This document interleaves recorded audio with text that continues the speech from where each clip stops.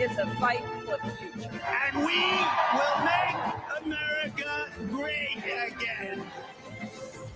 This is a CBS News special, America Decides, the presidential debate. Now reporting, Norah O'Donnell. Good evening. We are just moments away from one of the most anticipated events of this presidential campaign. Tonight, Vice President Kamala Harris and former President Donald Trump face off in their first and potentially only debate. Both will be looking to share their visions for the future of the country. Our CBS News team, the best political minds in the business, will be back after the debate for analysis and for fact-checking. Now, we head to Philadelphia for the presidential debate, which tonight will be hosted by ABC. Let's listen. David Muir and Lindsay Davis. Good evening. I'm David Muir, and thank you for joining us for tonight's ABC News presidential debate. We want to welcome viewers watching on ABC and around the world tonight.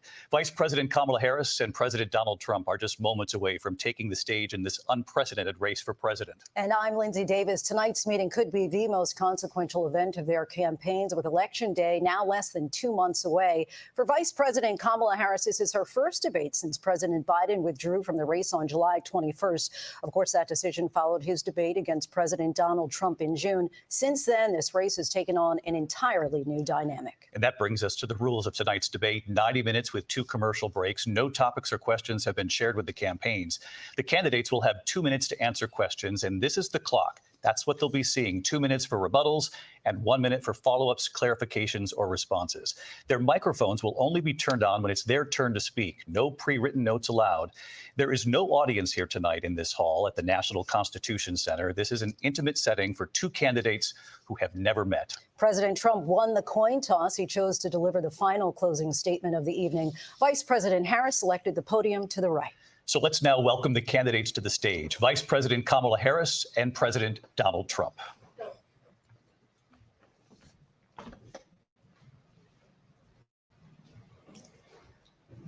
Kamala Harris. Let's have a good debate. Nice to see you. Have fun. Thank you. Welcome to you both. It's wonderful to have you. It's an honor to have you both here tonight. Good evening. We are looking forward to a spirited and thoughtful debate. So let's get started. I want to begin tonight with the issue that voters repeatedly say is their #1 issue, and that is the economy and the cost of living in this country. Vice President Harris, you and President Trump were elected 4 years ago, and your opponent on the stage here tonight often asks his supporters, are you better off than you were 4 years ago? When it comes to the economy, do you believe Americans are better off than they were 4 years ago?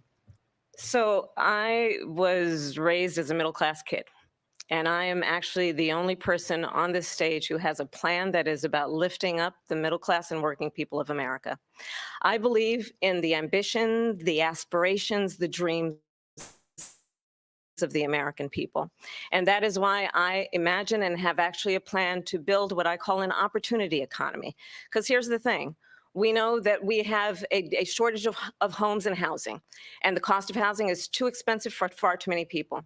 We know that young families need support to raise their children, and I intend on extending a tax cut for those families of $6,000, which is the largest child tax credit that we have given in a long time, so that those young families can afford to buy a crib, buy a car seat, buy clothes for their children.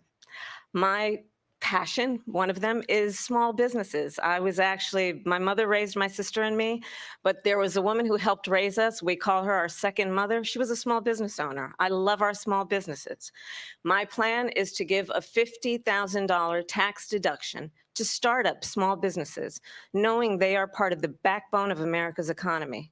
My opponent, on the other hand, his plan is to do what he has done before, which is to provide a tax cut for billionaires and big corporations, which will result in $5 trillion to America's deficit. My opponent has a plan that I call the Trump's sales tax, which would be a 20% tax on everyday goods that you rely on to get through the month. Economists have said that that Trump sales tax would actually result for middle-class families in about $4,000 more a year because of his policies and his ideas about what should be the backs of middle-class people paying for tax cuts for billionaires. President Trump, I'll give you 2 minutes. First of all, I have no sales tax. That's an incorrect statement. She knows that. We're doing tariffs on other countries. Other countries are going to finally, after 75 years, pay us back for all that we've done for the world. And the tariff will be substantial in some cases. I took in billions and billions of dollars, as you know, from China. In fact, they never took the tariff off because there was so much money they can't. It would totally destroy everything that they've set out to do. They're taking in billions of dollars from China and other places. They've left the tariffs on. When I had it, I had tariffs, and yet I had no inflation. Look, we've had a terrible economy because inflation has, which is really known as a country buster. It breaks up countries. We have inflation like very few people have ever seen before, probably the worst in our nation's history. We were at 21%, but that's being generous because many things are 50, 60, 70, and 80% higher than they were just a few years ago. This has been a disaster for people, for the middle class, but for every class. On top of that, we have millions of people pouring into our country from prisons and jails, from mental institutions and insane asylums, and they're coming in and they're taking jobs that are occupied right now by African Americans and Hispanics, and also unions. Unions are going to be affected very soon. And you see what's happening. You see what's happening with towns throughout the United States. You look at Springfield, Ohio. You look at Aurora in Colorado. They are taking over the towns. They're taking over buildings. They're going in violently. These are the people that Xi and Biden led into our country, and they're destroying our country. They're dangerous. They're at the highest level of criminality, and we have to get them out. We have to get them out fast. I created one of the greatest economies in the history of our country. I'll do it again and even better. We are going to get to immigration and border security during this debate, but I would like to let Vice President Harris respond on the economy here. Well, I would love to. Let's talk about what Donald Trump left us. Donald Trump left us the worst unemployment since the Great Depression. Donald Trump left us a public health epidemic in a century. Donald Trump left us the worst attack on our democracy since the Civil War. And what we have done is clean up Donald Trump's mess. What we have done and what I intend to do is build on the aspirations and hopes of the American people. But I'm going to tell you all on this date tonight, you're going to hear from the same old tired playbook, a bunch of lies, grievances, and name calling. What you're going to hear, I believe very strongly that the American people want a president who understands the importance of bringing us together, knowing we have so much more in common than what separates us. And I pledge to you to be a president for all Americans. President Trump, will give you a minute here to respond. Number one, I have nothing to do, as you know, and as she knows better than anyone, I have nothing to do with Project 2025. That's out there. I haven't read it. I don't want to read it purposely. I'm not going to read it. This was a group of people that got together. They came up with some ideas, I guess some good, some bad, but it makes no difference. I have nothing to do. Everybody knows I'm an open book. Everybody knows what I'm going to do. Cut taxes very substantially and create a great economy like I did before. We had the greatest economy. We got hit with a pandemic, and the pandemic was not since 1917, where 100 million people died. Has there been anything like it? We did a phenomenal job with the pandemic. We handed them over a country where the economy and where the stock market was higher than it was before the pandemic came in. Nobody's ever seen anything like it. We made ventilators for the entire world. We got gowns, we got masks, we did things that nobody thought possible. And people give me credit for rebuilding the military. They give me credit for a lot of things, but not for a great job we did with the pandemic. But the only jobs that were bounce back jobs, these were jobs bounce back, and it bounced back and it went to their benefit. But I was the one that created them. They know it, and so does everybody else. Vice President Harris, I'll let you respond. So Donald Trump has no plan for you. And when you look at his economic plan, it's all about tax breaks for the richest people. I am offering what I describe as an opportunity economy. The best economists in our country, if not the world, have reviewed our relative plans for the future of America. What Goldman Sachs has said is that Donald Trump's plan would make the economy worse. Mine would strengthen the economy. What the Wharton School has said, Donald Trump's plan would actually explode the deficit. 16 Nobel laureates have described his economic plan as something that would increase inflation and by the middle of next year would invite a recession. You just have to look at where we are and where we stand on the issues. And I'd invite you to know that Donald Trump actually has no plan for you because he is more interested in defending himself than he is in looking out for you. It's just a soundbite. They gave her that to say.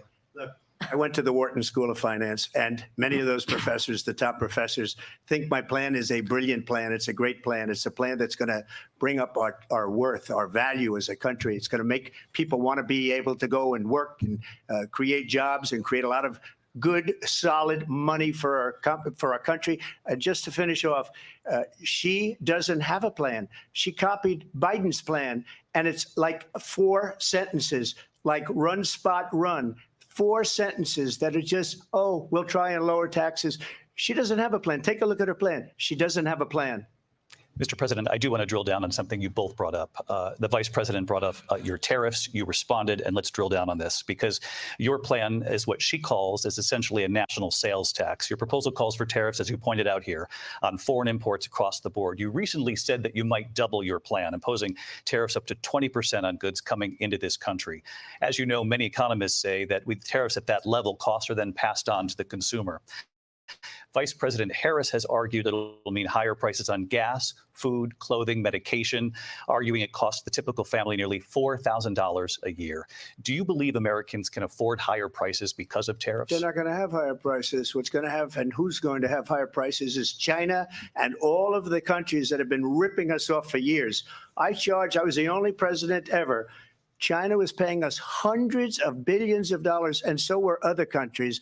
And, you know, if she doesn't like them, they should have gone out and they should have immediately cut the tariffs. But those tariffs are there 3.5 years now under their administration. We are going to take in billions of dollars, hundreds of billions of dollars. I had no inflation, virtually no inflation. They had the highest inflation perhaps in the history of our country because I've never seen a worse period of time. People can't go out and buy cereal or bacon or eggs or anything else. The people of our country are absolutely dying with what they've done. They've destroyed the economy. And all you have to do is look at a poll. The polls say 80 and 85 and even 90% that the Trump economy was great, that their economy was terrible. Vice President Harris, I do want to ask for your response. And you heard what the president said there, because the Biden administration did keep a number of the Trump tariffs in place. So how do you respond? Well, let's be clear that the Trump administration resulted in a trade deficit, one of the highest we've ever seen in the history of America. He invited trade wars. You want to talk about his deal with China? What he ended up doing is under Donald Trump's presidency, he ended up selling American chips to China to help them improve and modernize their military, basically sold us out, when a policy about China should be in making sure the United States of America wins the competition for the 21st century, which means focusing on the details of what that requires, focusing on relationships with our allies, focusing on investing in American-based technology so that we win the race on AI, on quantum computing, focusing on what we need to do to support America's workforce so that we don't end up having on the short end of the stick in terms of workers' rights. But what Donald Trump did, let's talk about this, with COVID, is he actually thanked President Xi for what he did during COVID. Look at his tweet. Thank you, President Xi, exclamation point, when we know that Xi was responsible for lacking and not giving us transparency about the origins of COVID. President Trump, I'll let you respond. First of all, they bought their chips from Taiwan. We hardly make chips anymore because of philosophies like they have and policies like they have. I don't say her because she has no policy. Everything that she believed 3 years ago and 4 years ago is out the window. She's going to my philosophy now. In fact, I was going to send her a MAGA hat. She's gone to my philosophy. But if she ever got elected, she'd change it. And it will be the end of our country. She's a Marxist. Everybody knows she's a Marxist. Her father's a Marxist professor in economics, and he taught her well. But when you look at what she's done to our country, and when you look at these millions and millions of people that are pouring into our country monthly, where it's, I believe, 21 million people, not the 15 that people say, and I think it's a lot higher than the 21. That's bigger than New York State pouring in. And just look at what they're doing to our country. They're criminals. Many of these people coming in are criminals. And that's bad for our economy, too. You know, you mentioned before, we'll talk about immigration later. Well, bad immigration is the worst thing that can happen to our economy.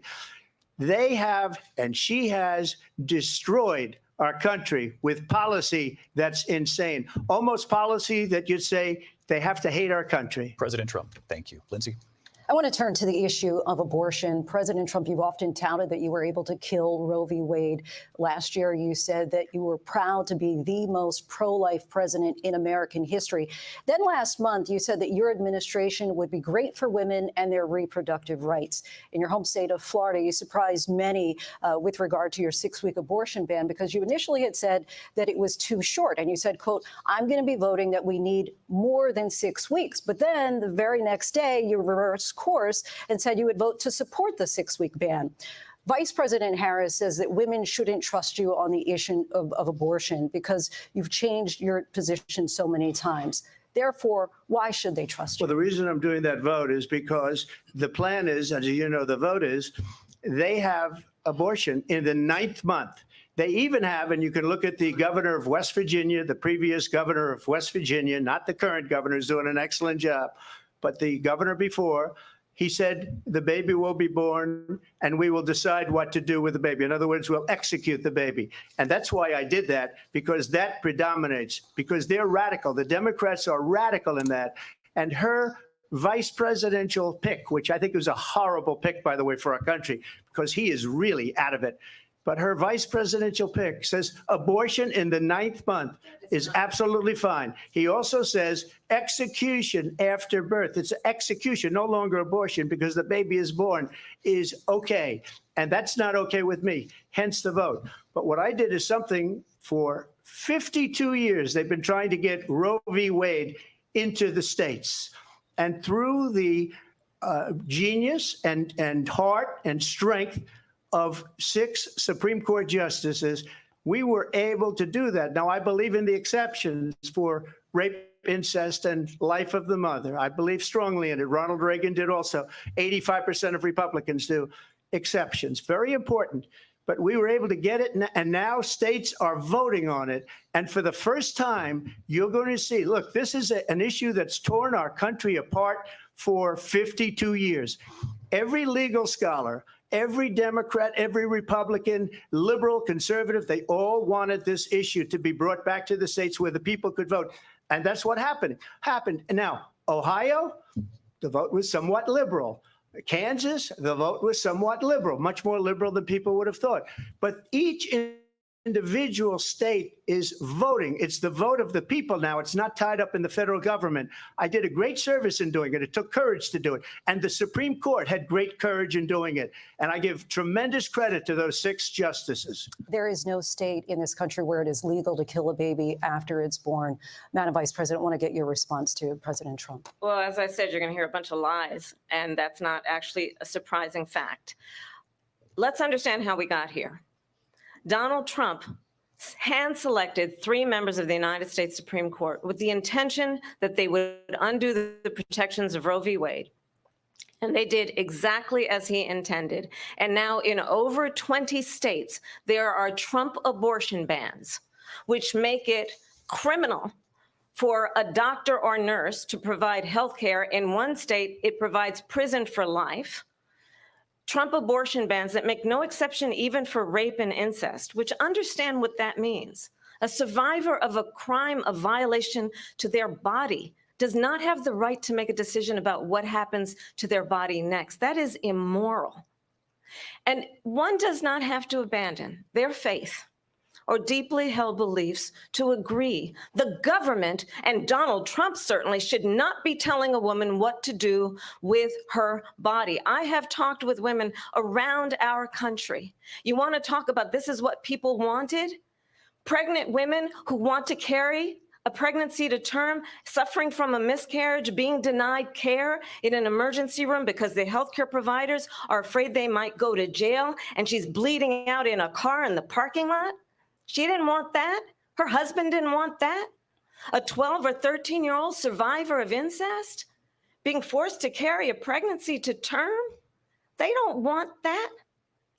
And I pledge to you, when Congress passes a bill to put back in place the protections of Roe v. Wade, as President of the United States, I will proudly sign it into law. But understand, if Donald Trump were to be reelected, he will sign a national abortion ban. Understand, in his Project 2025, there would be a national abortion, a monitor that would be monitoring your pregnancies, your miscarriages. I think the American people believe that certain freedoms, in particular the freedom to make decisions about one's own body, should not be made by the government. Thank you, Vice President Harris. Well, there she goes again. It's a lie. I'm not signing a ban, and there's no reason to sign a ban because we've gotten what everybody wanted. Democrats, Republicans, and everybody else, and every legal scholar wanted it to be brought back into the states, and the states are voting. And it may take a little time, but for 52 years, this issue has torn our country apart, and they've wanted it back in the states. And I did something that nobody thought was possible. The states are now voting. What she says is an absolute lie. And as far as the abortion ban, no, I'm not in favor of abortion ban, but it doesn't matter because this issue has now been taken over by the states. Would you veto a national abortion ban if it came to Well, I your won't desk? have to because, again, two things. Number one, she said she'll go back to Congress. She'll never get the vote. It's impossible for her to get the vote, especially now with the 50-50, essentially 50-50 in both Senate and the House. She's not going to get the vote. She can't get the vote. She won't even come close to it. So it's just talk. You know what it reminds me of? When they said they're going to get student loans terminated, and it ended up being a total catastrophe. The student loans, and then her, I think probably her boss, if you call him a boss, he spends all his time on the beach.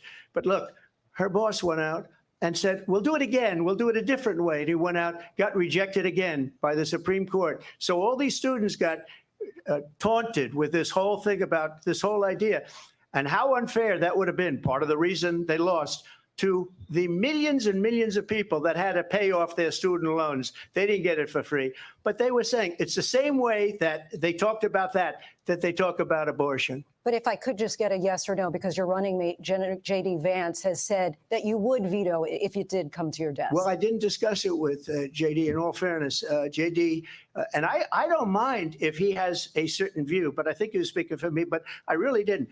Look, we don't have to discuss it because she'd never be able to get it, just like she couldn't get student loans. They couldn't get student loans. They didn't even come close to getting student loans. They taunted young people and a lot of other people that had loans. They can never get this approved. So it doesn't matter what she says about going to Congress. Well, wonderful. Let's go to Congress, do it. But the fact is that for years, they wanted to get it out of Congress and out of the federal government. And we did something that everybody said couldn't be done. And now you have a vote of the people on abortion. Vice President Harris, I want to give you your time to respond, but I do want to ask, would you support any restrictions on a woman's right to an abortion? I absolutely support reinstating the protections of Roe v. Wade. And as you rightly mentioned, nowhere in America is a woman carrying a pregnancy to term and asking for an abortion. That is not happening. It's insulting to the women of America. And understand what has been happening under Donald Trump's abortion bans. Couples who pray and dream of having a family are being denied IVF treatments. What is happening in our country? Working people, working women who are working 1 or 2 jobs, who can barely afford childcare as it is, have to travel to another state to get on a plane sitting next to strangers to go and get the health care she needs, barely can afford to do it. And what you are putting her through is unconscionable. And the people of America have not, the majority of Americans believe in a woman's right to make decisions about her own body. And that is why in every state where this issue has been on the ballot, in red and blue states both, the people of America have voted for freedom. Vice President Harris, Excuse me, I thank have you. to respond. Another lie. It's another lie. I have been a leader on IVF, which is fertilization. The IVF, I have been a leader. In fact, when they got a very negative decision on IVF from the Alabama courts, I saw the people of Alabama and the legislature 2 days later voted it in. I've been a leader on it. They know that, and everybody else knows it. I have been a leader on fertilization, IVF. And the other thing, you should ask, will she allow abortion in the 8th month, 9th month, 7th month? Come on. Okay, would you do that? Why don't you ask her that question? Why don't you answer That's the problem. question? Would you because veto? under Roe v. Answer Wade, the question, would you veto? you could do abortions in the 7th month, the 8th month, the 9th That's month, not true. and probably after birth. Just look at the former governor of Virginia. The governor of Virginia said, we put the baby aside and then we determine what we want to do with the baby. President Trump, thank you. We're going to turn now to immigration and border security. We know it's an issue that's important to Republicans, Democrats, voters across the board in this country. Vice President Harris, you were tasked by President Biden with getting to the root causes of migration from Central America. We know that illegal border crossings reached a record high in the Biden administration. This past June, President Biden imposed tough new asylum restrictions. We know the numbers since then have dropped significantly. But my question to you tonight is, why did the administration wait until 6 months before the election to act? And would you have done anything differently from President Biden on this? So I'm the only person on this stage who has prosecuted transnational criminal organizations for the trafficking of guns, drugs, and human beings. And let me say that the United States Congress, including some of the most conservative members of the United States Senate, came up with a border security bill, which I supported. And that bill would have put 1,500 more border agents on the border to help those folks who are working there right now overtime, trying to do their job. It would have allowed us to stem the flow of fentanyl coming into the United States. I know there are so many families watching tonight who have been personally affected by the surge of fentanyl in our country. That bill would have put more resources to allow us to prosecute transnational criminal organizations for trafficking in guns, drugs, and human beings. But you know what happened to that bill? Donald Trump got on the phone, called up some folks in Congress and said, kill the bill. And you know why? Because he'd prefer to run on a problem instead of fixing a problem. And understand, this comes at a time where the people of our country actually need a leader who engages in solutions, who actually addresses the problems at hand. But what we have in the former president is someone who would prefer to run on a problem instead of fixing a problem.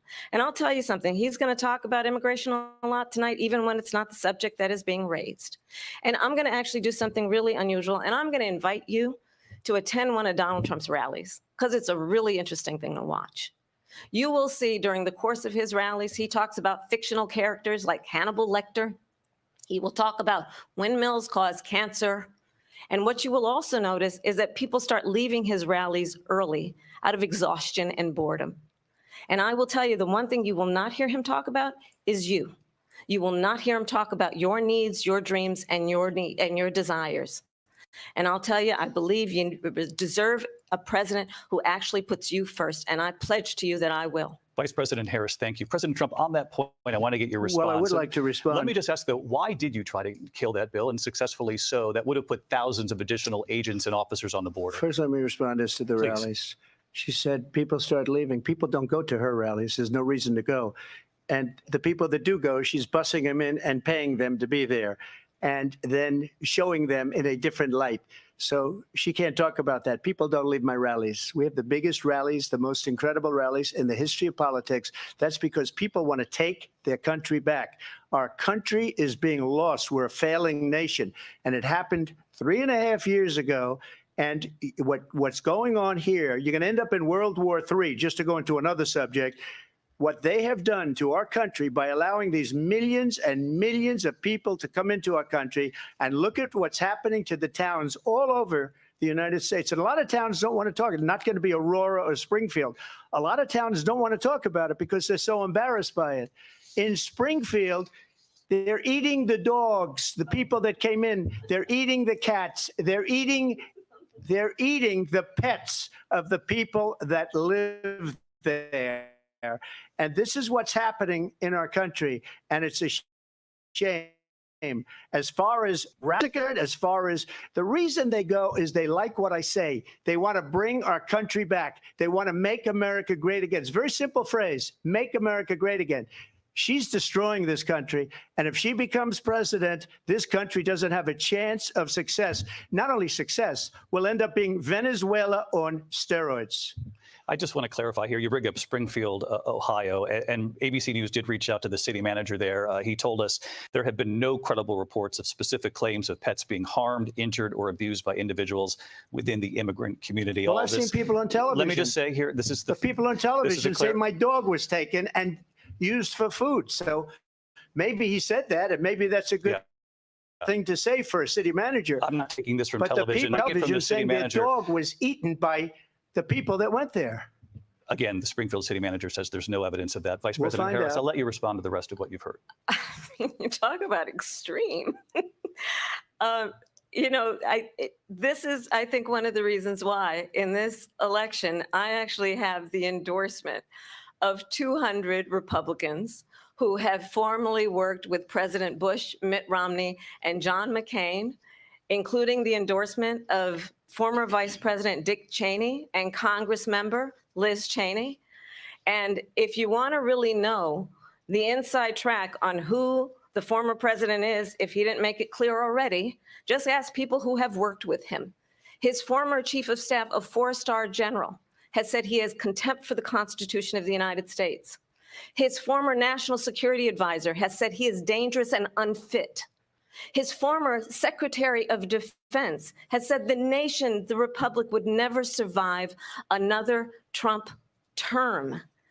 And when we listen to this kind of rhetoric, when the issues that affect the American people are not being addressed, I think the choice is clear in this election. President Trump, I'll give you a quick minute to respond here.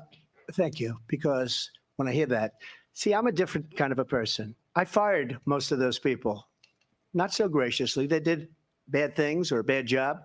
I fired them. They never fired one person. They didn't fire anybody having to do with Afghanistan and the Taliban and the 13 people who's were just killed, viciously and violently killed. And I got to know the parents and the family. They didn't fire. They should have fired all those generals, all those top people, because that was one of the most incompetently handled situations anybody has ever seen. So when somebody does a bad job, I fire him. And you take a guy like Esper. He was no good. I fired him. So he writes a book. Another one writes a book, because with me, they can write books. With nobody else can they? But they have done such a poor job, and they never fire anybody. Look at the economy. Look at the inflation. They didn't fire any of their economists. They have the same people. That's a good way not to have books written about you. But just to finish, I got more votes than any Republican in history by far. In fact, I got more votes than any president, sitting president in history by far. Let me continue on immigration. It was what you wanted to talk about earlier. So let's get back to your deportation proposal that the vice president has reacted to as well. President Trump, you call this the largest domestic deportation operation in the history of our country. You say you would use the National Guard. You say if things get out of control, you'd have no problem using the U.S. military. Police, yes. You also said you would use local police. How would you deport 11 million undocumented immigrants? I know you believe that number is much higher. Take us through this. What does this look like? Will authorities be going door to door in this country? Yeah, it is much higher because of them. They allowed criminals, many, many millions of criminals. They allowed terrorists. They allowed common street criminals. They allowed people to come in, drug dealers, to come into our country. And they're now in the United States and told by their countries like Venezuela, don't ever come back or we're going to kill you. Do you know that crime in Venezuela and crime in countries all over the world is way down? You know why? Because they've taken their criminals off the street and they've given them to her to put into our country. And this will be one of the greatest mistakes in history for them to allow. And I think they probably did it because they think they're going to get votes, but it's not worth it. because they're destroying the fabric of our country by what they've done. There's never been anything done like this at all. They've destroyed the fabric of our country. Millions of people let in, and all over the world, crime is down all over the world except here. Crime here is up and through the roof, despite their fraudulent statements that they made. Crime in this country is through the roof. And we have a new form of crime. It's called migrant crime. And it's happening at levels that nobody thought possible. President Trump, as you know, the FBI says overall violent crime is actually coming down in this country. But Vice Excuse me, President the Harris, FBI they were defrauding statements. They didn't include the worst cities. They didn't include the cities with the worst crime. It was a fraud, just like their number of 818,000 jobs that they said they created turned out to be a fraud. President Trump, thank you. I'll let you respond, Vice President Harris. Well, I think this is so rich coming from someone who has been prosecuted for national security crimes, economic crimes, election interference, has been found liable for sexual assault, and his next big court appearance is in November at his own criminal sentencing. And let's be clear, where each person stands on the issue of what is important about respect for the rule of law and respect for law enforcement. The former vice president called for defunding federal law enforcement, 45,000 agents, get this, on the day after he was arraigned on 34 felony counts. So let's talk about what is important in this race. It is important that we move forward, that we turn the page on this same old tired rhetoric and address the needs of the American people, address what we need to do about the housing shortage, which I have a plan for, address what we must do to support our small businesses, address bringing down the price of groceries. But frankly, the American people are exhausted with this same old tired playbook. Vice President Harris, thank you. Excuse me. Every one of those cases was started by them against their political opponent. And I'm winning most of them, and I will win the rest on appeal. And you saw that with the decision that came down just recently from the Supreme Court. I'm winning most of them. But those are cases, it's called weaponization. Never happened in this country. They weaponized the Justice Department. Every one of those cases was involved with the DOJ, from Atlanta and Fani Willis to the Attorney General of New York and the DA in New York, every one of those cases. And then they say, oh, he's a criminal. They're the ones that made them go after me. By the way, Joe Biden was found essentially guilty on the documents case. And what happened in my documents case? They said, oh, that's the toughest of them all. A complete and total victory. 2 months ago, it was thrown out. It's weaponization, and they used it, and it's never happened in this country. They used it to try and win an election. They're fake cases. President Trump, thank you. A really quick response here, Vice President Harris, on this notion of weaponization of the Justice Department. Well, let's talk about extreme and understand the context in which this election in 2024 is taking place. The United States Supreme Court recently ruled that the former president would essentially be immune from any misconduct if he were to enter the White House again. Understand, this is someone who has openly said he would terminate, I'm quoting, terminate the Constitution of the United States, that he would weaponize the Department of Justice against his political enemies. Someone who has openly expressed disdain for members of our military. Understand what it would mean if Donald Trump were back in the White House with no guardrails, because certainly we know now the court won't stop him. We know J.D. Vance is not going to stop him. It's up to the American people Vice President Harris, thank you. Lindsay? Vice President Harris, in your last run for president. This is the one that weaponized, not me. She weaponized. I probably took a bullet to the head because of the things that they say about me. They talk about democracy. I'm a threat to democracy. They're the threat to democracy with a fake Russia investigation that went nowhere. We have a lot to get to. Lindsay? Vice President Harris, in your last run for president, you said you wanted to ban fracking. Now you don't. You wanted mandatory government buyback programs for assault weapons. Now your campaign says you don't. You supported decriminalizing border crossings. Now you're taking a harder line. I know you say that your values have not changed. So then why have so many of your policy positions changed? So my values have not changed, and I'm going to discuss every at least every point that you've made. But in particular, let's talk about fracking because we're here in Pennsylvania. I made that very clear in 2020. I will not ban fracking. I have not banned fracking as Vice President of the United States. And in fact, I was the tie-breaking vote on the Inflation Reduction Act, which opened new leases for fracking. My position is that we have got to invest in diverse sources of energy so we reduce our reliance on foreign oil. We have had the largest increase in domestic oil production in history because of an approach that recognizes that we cannot over-rely on foreign oil. As it relates to my values, let me tell you, I grew up a middle-class kid raised by a hardworking mother who worked and saved and was able to buy our first home when I was a teenager. The values I bring to the importance of home ownership, knowing not everybody got handed $400 million on a silver platter and then filed bankruptcy 6 times, is a value that I bring to my work to say we are going to work with the private sector and home builders to increase 3 million homes, increase by 3 million homes by the end of my first term. My work that is related to having a friend when I was in high school who was sexually assaulted by her stepfather. And my focus then on protecting women and children from violent crime is based on a value that is deeply grounded in the importance of standing up for those who are most vulnerable. My work that is about protecting Social Security and Medicare is based on long-standing work that I have done, protecting seniors from scams. My values have not changed. And what is important is that there is a president who actually brings values and a perspective that is about lifting people up and not beating people down and name calling.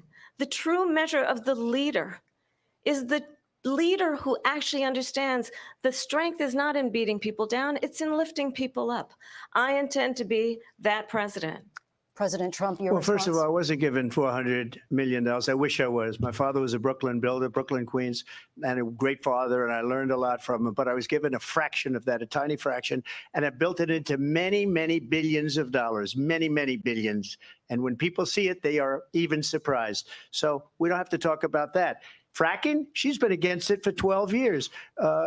Defund the police, she's been against that forever. She gave all that stuff up very wrongly, very horribly, and everybody's laughing at it, okay? They're all laughing at it. She gave up at least 12 and probably 14 or 15 different policies. Like, she was big on defund the police. In Minnesota, she went out, wait a minute, I'm talking now, if you don't mind, please.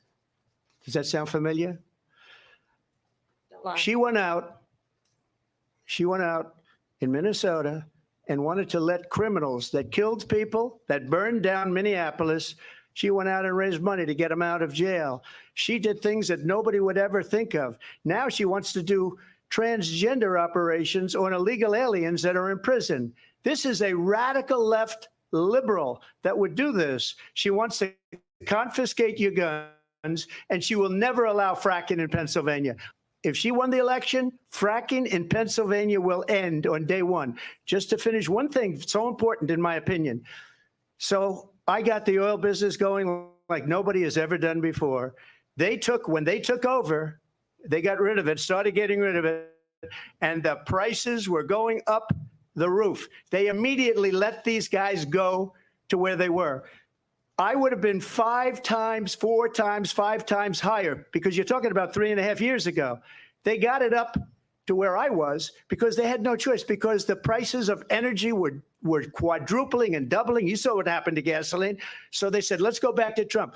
But if she won the election, the day after that election, they'll go back to destroying our country, and oil will be dead. Fossil fuel will be dead. We'll go back to windmills, and we'll go back to solar, where they need a whole desert to get some energy to come out. You ever see a solar plant? By the way, I'm a big fan of solar, but they take 400, 500 acres of desert President soil. Trump, we have a These lot are of not good issues things that for we the have to get to. environment that We're she out of time. understands. Thank you.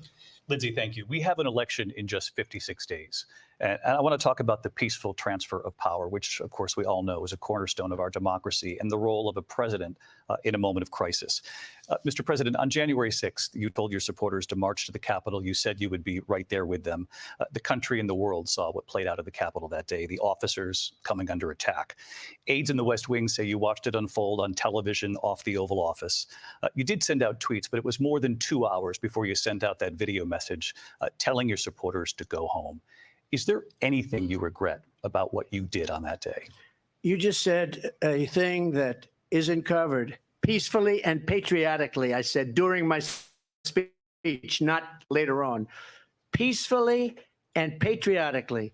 And nobody on the other side was killed. Ashley Babbitt was shot by an out-of-control police officer that should have never, ever shot her.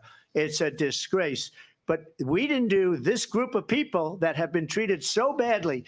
I ask, what about all the people that are pouring into our country and killing people that she allowed to pour in? She was the border czar. Remember that. She was the border czar. She doesn't want to be called the border czar because she's embarrassed by the border. In fact, she said at the beginning, well, I'm surprised you're not talking about the border yet. That's because she knows what a bad job they've done.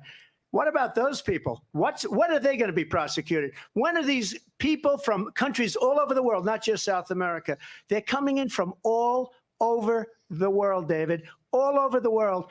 And crime rates are down all over the world because of it. But let me just when ask are those, David, when are those people going to be prosecuted? When are the people that burned down Minneapolis going to be prosecuted? Or in Seattle? They went into Seattle. They took over a big percentage of the city of Seattle. When are those people going to be prosecuted?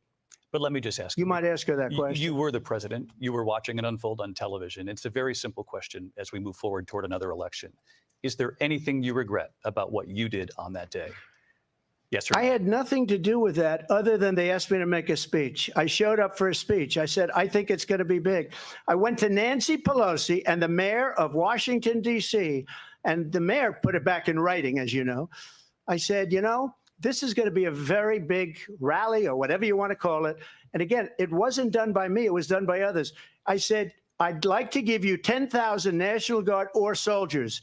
They rejected me. Nancy Pelosi rejected me. It was just 2 weeks ago. Her daughter has a tape of her saying she is fully responsible for what happened. They want to get rid of that tape. It would have never happened if Nancy Pelosi and the mayor of Washington did their jobs. I wasn't responsible for security. Nancy Pelosi was responsible. She didn't do her job. The question was about you as president, not about former Speaker Pelosi, but I do want Vice President Harris to respond here. I was at the Capitol on January 6th. I was the vice president-elect. I was also an acting senator. I was there.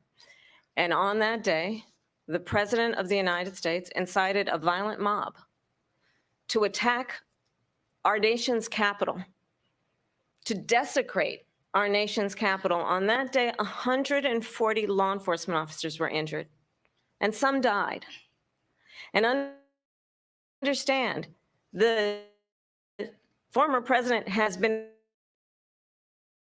indicted and impeached for that reason. I remember Charlottesville, where there was a mob of people carrying tiki torches, spewing anti-Semitic hate.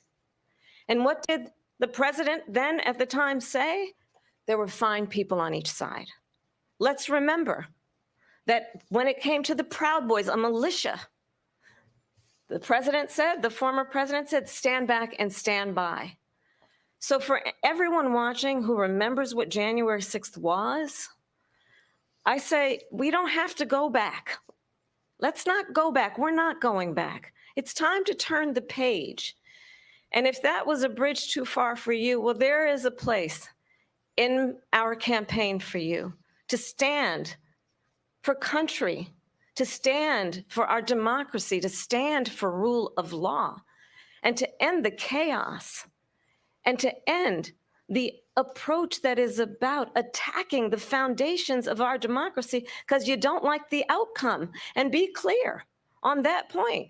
Donald Trump, the candidate, has said in this election there will be a bloodbath if this and the outcome of this election is not to his liking. Let's turn the page on this. Let's not go back. Let's chart a course for the future and not go backwards to the past. Let me just follow up here. It was a different term, and it was a term that related to energy because they have destroyed our energy business. That was where bloodbath was. Also, on Charlottesville, that story has been, as you would say, debunked. Laura Ingraham, Sean Hannity, Jesse, all of these people, they covered it. If they go an extra sentence, they will see it was perfect. It was debunked in almost every newspaper, but they still bring it up, just like they bring 2025 up. They bring all of this stuff up. I ask you this, you talk about the Capitol. Why are we allowing these millions of people to come through on the southern border? How come she's not doing anything? And I'll tell you what I would do, and I would be very proud to do it. I would say we would both leave this debate right now. I'd like to see her go down to Washington, D.C. during this debate because we're wasting a lot of time. Go down to, because she's been so bad, it's so ridiculous. Go down to Washington, D.C. and let her sign a bill to close up the border because they have the right to do it. They don't need bills. They have the right to do it. The president of the United States, you'll get him out of bed. You'll wake him up at 4 o'clock in the afternoon. Right. You'll say, come on down to the office. Let's sign a bill. If he signs a bill that the border is closed, all he has to do is say it to the Border Patrol, who are phenomenal. If they do that, the border is closed. Mr. Those President, people are killing many people, unlike J6. We talked immigration here tonight. I do want to focus on this next issue to both of you because it really brings us this into focus, truth in these times that we're living in. Mr. President, for 3.5 years after you lost the 2020 election, you repeatedly falsely claimed that you won, many times saying you won in a landslide. In the past couple of weeks leading up to this debate, you have said, quote, you lost by a whisker, that you, quote, didn't quite make it, that you came up a little bit short. I said that? Are you now acknowledging that you lost in 2020? No, I don't acknowledge that at all. But I you said did that say sarcastically. That. You know that. It was said, oh, we lost by a whisker. That was said sarcastically. Look, there's so much proof. All you have to do is look at it. And they should have sent it back to the legislatures for approval. I got almost 75 million votes, the most votes any sitting president has ever gotten. I was told if I got 63, which was what I got in 2016, you can't be beaten. The election, people should never be thinking about an election as fraudulent. We need two things. We need walls, and we have to have it. We have to have borders, and we have to have good elections. Our elections are bad. And a lot of these illegal immigrants coming in, they're trying to get them to vote. They can't even speak English. They don't even know what country they're in practically. And these people are trying to get them to vote. And that's why they're allowing them to come into our country. I did watch all of these pieces of video. I didn't detect the sarcasm, lost by a whisker. We didn't quite make it. And we should just point out here as clarification, and you know this, you and your allies, 60 cases in front of many judges, many of them no Republican. Judge looked at it. And said they said we didn't have standing. That's the other thing. They said we didn't have standing, a technicality. Can you imagine a system where a person in an election doesn't have standing? The president of the United States doesn't have standing. That's how we lost. If you look at the facts, and I'd love to have you'll do a special on it. I'll show you Georgia, and I'll show you Wisconsin, and I'll show you Pennsylvania, and I'll show you. We have so many facts and statistics, but you know what? That doesn't matter because we have to solve the problem that we have right now. That's old news. And the problem that we have right now is we have a nation in decline, and they have put it into decline. We have a nation that is dying, David. Mr. President, thank you. Vice President Harris, you heard the president there tonight. He said he didn't say that he lost by a whisker. So he still believes he did not lose the election that was won by President Biden and yourself. But I do want to ask you about something that's come up in the last couple of days. This was a post from President Trump about this upcoming election just weeks away. He said, when I win, those people who cheated, and then he lists donors, voters, election officials, he says will be prosecuted to the fullest extent of the law, which will include long-term prison sentences. One of your campaign's top lawyers responded saying, we won't let Donald Trump intimidate us. We won't let him suppress the vote. Is that what you believe he's trying to do here? Donald Trump was fired by 81 million people. So let's be clear about that. And clearly he is having a very difficult time processing that.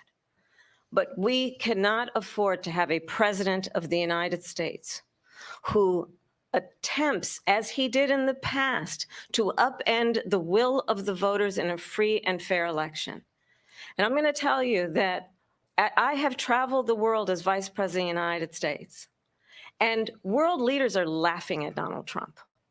I have talked with military leaders, some of whom worked with you, and they say you're a disgrace.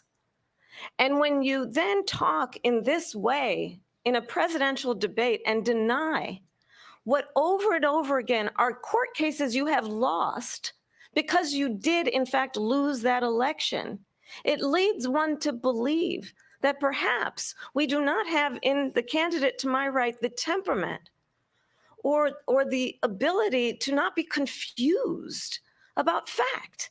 That's deeply troubling, and the American people deserve better. I'll give you 1 minute to respond, Mr. President. Let me just say about world leaders. Viktor Orban, one of the most respected men, they call him a strong man. He's a tough person, smart. Prime Minister of Hungary. They said, why is the whole world blowing up? 3 years ago, it wasn't. Why is it blowing up? He said, because you need Trump back as president. They were afraid of him. China was afraid, and I don't like to use the word afraid, but I'm just quoting him. China was afraid of him. North Korea was afraid of him. Look at what's going on with North Korea, by the way. He said Russia was afraid of him. I ended the Nord Stream 2 pipeline, and Biden put it back on day one, but he ended the XL pipeline. The XL pipeline in our country, he ended that. But he let the Russians build a pipeline going all over Europe and heading into Germany, the biggest pipeline in the world. Look, Viktor Orban said it. He said the most respected, most feared person is Donald Trump. We had no problems when Trump was president. But when this weak, pathetic man that you saw at a debate just a few months ago, that if he weren't in that debate, he'd be running instead of her. She got no votes. He got 14 million votes. What you did, you talk about a threat to democracy. He got 14 million votes, and they threw him out of office. And you know what? I'll give you a little secret. He hates her. He can't stand her. But he got 14 million votes. They threw him out. She got 0 votes. And when she ran, she was the first one to leave because she failed. And now she's running. I don't understand it, but I'm okay with it because your time is I think we're going to do very well. We've got a lot more to get to. Turning now to the Israel-Hamas war and the hostages who are still being held, Americans among them. Vice President Harris, in December, you said, quote, Israel has a right to defend itself, but you added, quote, it matters how, saying international humanitarian law must be respected. Israel must do more to protect innocent civilians. You said that 9 months ago. Now an estimated 40,000 Palestinians are dead. Nearly 100 hostages remain. Just last week, Prime Minister Benjamin Netanyahu said there's not a deal in the making. President Biden has not been able to break through the stalemate. How would you do it? Well, let's understand how we got here. On October 7, Hamas, a terrorist organization, slaughtered 1,200 Israelis. Many of them young people who were simply attending a concert. Women were horribly raped. And so absolutely, I said then, I say now, Israel has a right to defend itself. We would. And how it does so matters, because it is also true, far too many innocent Palestinians have been killed. Children, mothers. What we know is that this war must end. It must end immediately, and the way it will end is we need a ceasefire deal and we need the hostages out. And so we will continue to work around the clock on that.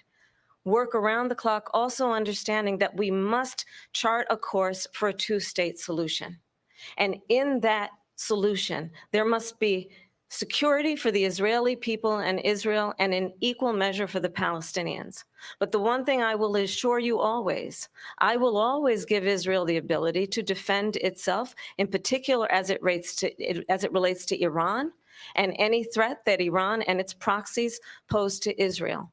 But we must have a two-state solution where we can rebuild Gaza, where the Palestinians have security, self-determination, and the dignity they so rightly deserve.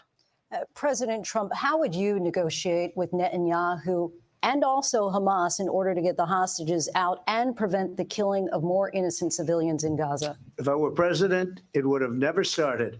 If I were president, Russia would have never, ever, I know Putin very well, he would have never, and there was no threat of it either, by the way, for 4 years, have gone into Ukraine and killed millions of people when you add it up, far worse than people understand what's going on over there. But when she mentions about Israel, all of a sudden, She hates Israel. She wouldn't even meet with Netanyahu when he went to Congress to make a very important speech. She refused to be there because she was at a sorority party of hers. She wanted to go to the sorority party.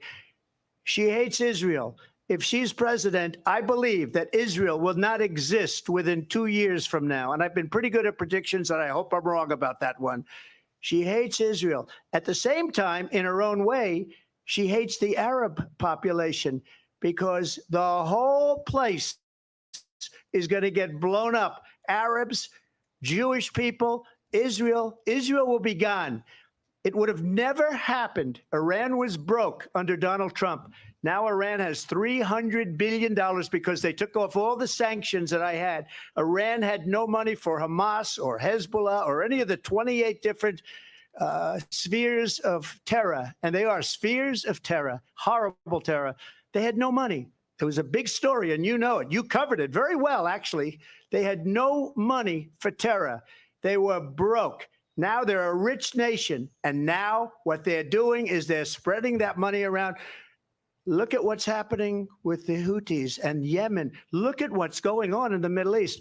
This would have never happened. I will get that settled and fast, and I'll get the war with Ukraine and Russia ended. If I'm president-elect, I'll get it done before even becoming president. Vice President Harris, he says you hate Israel. That's absolutely not true. I have my entire career and life supported Israel and the Israeli people. He knows that. He's trying to, again, divide and distract from the reality, which is it is very well known that Donald Trump is weak and wrong on national security and foreign policy. It is well known that he admires dictators, wants to be a dictator on day one, according to himself. It is well known that he said of Putin that he can do whatever the hell he wants and go into Ukraine. It is well known that he said when Russia went into Ukraine, it was brilliant. It is well known he exchanged love letters with Kim Jong-un, and it is absolutely well known that these dictators and autocrats are rooting for you to be president again because they're so clear. They can manipulate you with flattery and favors. And that is why so many military leaders who you have worked with have told me you are a disgrace. That is why we understand that we have to have a president who is not consistently weak and wrong on national security, including the importance of upholding and respecting in highest regard our military. Vice President Harris, thank you. They're the ones, and she's the one that caused it, that's weak on national security by allowing every nation last month for the year, 168 different countries sending people into our country. Their crime rates are way down. Putin endorsed her last week, said, I hope she wins. And I think he meant it because what he's gotten away with is absolutely incredible. It wouldn't have happened with me. The leaders of other countries think that they're weak and incompetent, and they are. They're grossly incompetent. And I just ask one question. Why does Biden go in and kill the Keystone Pipeline and approve the single biggest deal that Russia's ever made, Nord Stream 2, the biggest pipeline anywhere in the world going to Germany and all over Europe? Because they're weak and they're ineffective. And Biden, by the way, President gets paid Trump, a lot of money. Thank you. We have a lot of issues to get to. We'll be right back with much more of this historic ABC News presidential debate from the National Constitution Center right here in Philadelphia. Back in a moment.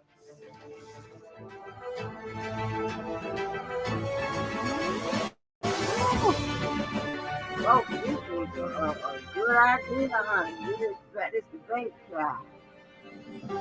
And my hungry ass done ordered me some more something to eat. Washington is the seat of power on national security, foreign policy, global economics. Every story comes through Washington in some way. We bring some of the most powerful voices in America to the table. We don't just ask the questions, you have to go deeper. We try to understand what's at the heart of the issue we're talking about, to then come forward with solutions. Face the Nation on CBS.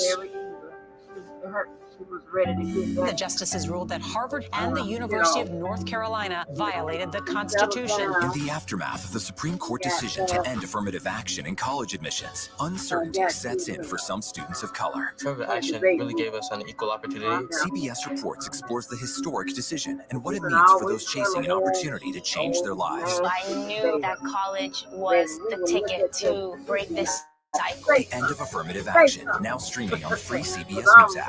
Whatever you got to say. Washington is the seat of power, national security, foreign policy, global economics. Every story comes through Washington in some way. We bring some of the most powerful voices in America to the table. We don't just ask the questions, you have to go deeper. We try to understand what's at the heart of the issue we're talking about to then come forward with solutions. Face the Nation on CBS. The justices ruled that Harvard and the University of North Carolina violated the Constitution. In the aftermath of the Supreme Court decision to end affirmative action in college admissions, uncertainty sets in for some students of color. Affirmative action really gave us an equal opportunity. CBS Reports explores the historic decision and what it means for those chasing an opportunity to change their lives. I knew that college was the ticket to break this cycle. The end of affirmative action, now streaming on the free CBS News app. Washington is the seat of power, national security, foreign policy, global economics. Every story comes through Washington in some way. We bring some of the most powerful voices in America to the table. We don't just ask the questions, you have to go deeper. We try to understand what's at the heart of the issue we're talking about to then come forward with solutions. Face the Nation on CBS. The justices ruled that Harvard and the University of North Carolina violated the Constitution. In the aftermath of the Supreme Court decision to end affirmative action in college admissions, uncertainty sets in for some students of color. Affirmative action really gave us an equal opportunity. CBS Reports explores the historic decision and what it means for those chasing an opportunity to change their lives. I knew that college was the ticket to break this cycle. The end of affirmative action, now streaming on the free CBS News app. Washington is the seat of power, national security, foreign policy, global economics. Every story comes through Washington in some way. We bring some of the most powerful voices in America to the table. We don't just ask the questions, you have to go deeper. We try to understand what's at the heart of the issue we're talking about to then come forward with solutions. Face the Nation on CBS. The justices ruled that Harvard and the University of North Carolina violated the Constitution. In the aftermath of the Supreme Court decision to end affirmative action in college admissions, uncertainty sets in for some students of color. Affirmative action really gave us an equal opportunity. CBS Reports explores the historic decision and what it means for those chasing an opportunity to change their lives. I knew that college was the ticket to break this cycle. The end of affirmative action, now streaming on the free CBS News app. Coming up our series. Wait a minute. Tom, is that you working the camera? Keep leaning out of your close-up. How do you say Tony and Nate? You did not say? I swear they should have a camera during the commercial. Your morning routine just got better. CBS Mornings. Right.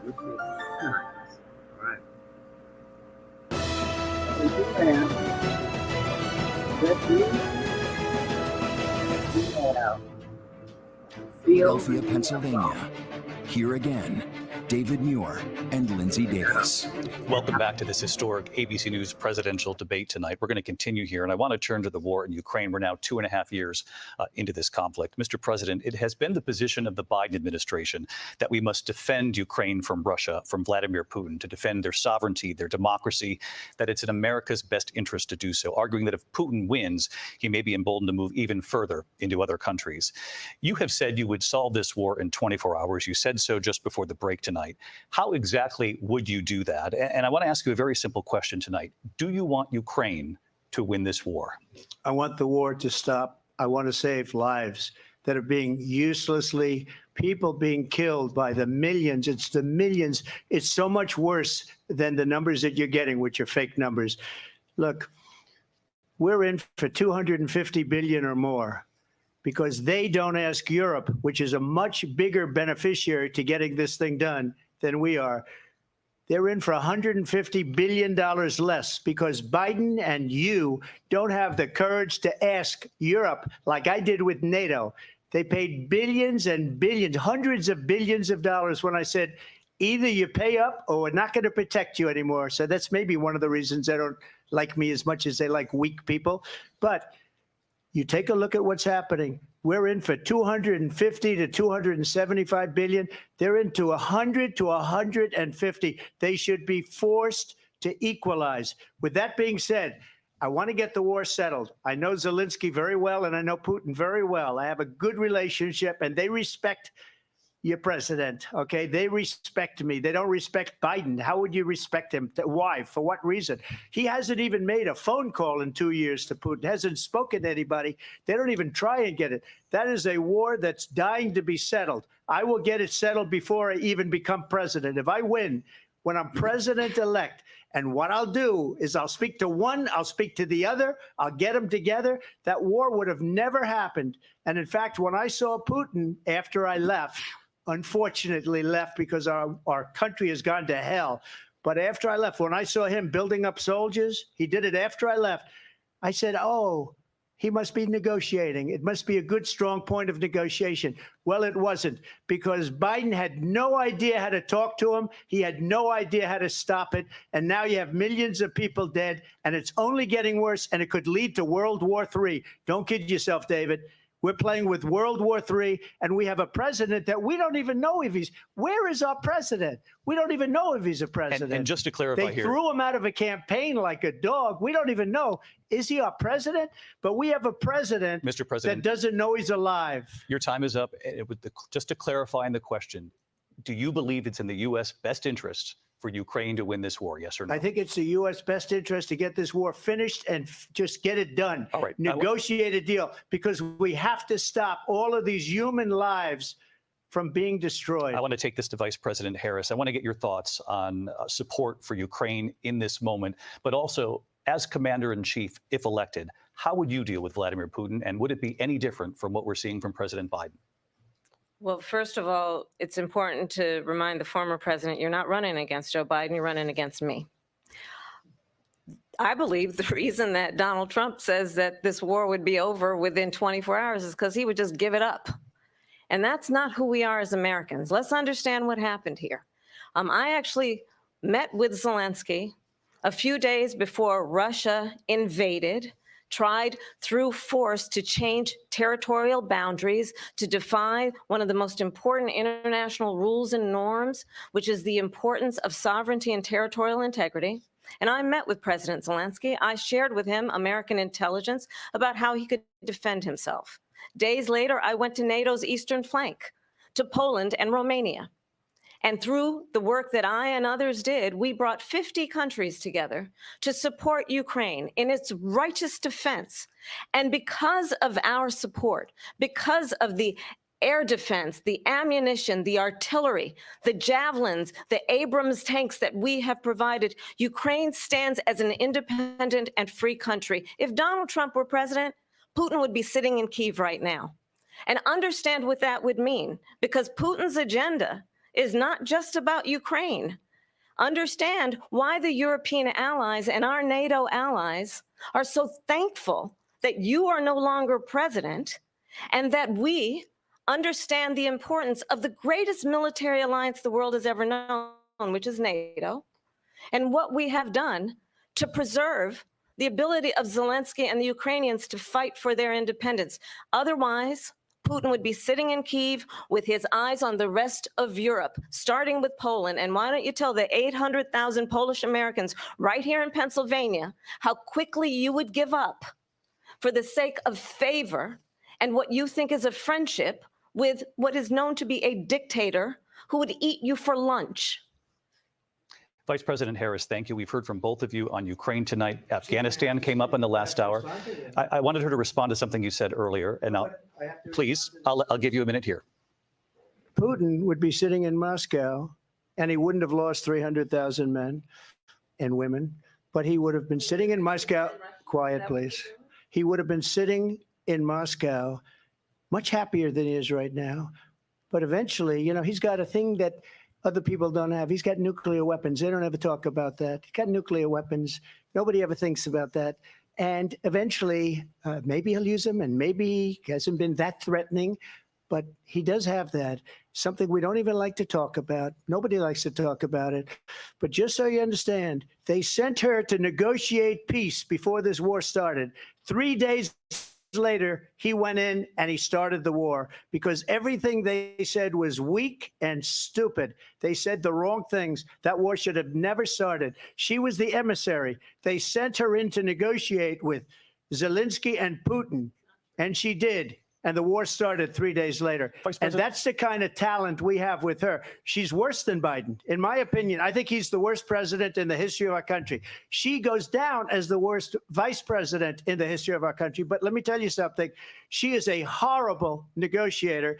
They sent her in to negotiate. As soon as they left, Putin did the invasion. President Trump, thank you. You did bring up something. You said she went to negotiate with Vladimir Putin. Vice President Harris, have you ever met Vladimir Putin? Can you clarify tonight? Yet again, I said it at the beginning of this debate, you're going to hear a bunch of lies coming from this fellow. And that is another one. When I went to meet with President Zelensky, I've now met with him over 5 times.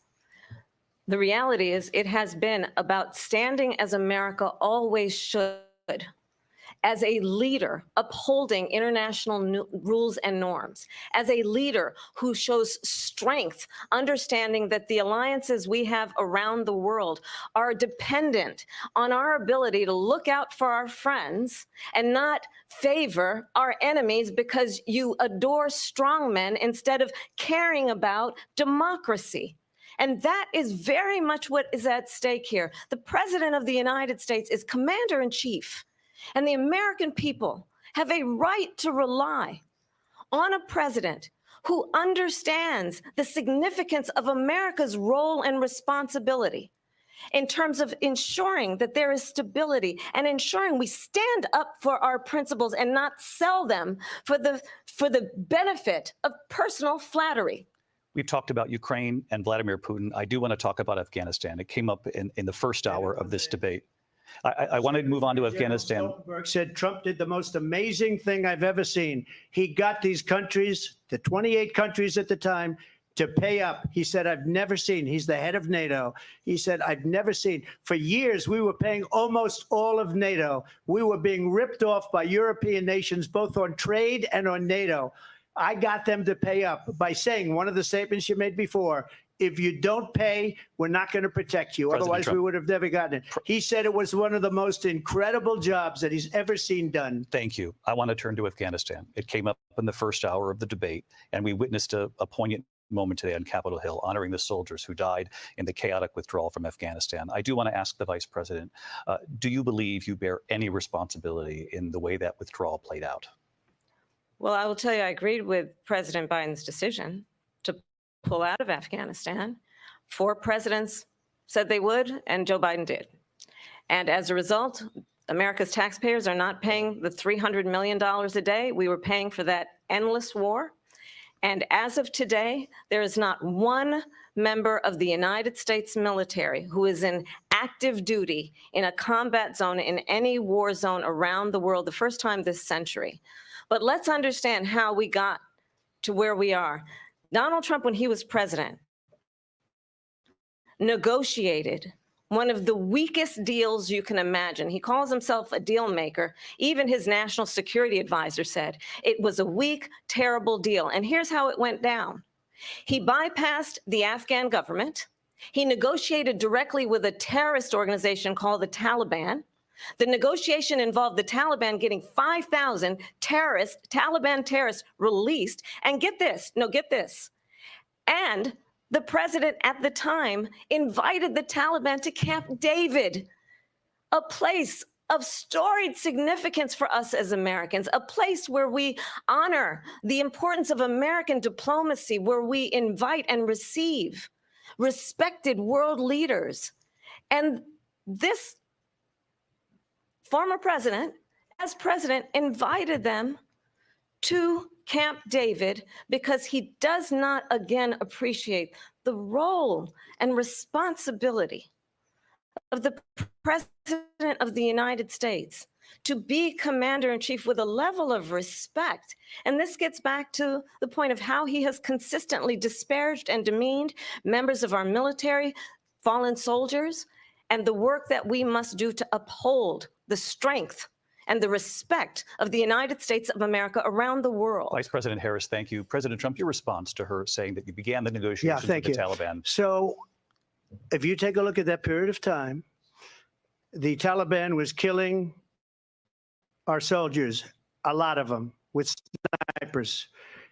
And I got involved with the Taliban because the Taliban was doing the killing. That's the fighting force within Afghanistan. They don't bother doing that because, you know, they deal with the wrong people all the time.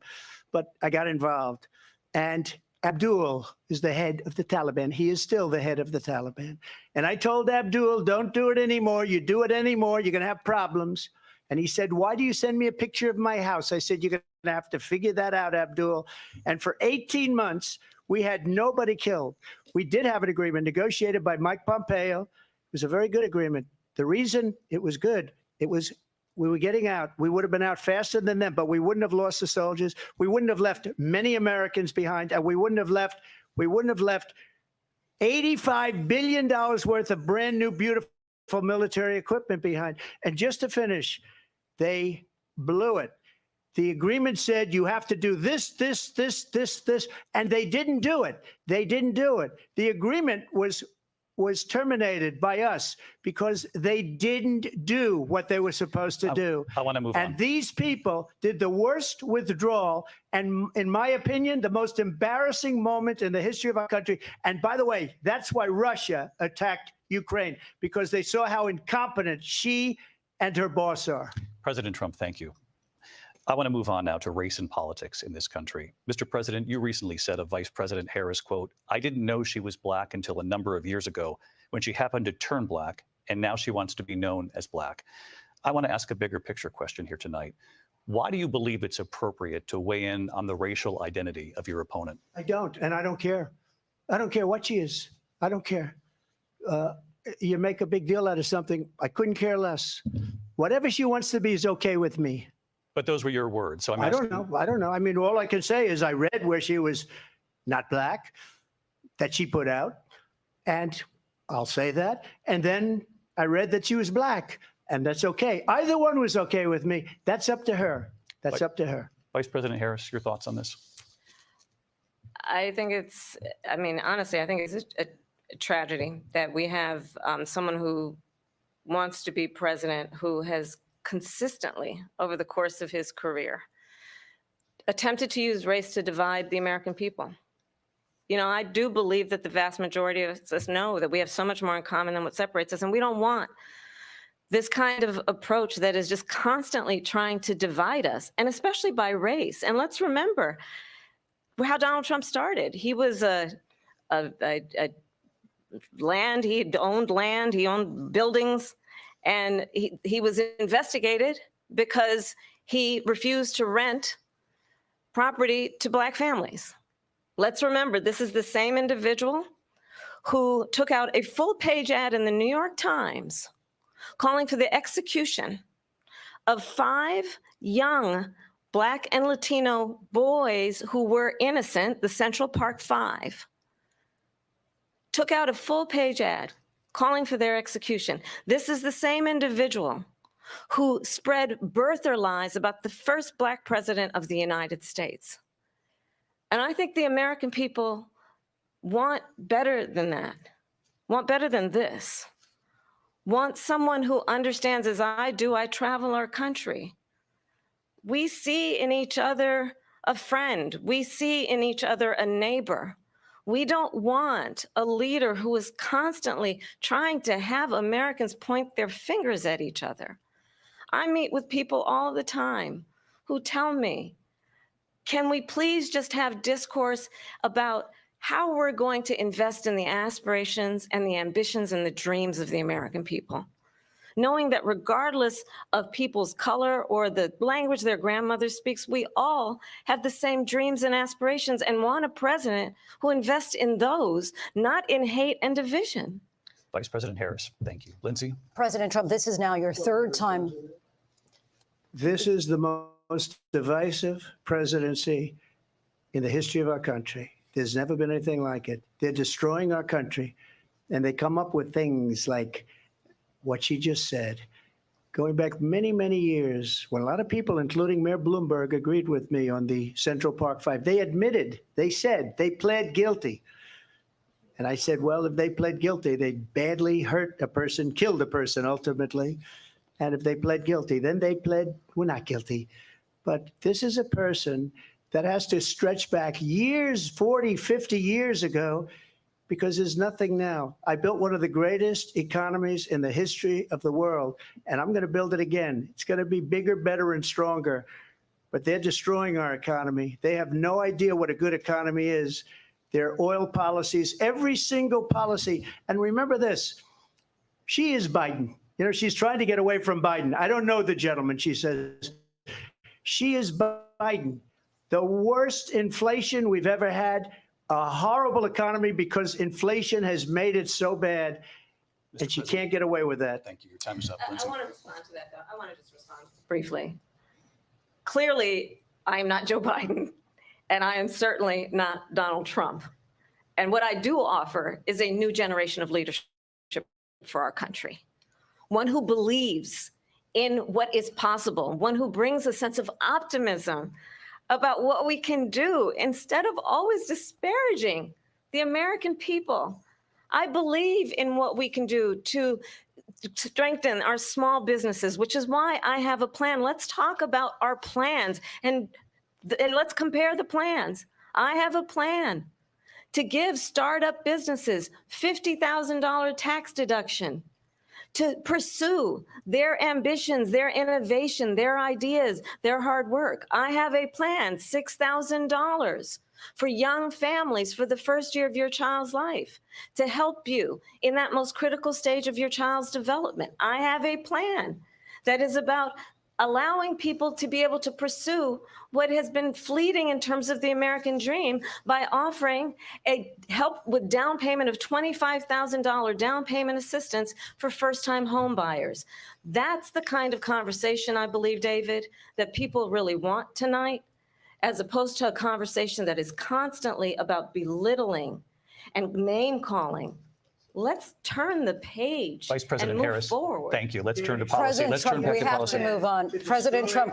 Let's turn to policy, She has please. a plan to defund the police. She has a plan to confiscate everybody's gun. President Trump, she we has do a have to plan move to on to not other allow issues. fracking in Pennsylvania or anywhere else. Okay. Thank you, That's Mr. what her President. plan is until just recently. I just need Lindsay, to go ahead. respond President because Trump, the President former Trump, president has said no, I'm something sorry. twice that I need to No, respond to. I'm sorry. We're I just going need to to move on, respond Vice one President time Harris. to what he has President said Trump, this multiple is times. now your Yes. third time running for president. You have long vowed to repeal and replace the Affordable Care Act, also known as Obamacare. You have failed to accomplish that. You now say you're going to keep Obamacare, quote, unless we can do something much better.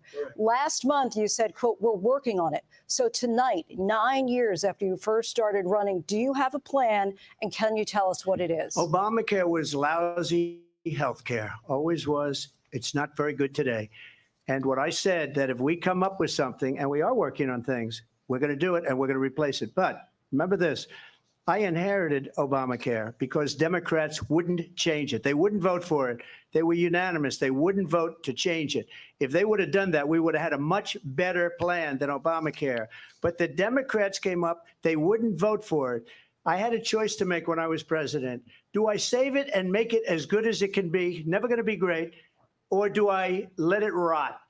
And I felt I had an obligation, even though politically it would have been good to just let it rot and let it go away. I decided, and I told my people, the top people, and they're very good people. I have a lot of good people in that administration. We read about the bad ones. We had some real bad ones, too, and so do they. They have really bad ones. The difference is they don't get rid of them. But let me just explain. I had a choice to make. Do I save it and make it as good as it can be, or do I let it rot? And I saved it. I did the right thing. But it's still never going to be great, and it's too expensive for people. And what we will do is we're looking at different plans. If we can come up with a plan that's going to cost our people, our population, less money and be better health care than Obamacare, then I would absolutely do it. But until then, I'd run it as good as it can be run. So just a yes or no, you still do not have a plan? I have concepts of a plan. I'm not president right now. But if we come up with something, I would only change it if we come up with something that's better and less expensive. And there are concepts and options we have to do that. And you'll be hearing about it in the not too distant future. Vice President Harris, in 2017, you supported Bernie Sanders' proposal to do away with private insurance and create a government-run healthcare system. 2 years later, you proposed a plan that included a private insurance option. What is your plan today?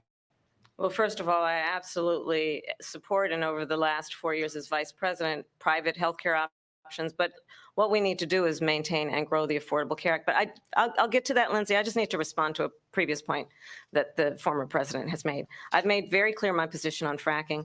And then this business about taking everyone's guns away.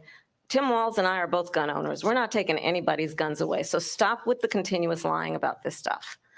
As it relates to the Affordable Care Act, understand, just look at the history to know where people stand. When Donald Trump was president, 60 times he tried to get rid of the Affordable Care Act. 60 times. I was a senator at the time when I will never forget the early morning hours when it was up for a vote in the United States Senate. And the late, great John McCain, who you have disparaged as being, you don't like him, you said at the time, because he got caught. He was an American hero. The late, great John McCain, I will never forget that night, walked onto the Senate floor and said, no, you don't. No, you don't. No, you don't get rid of the Affordable Care Act. You have no plan. And what the Affordable Care Act has done is eliminate the ability of insurance companies to deny people with pre-existing conditions. I don't have to tell the people watching tonight, you remember what that was like? Remember when an insurance company could deny if a child had asthma, if someone was a breast cancer survivor, if a grandparent had diabetes? And thankfully, as I've been vice president and we over the last 4 years have strengthened the Affordable Care Act, we have allowed for the first time Medicare to negotiate drug prices on behalf of you, the American people. Donald Trump said he was going to allow Medicare to negotiate drug prices. He never did. We did. And now we have capped the cost of insulin at $35 a month. Since I've been vice president, we have capped the cost of prescription medication for seniors at $2,000 a year. And when I am president, we will do that for all people, understanding that the value I bring to this is that access to health care should be a right and not just a privilege of those who can afford it. And the plan has to be to strengthen the Affordable Care Act, not get rid of it. Vice President Harris, in terms of where Donald Trump stands on that. I want to move to an issue that's important for a lot of... You made a mistake. At number one, John McCain fought Obamacare for 10 years. But it wasn't only him. It were all of the Democrats that kept it going. And you know what? We can do much better than Obamacare, much less money. But she won't improve private insurance for people, private medical insurance. That's another thing she doesn't want to get. People are paying privately for insurance that have worked hard and made money, and they want to have private. She wants everybody to be on government insurance where you wait 6 months for an operation that you need immediately. President Trump, thank you. We have another issue that we'd like to get to that's important for a number of Americans, in particular younger voters, and that's climate change. President Trump, with regard to the environment, you say that we have to have clean air and clean water. Vice President Harris, you call climate change an existential threat. The question to you both tonight is, what would you do to fight climate change? And Vice President Harris, we'll start with you. 1 minute for you each. Well, the former president had said the climate change is a hoax. And what we know is that it is very real. You ask anyone who lives in a state who has experienced these extreme weather occurrences, who now is either being denied home insurance or it's being jacked up. You ask anybody who has been the victim of what that means in terms of losing their home, having nowhere to go. We know that we can actually deal with this issue. The young people of America care deeply about this issue. And I am proud that as vice president over the last 4 years, we have invested $1 trillion in a clean energy economy, while we have also increased domestic gas production to historic levels. We have created over 800,000 new manufacturing jobs while I have been vice president. We have invested in clean energy to the point that we are opening up factories around the world. Donald Trump said he was going to create manufacturing jobs. He lost manufacturing jobs. And I'm also proud to have the endorsement of the United Auto Workers economy, include invest in American-made products, American automobiles. It includes growing what we can do around American manufacturing and opening up auto plants, not closing them like happened under Donald Trump. Vice President Harris, thank you. That didn't happen under Donald Trump. Let me just tell you, they lost 10,000 manufacturing jobs this last month. It's going, they're all leaving. They're building big auto plants in Mexico, in many cases owned by China. They're building these massive plants, and they think they're going to sell their cars into the United States because of these people. What they have given to China is unbelievable. But we're not going to let that. We'll put tariffs on those cars so they can't come into our country, because they will kill the United Auto Workers and any auto worker, whether it's in Detroit or South Carolina or any other place. What they've done to business and manufacturing in this country is horrible. We have nothing because they refuse. You know, Biden doesn't go after people because supposedly China paid him millions of dollars. He's afraid to do it. Between him and his son, they get all this money from Ukraine. They get all this money from all of these different countries. And then you wonder, why is he so loyal to this one, that one, Ukraine, China? Why is he? Why did he get $3.5 million from the mayor of Moscow's wife? Why did she pay him $3.5 million? This is a crooked administration, and they're selling our country down the tubes. President Trump, thank you. Thank you. We'll be right back with closing statements from both of our candidates. An historic night, this ABC News presidential debate from Philadelphia. Back in a moment.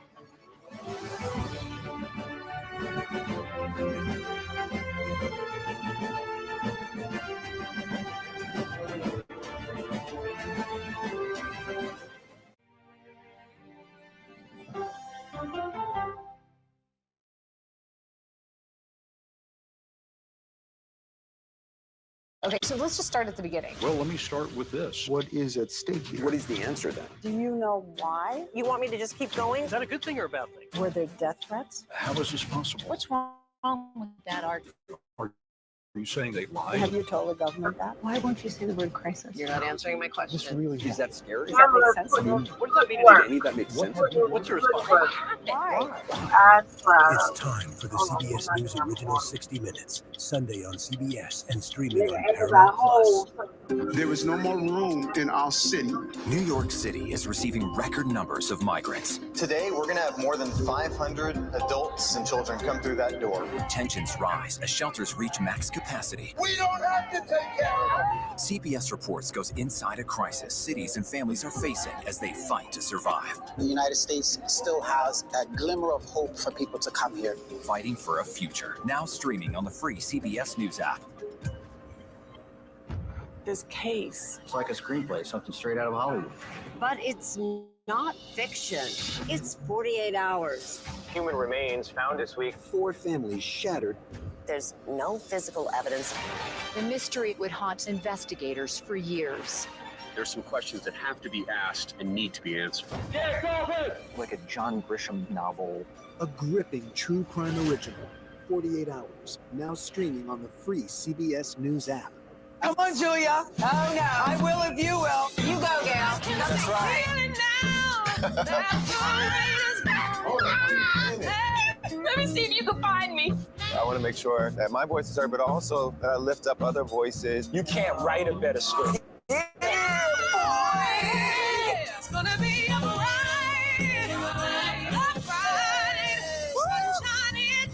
See you 7 o'clock sharp. Okay, so let's just start at the beginning. Well, let me start with this. What is at stake here? What is the answer then? Do you know why? You want me to just keep going? Is that a good thing or a bad thing? Were there death threats? How is this possible? What's wrong with that argument? Are you saying they lied? Have you told the government that? Why won't you say the word crisis? You're not answering my question. This really is that scary? Does that make sense? What do you mean? What does that mean? Did any of that make sense? Have you What's your response? What happened? Why? It's time for the CBS News Original 60 Minutes, Sunday on CBS and streaming on Paramount Plus.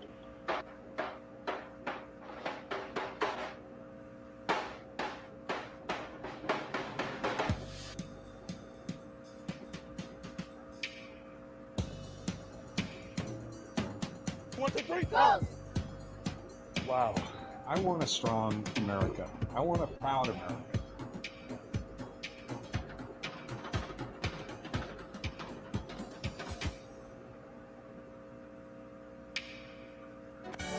Stories that inform. You can be really old at 60, and you can be really young at 85. Inspire. How do we unlock the power within ourselves to be who we want to be? And brighten your day. The best part of fame is making people feel good. Always send the people home happy. Make every day a little more like Sunday morning. Here comes the sun. Stream now on the free CBS News app. I think I asked direct questions. I don't know that they're tough questions per se. Why aren't you holding yourself to that standard? It doesn't look like Congress is doing anything. What has to happen? That's the role of Face the Nation, to focus on the issues at hand. And that means a civil conversation with perspective. This is CBS.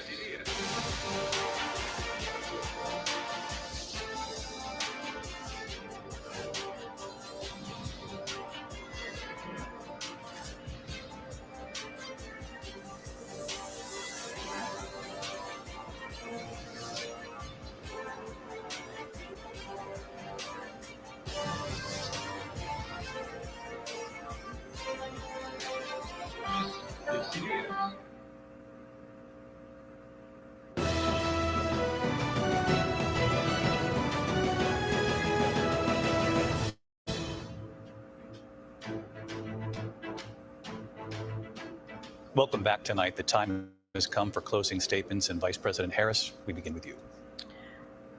So I think you've heard tonight two very different visions for our country. One that is focused on the future, and the other that is focused on the past, and an attempt to take us backward. But we're not going back. And I do believe that the American people know we all have so much more in common than what separates us. And we can chart a new way forward.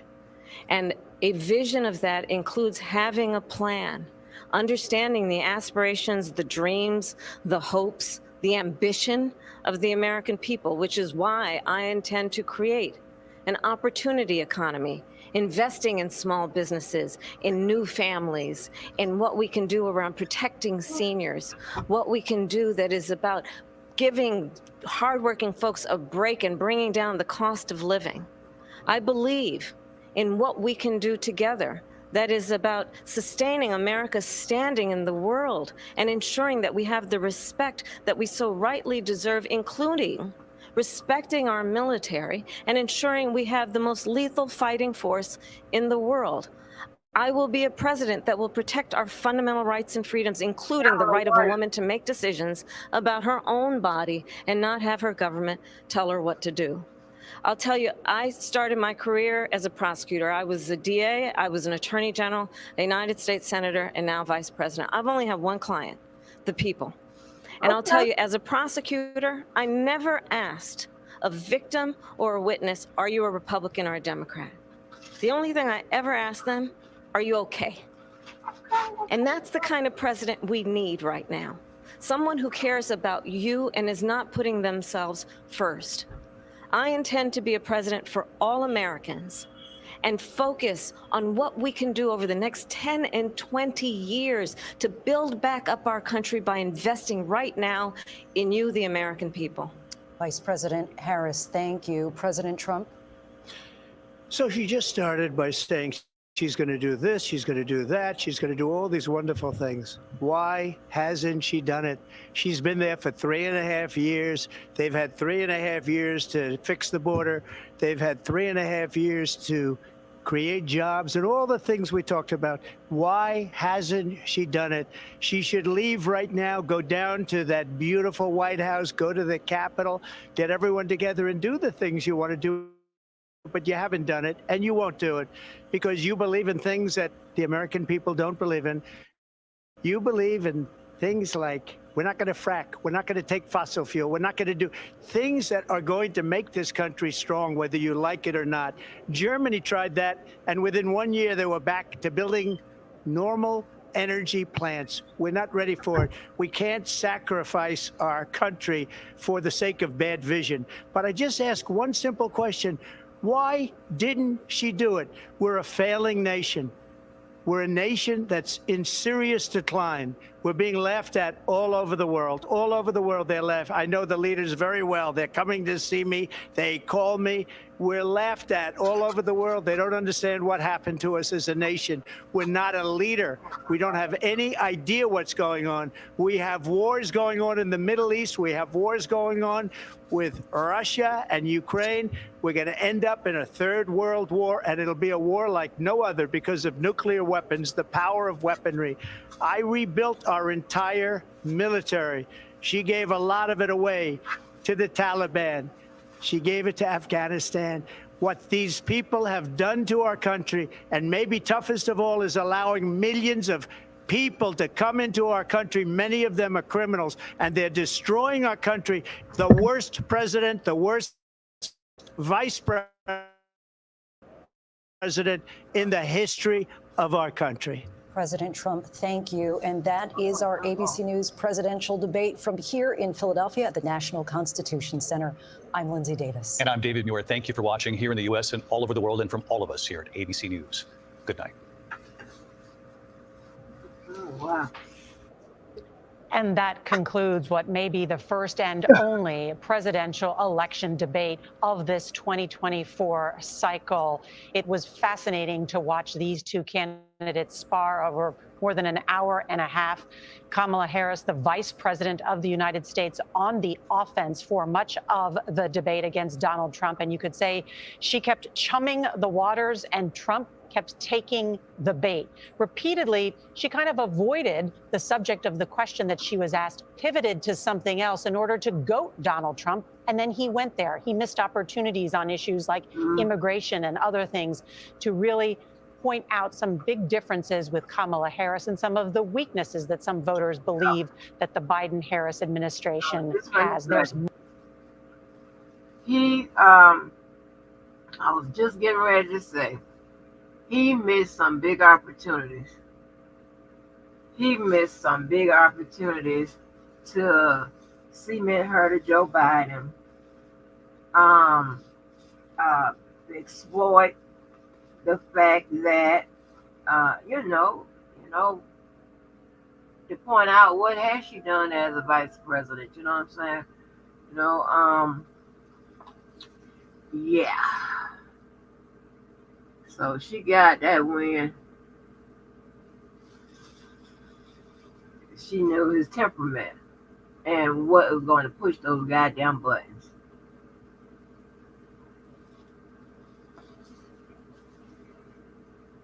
I'm sorry to be smacking if I am. Let me check on our poll.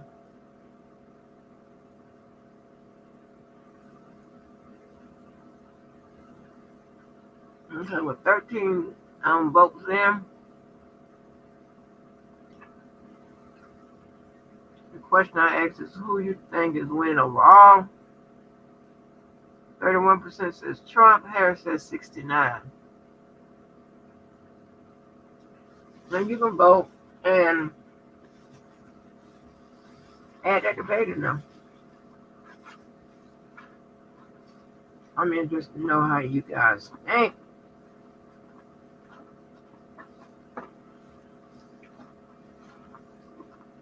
I'm telling you, baby, I'm yeah.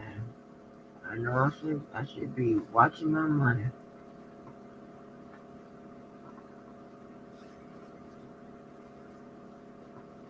I barely got other plans. She really got his ass on the carpet, baby. Let me see if I can find some other news network outlets that is going to speak on the debate.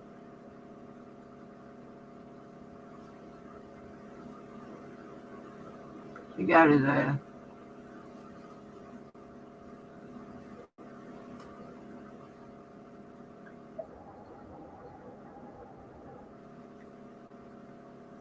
Hold on.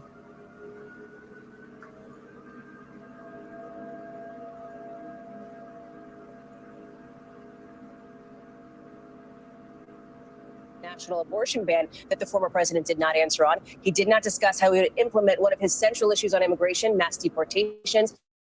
And he also didn't get into his plan to replace Obamacare, simply saying, I have concepts of a plan. He will be pressed on that moving forward. He also didn't commit to saying he wants Ukraine to be victorious in the war. So that was an interesting exchange as well. So she was trying to prosecute the case against him, but also present an affirmative vision of herself and what she might do in a term. So let's go to Tom Yamas. He's in the spin room for us. So Tom, I'm sure you're already starting to see people filter in. And what are you hearing? Yeah. Okay, guys, so it's still very early, right? Each campaign is sort of getting their talking points out and making sure everyone's on the same message before they pour into the spin room. Some people are coming in right now. There's a crush of reporters at the entrance waiting for everybody. I can tell you in the meantime, my phone has been blowing up with both Republican strategists, Democratic strategists, voters. I've been asking everyone what they think. It is a complete different shift change from that first debate. After that first debate, Republicans felt very victorious, very confident. They were saying the entire debate was about Joe Biden. This time, it's much different. Republicans seem very frustrated with former President Trump. They also felt frustrated with the format of the debate, which is never a good sign on your side. And then also saying that they were able, at least Vice President Kamala Harris was able to make this debate not about Joe Biden, not about herself, but about Donald Trump. And that led to her advantage. So again, many of the surrogates are coming in right now. Governors, senators from different parties. We're going to be talking them throughout the night. I'm going to send it back to you guys in the studio right now. All right, Tom, thanks. Let's bring in Pennsylvania Governor Josh Shapiro. He's a Democrat representing the Harris campaign. Governor, thank you for being here. Let me first ask you, do you think the voters were served by what we saw the last 90 minutes? Served well, I guess. Look, I think the voters heard a lot and learned a lot. You know, one of the things I was a little bit worried about going into this debate is that some folks had a little brain fog about Donald Trump. They sort of didn't remember the chaos of Donald Trump's time in office. Well, I'll tell you what, I think Kamala Harris cleared that brain fog out, reminded people of the disaster that he was as president. And I think it was also clear as she was laying out a vision to take this country, Donald Trump didn't have a clear vision on where he wanted to go. Instead, it was more grievance and division, more attacks on other people. And Donald Trump, I think, will make our country less safe, more chaotic, and less free. And Donald prosecuted the case tonight. Well, Kamala Harris prosecuted the case tonight. Pardon me. Oh, against Donald Trump. Gotcha. Okay, got you.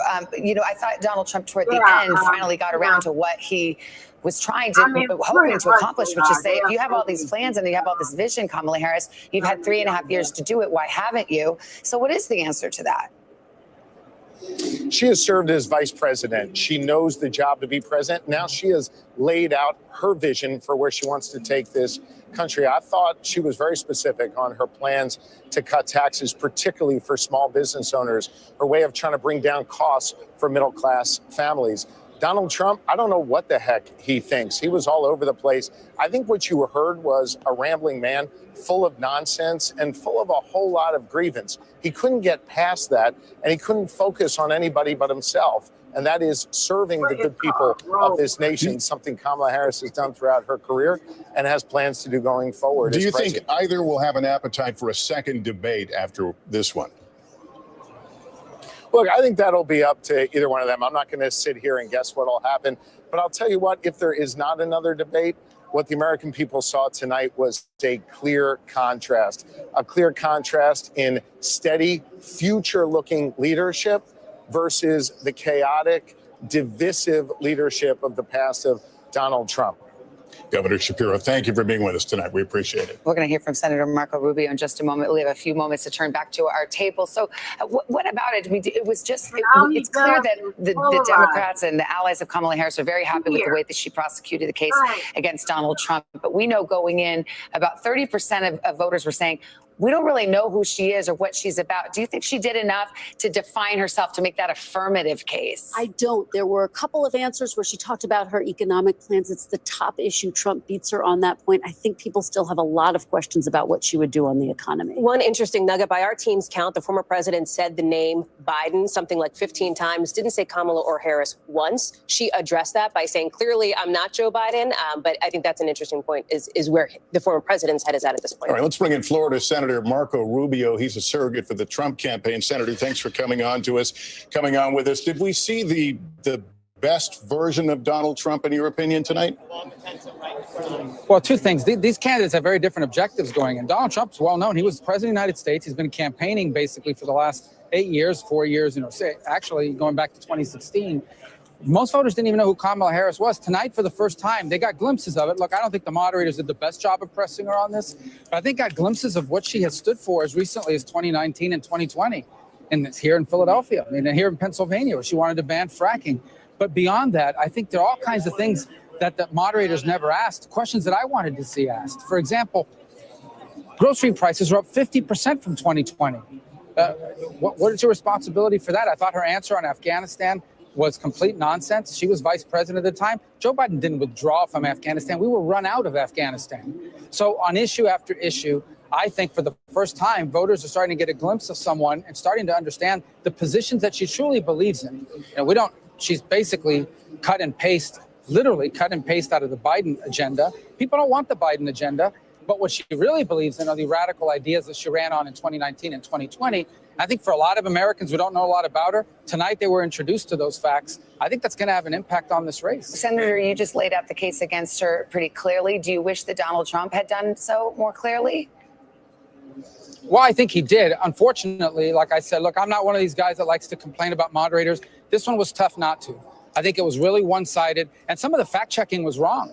There are, in fact, states in this country, the state of Minnesota, where a child born in a botched abortion is allowed to die, provided palliative care and allowed to die. So some of the fact-checking I thought was truly unfair, but on balance, as people heard things about, you wanted to take away guns from people in the past, you wanted the Bernie Sanders health care plan, you wanted to ban fracking, you bailed out, tried to money to bail out rioters in 2020 in the summer.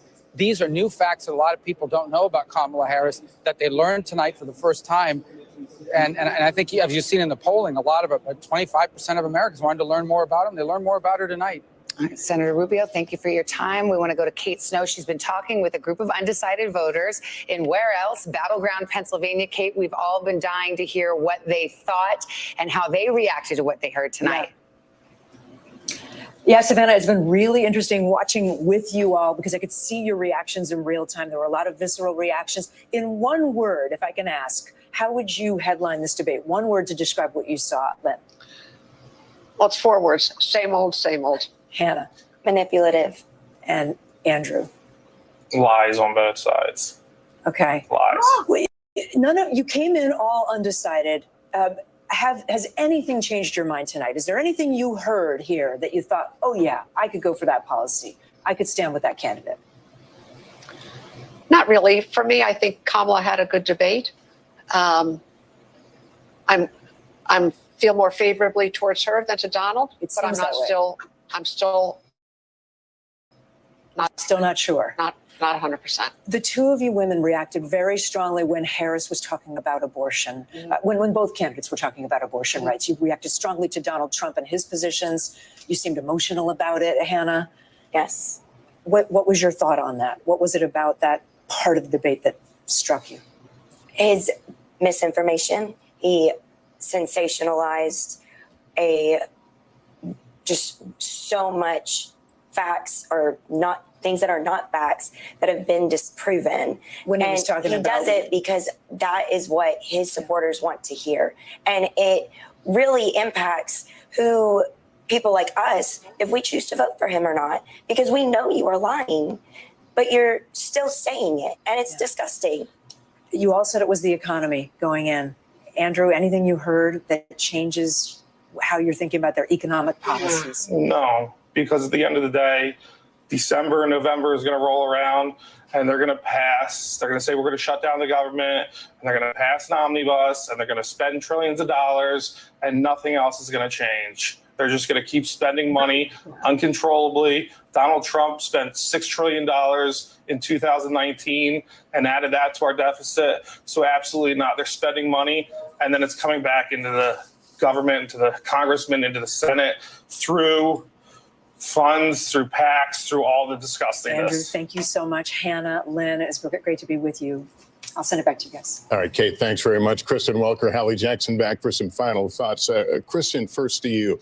Will we know who won this debate in days or weeks or months? Well, a couple of weeks, I would say, once we look at the new poll numbers, Lester. As we've been saying, the Harris campaign feels emboldened. They just put out a statement saying Vice President Harris is ready for a second debate. Is Donald Trump? The big question, will that actually happen?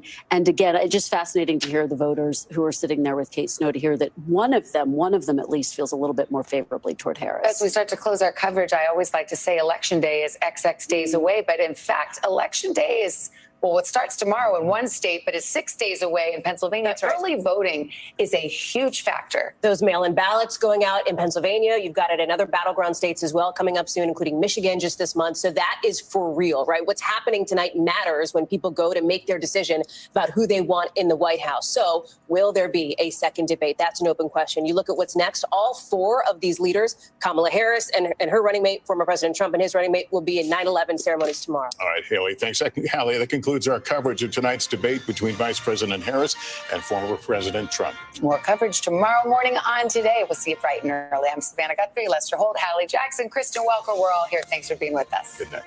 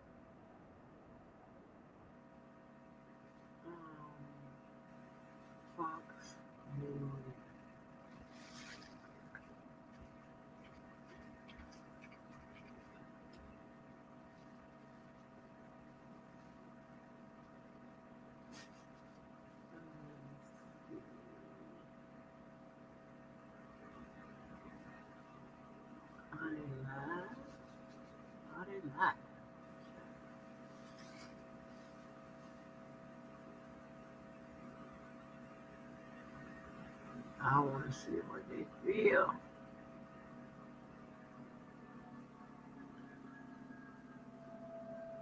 Okay, that's 10.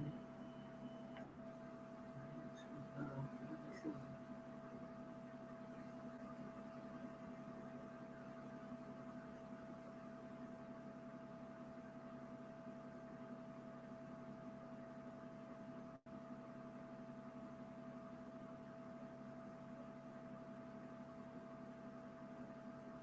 Fox News ain't say nothing.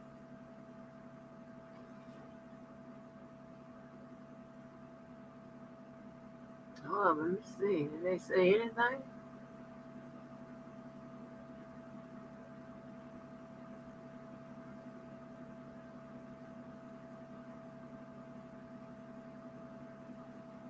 Okay, I'm trying to find somebody that said something. Okay, now the vote is black. I don't want to do that. Well, maybe I need to listen in on these.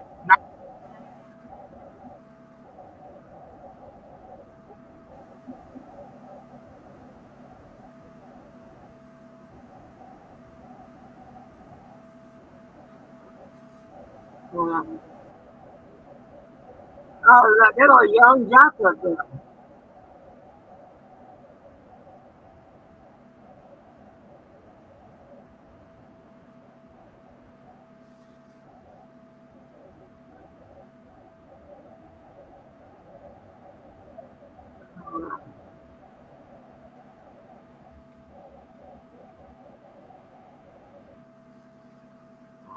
Let me see. Trying to get.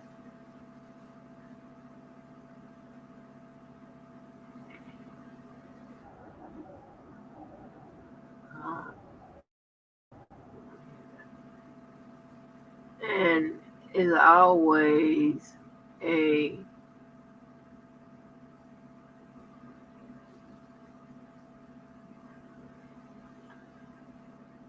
good idea to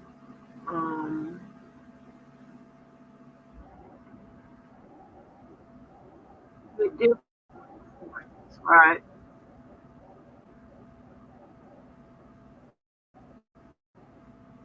That's why when I put my facts together, We've all seen debates where people are very proud of what they did. Hillary Clinton thought she won that debate, many debates in 2016, and she didn't win. So you have to be very careful, and it's very important to see what the voters think.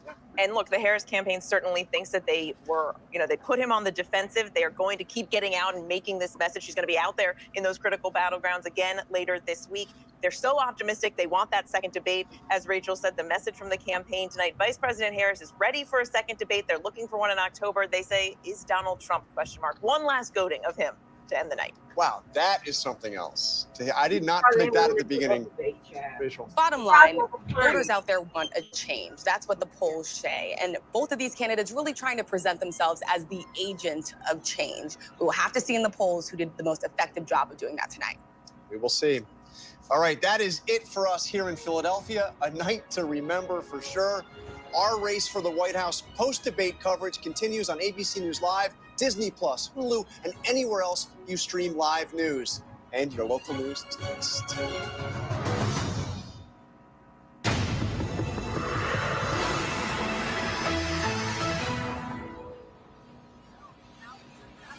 And thank you so much for joining us on this special edition of ABC News Live, the race for the White House. I'm Whit Johnson. We are live from the spin room here in Philadelphia. You can see all the people gathering and the spin that's going on behind me after that historic face-off between former President Donald Trump and Vice President Kamala Harris. A pivotal night in a historically close presidential race. It started with a handshake and a nice to see you, but then the candidates held nothing back. Take a look. She was big on defund the police. In Minnesota, she went out. Wait a minute, I'm talking now. If you don't mind, please. Does that sound familiar? For 90 minutes, highlighting their vast differences on everything from America's involvement in foreign wars to abortion rights and immigration. The former president promising to strengthen the economy, while Harris offered a vision for a less divided country. We see in each other a friend. We see in each other a neighbor. We don't want a leader who is constantly trying to have Americans point their fingers at each other. And I'm going to build it again. It's going to be bigger, better, and stronger. Our polls showing the race still neck and neck within the margin of error, including in the battleground states. But the question on many people's minds right now is who won the night on this first and likely last face-off in the race for president. We have live team coverage from the National Constitution Center and here in the spin room. We begin with our Jay O'Brien covering it all. Kamala Harris. Tonight, the historic face-off. Vice President Kamala Harris and former President Donald Trump going head-to-head in their first and what will likely be their only debate before Election Day. If she becomes president, this country doesn't have a chance of success. She has no policy. Everything that she believed 3 years ago and 4 years ago is out the window. I'm going to actually do something really unusual, and I'm going to invite you to attend one of Donald Trump's rallies. What you will also notice is that people start leaving his rallies early out of exhaustion and boredom. And I will tell you, the one thing you will not hear him talk about is you. Trump lashing out. She's been so bad. It's so ridiculous. Trump in his 7th presidential debate, Harris her first. I have talked with military leaders, some of whom worked with you, and they say you're a disgrace. The candidates clashing on major issues like the economy. Let's talk about what Donald Trump left us. Donald Trump left us the worst unemployment since the Great Depression. And what we have done is clean up Donald Trump's mess. I am actually the only person on this stage who has a plan that is about lifting up the middle class and working people of America. I had no inflation, virtually no inflation. They had the highest inflation perhaps in the history of our country, because I've never seen a worse period of time. People can't go out and buy cereal or bacon or eggs or anything else. The people of our country are absolutely dying with what they've done.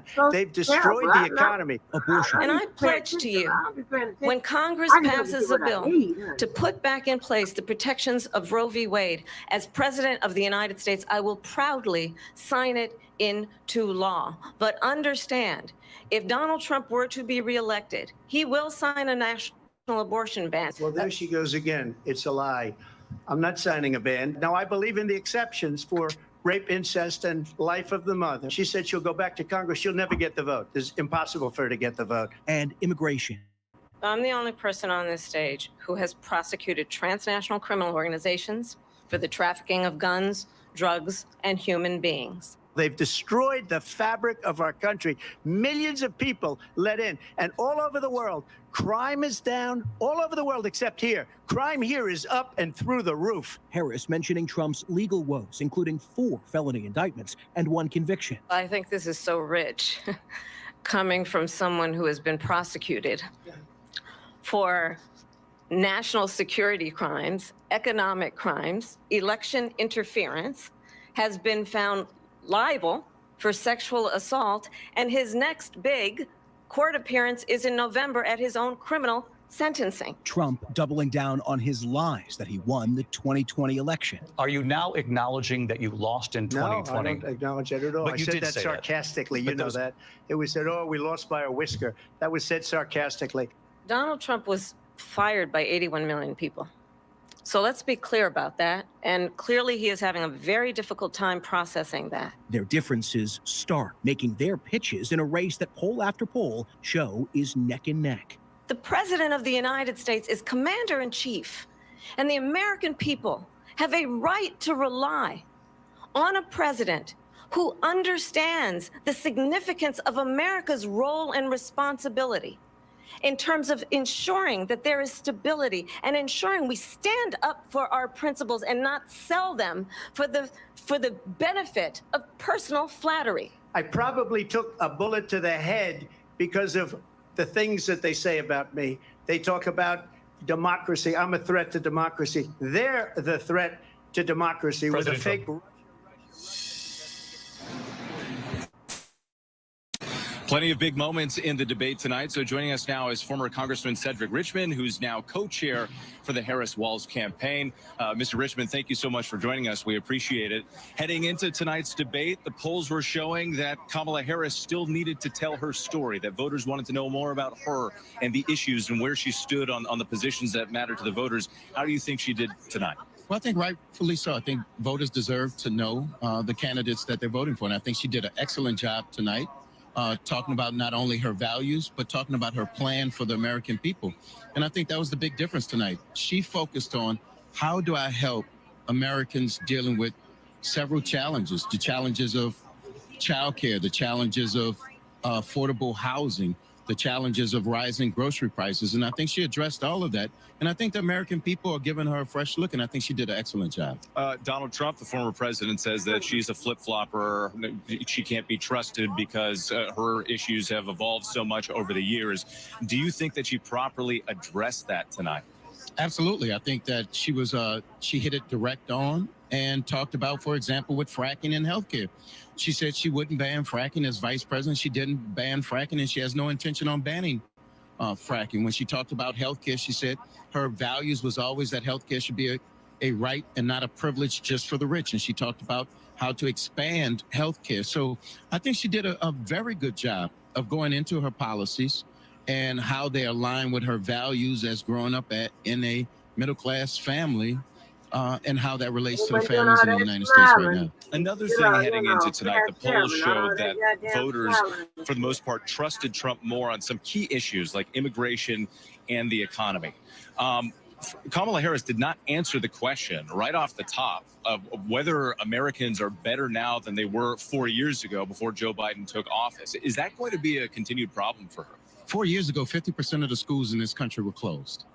You had thousands. Pandemic. But 50% of the schools in this country were closed. 10 million people were out of work. You had businesses shut down.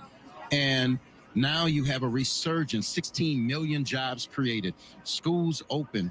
So I think what the vice president was doing, and she did a good job of doing, was articulating where we started, where we are now, and what her plans and how it would chart a new way forward. And I think she did a good job of that. I want to go ahead and take a listen to a clip here that we prepared. This is the candidates talking about each other's policies. Let's take a listen.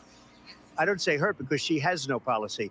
Everything that she believed 3 years ago and 4 years ago is out the window. She's going to my philosophy now. In fact, I was going to send her a MAGA hat.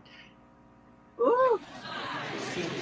So that's, again, to that same narrative here, the Trump team trying to define her.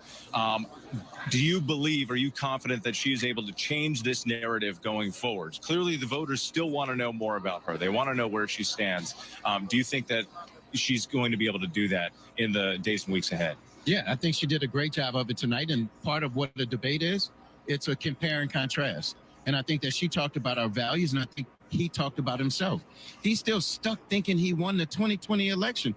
In fact, that was the lowest point on the dials when he still rehashed that he won the election in 2020.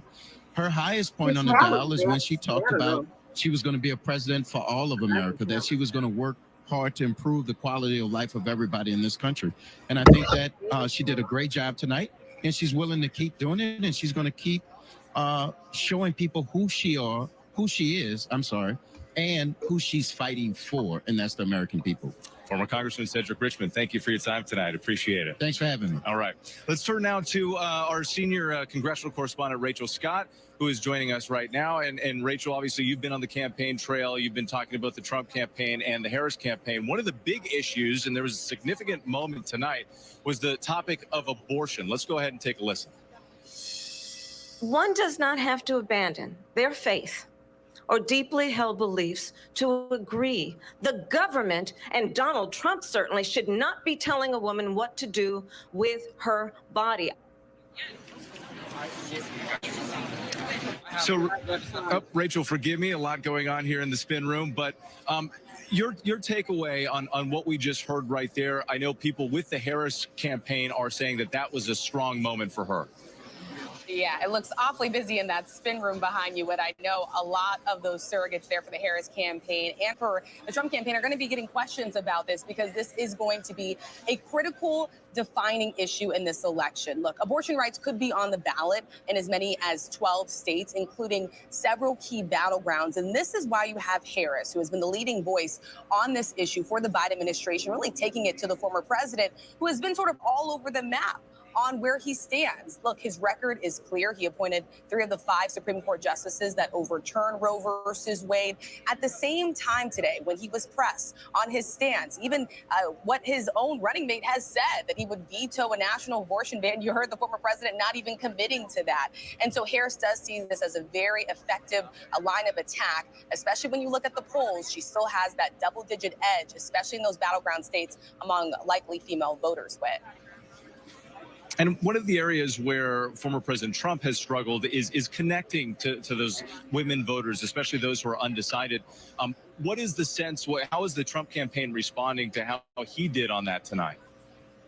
Yeah, well, the former president's campaign insists that Harris essentially didn't necessarily go into a lot of detail about her policy positions. They continue to insist that they're doing very well among likely female voters, but they also know, Whit, that this is an area that the former president has to do some work on ahead of November. And it's a reason why you are seeing the former president really turn his focus, as he tried to say in the debate tonight, toward things like IVF. And him saying that he wants the government to provide free IVF to women in this country. It's a reason why he's trying to turn the page and focus more on women's issues, because he knows that he's behind in the polls compared to Vice President Kamala Harris. Now, whether or not he did an effective job at laying that all out tonight, I think that remains to be seen. I still think that tonight the former president drifted into a lot of areas that his advisors and allies just did not want him to go into. They wanted him to stay on message. They didn't want this whole back and forth over rallies and crowd size or people who are allegedly eating pets in Ohio. They wanted him to really focus on the issues with. All right, Rachel Scott, we're going to talk more about that right now. We appreciate it. Thank you. We're going to bring in Senator Marco Rubio from Florida. And that question, Marco, we're going to pick it up right there. We've heard from advisors and Trump campaign officials going into tonight that they were hoping that the former president would stay on the issues and stay on message. Do you believe that he accomplished that? How would you rate him tonight? First of all, I think that Donald Trump has been running for president since 2016. He has been president. Americans have lived under the Trump presidency. He's well defined on these things. And a lot of things he said tonight, it's part of the persona.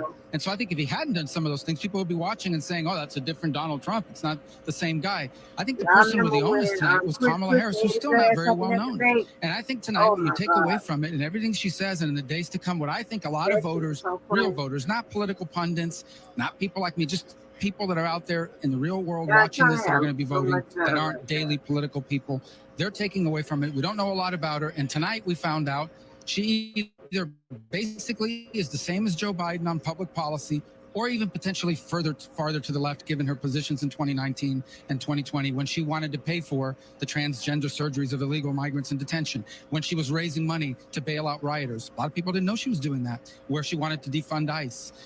Or she's just like Don. And by the way, one of the most outrageous moments tonight, she stood there and basically touted what happened in Afghanistan as a success, that it was a great success. It was a humiliation. It was a disaster. It was not a withdrawal. It was a retreat, and a costly retreat. It cost 13 American lives.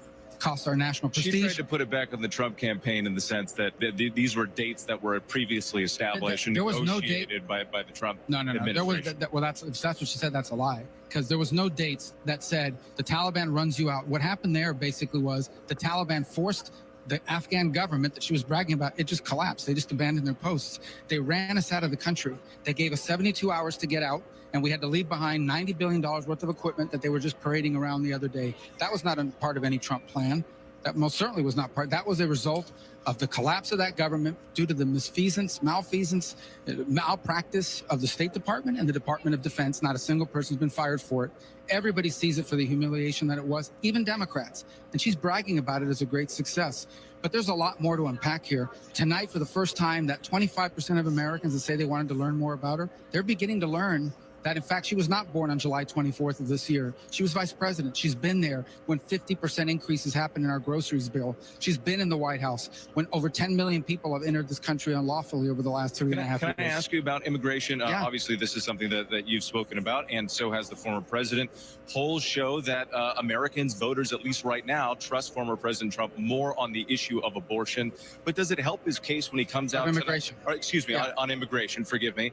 On immigration, but does it help his case when he comes out and talks about things like, migrants kidnapping and eating pets in Ohio? Does that help his there's case? people, listen, I don't know if that's true or not true. And what he said tonight was that there are people out there putting that on social media. Government officials have told us that. The city manager said they had no reports of it, but there are actual people, real people who are claiming this, and that it's happening in Springfield, Ohio. That's had like an influx of 15 or 20 million migrants brought here under this parole program. And that's claims that people are making, and that's what he's pointing to. But irrespective of that, beyond it, the people, I was just in Ohio last week, and people were talking about Springfield, and what they were saying is it has been a real burden on, that same city manager, I believe, was the one that came out and said, we have a housing crisis because they flooded our community with people that were brought in under the Biden parole program. The Biden immigration program has been a complete and absolute disaster. It has led to 9 or 10 million people coming into this country unlawfully, including people they claim they vetted that turn out to be members of a very violent Venezuelan gang that is now terrorizing New York City, Chicago, parts of Florida, and Aurora, Colorado, as we pointed out tonight. She has to answer for that. She's been there when all this was happening. Why didn't they do anything about it? I was disappointed, frankly, that she was not pressed more on that, on the record of the last 3.5 years. She has not been some bystander. She has been in the White House, the second most powerful figure in this administration, when all these terrible things have happened to our country. She should have been forced to answer more for that. That said, I think that tonight, those issues, the President Trump effectively raised those issues in the minds of a lot of undecided voters who I think are going to begin to take that into account as they fill in the blanks of who she is. What about the issue of election integrity? Trump again tonight would not acknowledge the results of the 2020 election. He also, when asked multiple times if he had any regrets about January 6th, didn't answer that question. Is that going to be a problem for him? Well, I think what he said about January 6th was that he's not responsible for what happened that evening. You don't think he bears any responsibility for that? I believe in individual agency. I think there were a lot of people that went to Washington to protest, and there were a handful of crazies that went in to do something they shouldn't have done. And among those, there were people that were violent and people that committed crimes. And the ones who committed violent crimes, those people should serve their sentences if you committed an act of violence. But I don't think that they did it. Donald Trump didn't tell them to go do it. And that's what he has said. I do think, on the other hand, we have to ask Democrats, what about these people that were out there excusing the rioters that were burning down American cities, some of whom weren't even prosecuted? Do you have confidence that this is going to be a free and fair election, and that there will be a... Yeah, listen, free and fair elections is one thing, but people have to have confidence in the process. For example, in the state of Georgia, they entered into a consent decree. They ignored their own laws because they entered into a consent decree and allowed a court to change their laws. And how you're allowed to vote and when and what method and so forth. And when you do that in multiple places, including here in the Commonwealth, that undermines people's confidence, especially in a close election. That's why election laws are so important. That's why they need to be followed. It's not just about getting the count right. It's about conducting an election in a way that gives everybody confidence that nothing happened that shouldn't have happened. And that didn't happen in 2020 because COVID caused a lot of states to try to create flexibility that didn't exist in statute. But the investigations never found any examples of widespread fraud. But it's almost impossible to find widespread fraud. But that's not the claim I've ever made. The claim is that they have not followed their own laws. And when you don't follow your own laws of election, you open the door to fraud. But more importantly, you open the door to a lack of confidence in your electoral process. When you say these are the rules and then you violate those rules, you are undermining people's confidence in the election, especially when one side comes up short by a very narrow margin. That's why election laws are so important, to protect people's confidence in the elections. That's why they're so important. And they weren't followed in 2020 in multiple jurisdictions. All right, Senator Rubio, thank you for that. We appreciate it. Let's go ahead and head over to our chief White House correspondent, Mary Bruce, who's been talking to both campaigns. Mary, your thoughts on what we've been hearing so far from the Harris campaign? Well, look, they certainly are absolutely thrilled with how this night turned out. They think that Kamala Harris was out there looking presidential, that she was in command, and that they feel she did, shine a spotlight on Donald Trump's record, that she was able to articulate her positions and pivot and get under Trump's skin. And look, there's no question she did successfully goad him in many instances, and they feel that she was really successful at that she threw Donald Trump off message. And it does appear, is that Donald Trump, they're going into the spin room, perhaps, making an entrance there as well. Whit, I know you'll keep an eye on that. Let me know if you need to turn there. But, one of the things that's so interesting is looking ahead now. Where does the Kamala Harris team go? Because so much of this comes down to whether, they can spin this how they want. Trump's team can spin this how he wants. But what it comes down to are those key independent voters. Harris is going to be out there in those key battleground states in the coming days. And they feel this was so successful. They are now asking for a second debate in October, challenging Trump to see if he will accept that debate. Maybe you can shout that question to him there, Whit. And in a final, sort of top off the night here, Taylor Swift tweeting out to her 283 million followers that she is now endorsing Kamala Harris. But that is going to be something that's hard for Trump to shake off. Hey, Mary, forgive me. Former President Donald Trump is here in the spin room. Whenever there's an audience, we know that the former president likes to be part of it. So he has essentially taken over. And there is a scramble here on the spin room floor. Let's go to Jay O'Brien. I think you're right there in the middle of it. Jay, what's going on? Wait, Donald Trump has just walked into the spin room here. He's walking here. Mr. Trump, we're live on ABC News here, sir. Mr. Trump. I think he's about to talk. Wait, here we go. So we thought it was our best debate ever. It was my best debate ever, I think. And we had it was very interesting. It showed how weak they are, how pathetic they are, and what they're doing to destroy our country and the border with foreign trade, with everything. And I think it was the best debate I've ever personally that I've had. We're getting polls that show 92-6, 88 to 11. We're having a lot of great polls that just came out. They're polls, I guess, phone polls and lots of other polls, but you see the polls. A very important debate. Now she wants to do another one because she got beaten tonight, but I don't know if we're going to do another one. I wouldn't mind. Did she get into your head tonight, sir? The polls are indicating that we got 90% 60%, 72%, 71%, and 89%. So the polls are very good. You're delusional. But beyond the polls, I felt very good. I had a good time doing it. I hate to speak about our country so negatively, but that's what happened. They've ruined our country. They've destroyed our country. So I hope you're all having a good time. But it was a very interesting evening. Yeah, go ahead. So confident you won tonight. Why are you here? Why not let the performance speak for itself? Well, I think it did, but people said, would I come here? And I made an obligation to a couple of people that I'm going to do their show. But it was I thought it was a great night. Mr. President, Mr. President, you talked.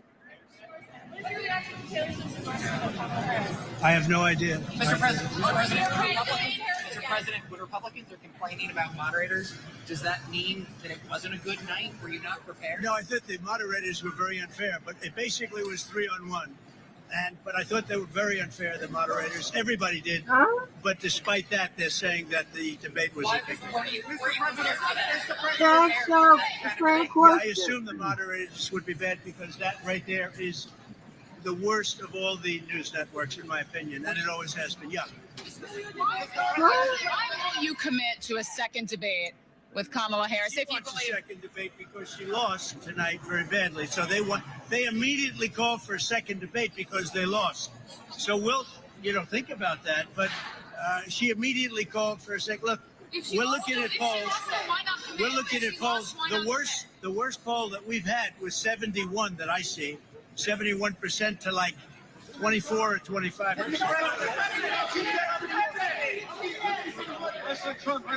We'll look at it. But all right, Whit.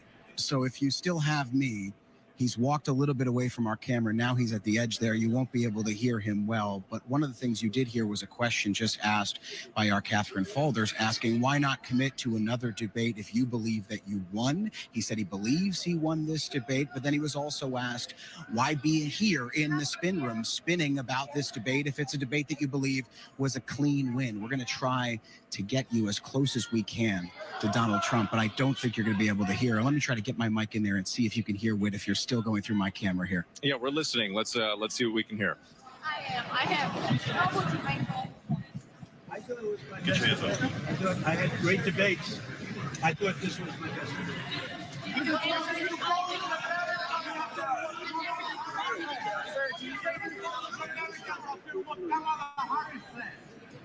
Well, I thought she was not very good tonight. She didn't protect the vice president. He's, the office of the vice president. And certainly, if you take a look at it, she was terrible with respect to the president. She's trying to get herself away from Biden, and she wasn't able to do that. She didn't do that bad. She did not. Disassociate with I see what I said. and they weren't able to. Don't say nothing bad about it. Mr. President, Fuck you, lady. I mean, sir. What have I done? Project 2025. Yeah, I have nothing to do with Project 2025. What do you think of the moderators' facts that you used throughout the debate? Well, I think the moderators were very unfair. I actually think they were just All right. So, Whit, if I could just tell you what we're seeing, because it's probably still hard to hear him. Donald Trump has entered the spin room. He's gaggled with reporters. He came over to our camera just a few moments ago, and now he's walked over to the corner there to another section of the gaggle here. It's hard to see him. I'm going to try to keep the camera on Donald Trump as much as we can, although there's a sea of heads to get in here. Here he comes, Whit. Hold on. Mr. President, over here, Mr. President. He's going over there. Andrea's got him. So if you can see, that's the back of his head. He's walked into the spin room. This was an unannounced visit, Whit. He has said numerous things about the debate, the top line being that he believes that he won. He talked about polls that we're not certain of where they exactly came from as showing him up in the race. But point being is Donald Trump has made this unscheduled appearance here to the spin room to say that he won, but he got asked the question, why be here in the spin room if you believe this was a clean win? And he didn't really fully answer that. All right, Jay, forgive me as we're following everything. Former President Trump right there in the spin room. We are going to step away from this just for a second. We'll come back if anything happens. But we want to talk to our Republican and Democratic strategists, Reince Priebus and Donna Brazile, to get their reaction to everything that's happening. I'm sure there's no surprise to you that he came here to the spin room, wanted to take over and be the center of the floor. But Donna Brazile, let's start with you because obviously this was a big moment for both candidates, a pivotal moment. Donald Trump says that he won the debate and that Kamala Harris lost badly. How do you see it tonight? Once again, the president of the United States, the former president, is once again just making it up as he go along. Look, I've never seen a candidate walk into a spin room to try to control the conversation when he fumbled, when he wasn't able to deliver. He ran it.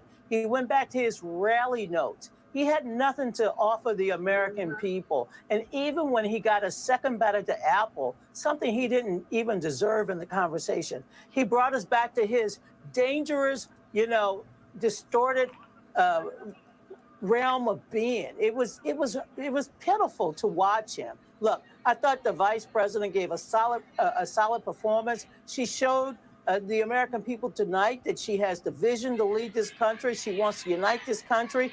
She talked about lowering costs. She talked about what they are doing now and what she plans to do in the future. So I think the vice president should be proud of her performance tonight. She knows she has a lot of work to do. She got to get more people, to rally and to support her candidacy. But you see the former president out there trying to get the media to pay attention to him. The vice president say, let's pay attention to the American people. They deserve better.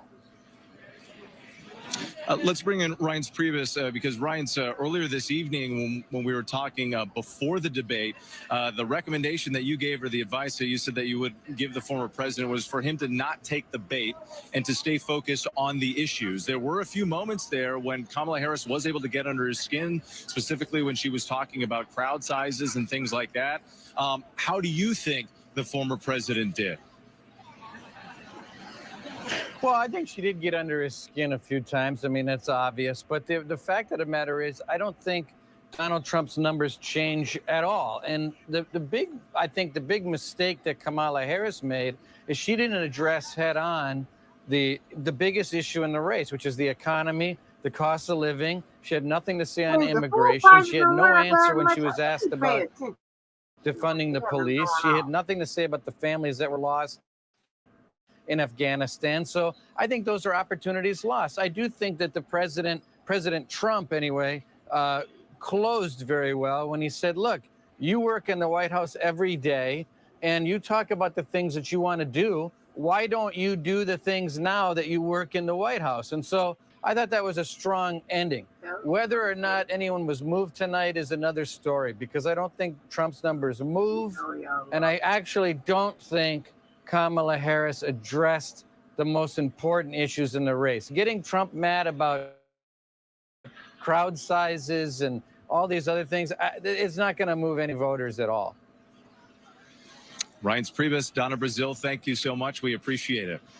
All right, we do want to bring in Tulsi Gabbard, former Congresswoman and Trump campaign advisor. She is joining us here in the spin room. And Tulsi, it's good to see you. Thank you. You have a unique perspective here because not only have you debated against Kamala Harris, but you were once a Democrat. Now you support former President Trump, and you helped him with some of his debate prep. How do you think the evening went, and did you see some of the things that you discussed before the debate play out in real time tonight?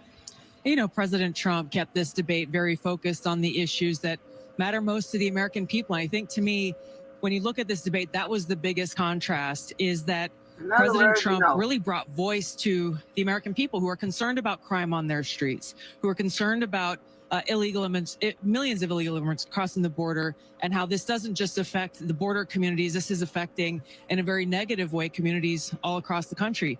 He kept coming back to these issues. He kept coming back to the economy and how more and more Americans are continuing to struggle to afford basic necessities, groceries, gas, supplies, things that they are reminded of every single day, that their dollar is going shorter and shorter. It doesn't go as far as it used to be. These are the issues that the American people are most concerned about. And quite frankly, that Kamala Harris not only didn't really speak to or address, but she also didn't recognize and admit the fact that people are in this position today given the Biden-Harris administration's policies and that they have been the ones in the White House these past 4 years, not Donald Trump. So you talked about immigration and the economy. Those are two issues that voters have trusted, at least in the polling shows they trust Trump a bit more. But one area where he's been vulnerable has been abortion. And we heard from Nikki Haley earlier. She suggested that Donald Trump and J.D. Vance need to change the way they speak about women. Tonight, there were some heated exchanges over the issue of abortion. Trump himself has struggled to sort of define where he stands right now. How do you think he handled that part of the debate? I think he clarified and told the truth about a lot of things that Kamala Harris accused him of that were outright lies. She was trying to tell the American people that he supports a federal abortion ban. He does not.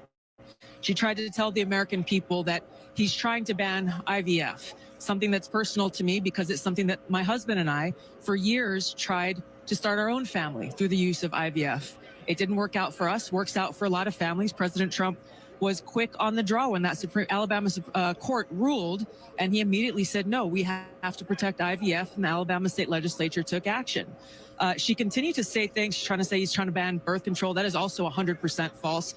So President Trump, I think, did a good job in clarifying the truth after Kamala Harris continued to lob lie after lie at him, saying things that he stood for that frankly just are not true. Well, the former president made some false claims too. He said that, there were states that wanted to kill babies after they were born. We fact-checked that a bunch of times, even prior to the debate. There is not a single state in this country that would allow that sort of thing.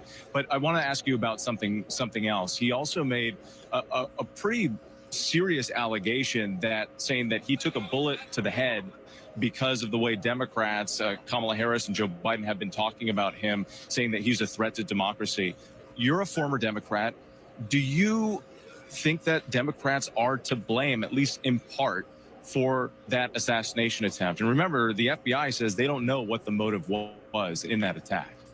There is no doubt in my mind that those who use such insightful rhetoric as calling Donald Trump the same as our modern day Hitler, not once, not twice, but year after year after year after year, it doesn't take it shouldn't take an FBI investigator to add 1 + 1 = 2. People always say, well, what would you have done if you were in a position where you could have stopped Hitler back during World War II? To think that any person watching them call Donald Trump today's modern day Hitler wouldn't take it upon themselves to say, hey, maybe I should be that hero to go and take out this man who these people I see on television, who these powerful people in Washington are saying is our modern day Hitler, then you're not actually living in the real world. There are consequences to using that dangerous, insightful rhetoric, and it would not surprise me to know that it would lead to that very dangerous and tragic situation. Former Congresswoman Tulsi Gabbard. Thanks, Thank you for your time. Nice to talk to you. Nice to talk to you.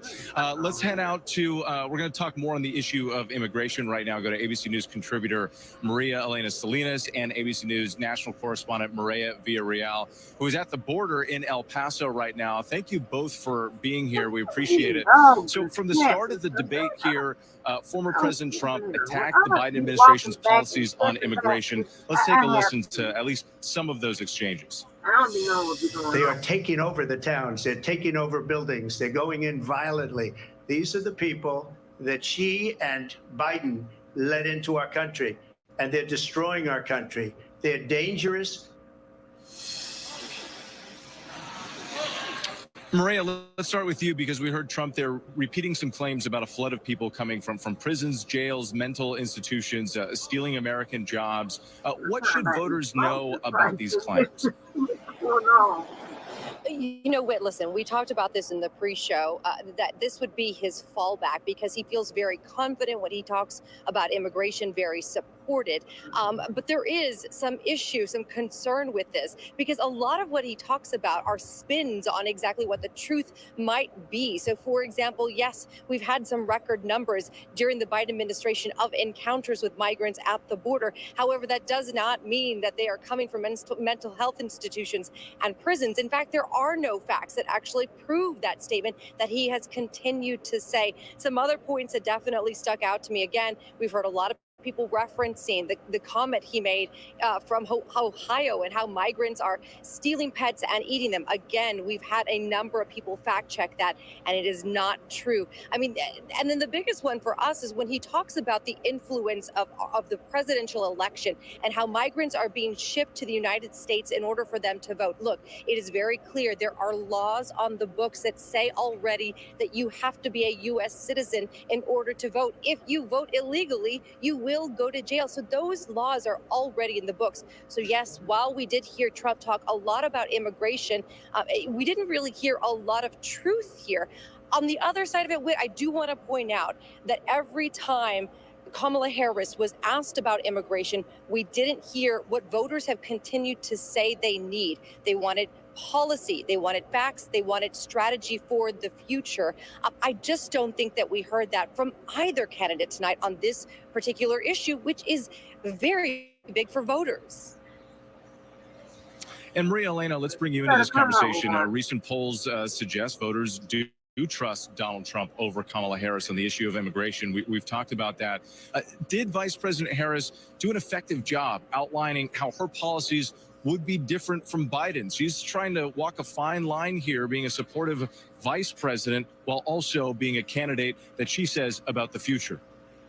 Right. Vice President Harris did not really talk much about immigration other than to accuse former President Trump of killing the bipartisan bill by convincing Republicans to simply not vote for it or not put it out on the floor.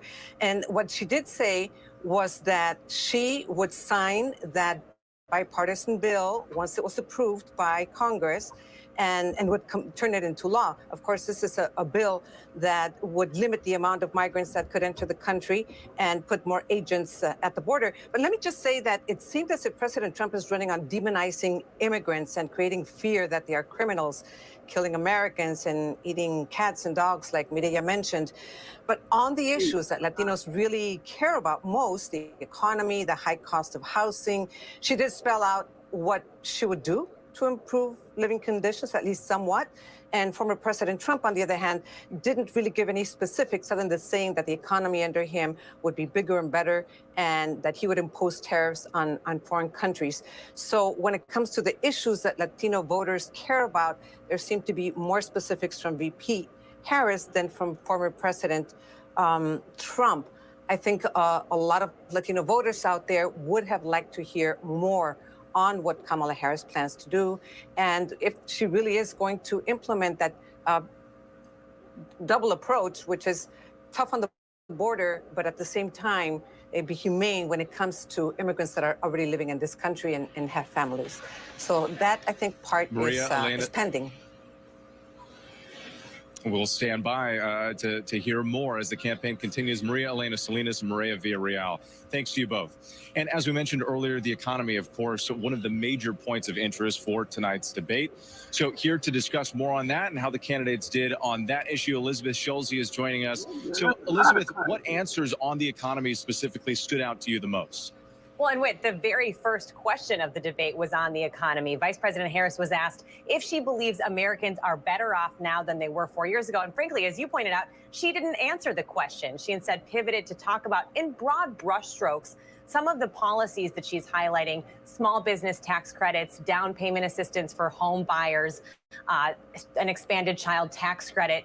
Notably, some of the policies she highlighted on the economy front, Whit, were distinct from what we've seen under President Biden. She is really trying to distance herself in some ways from President Biden's economic record, because we know that this has been a liability for the Biden administration.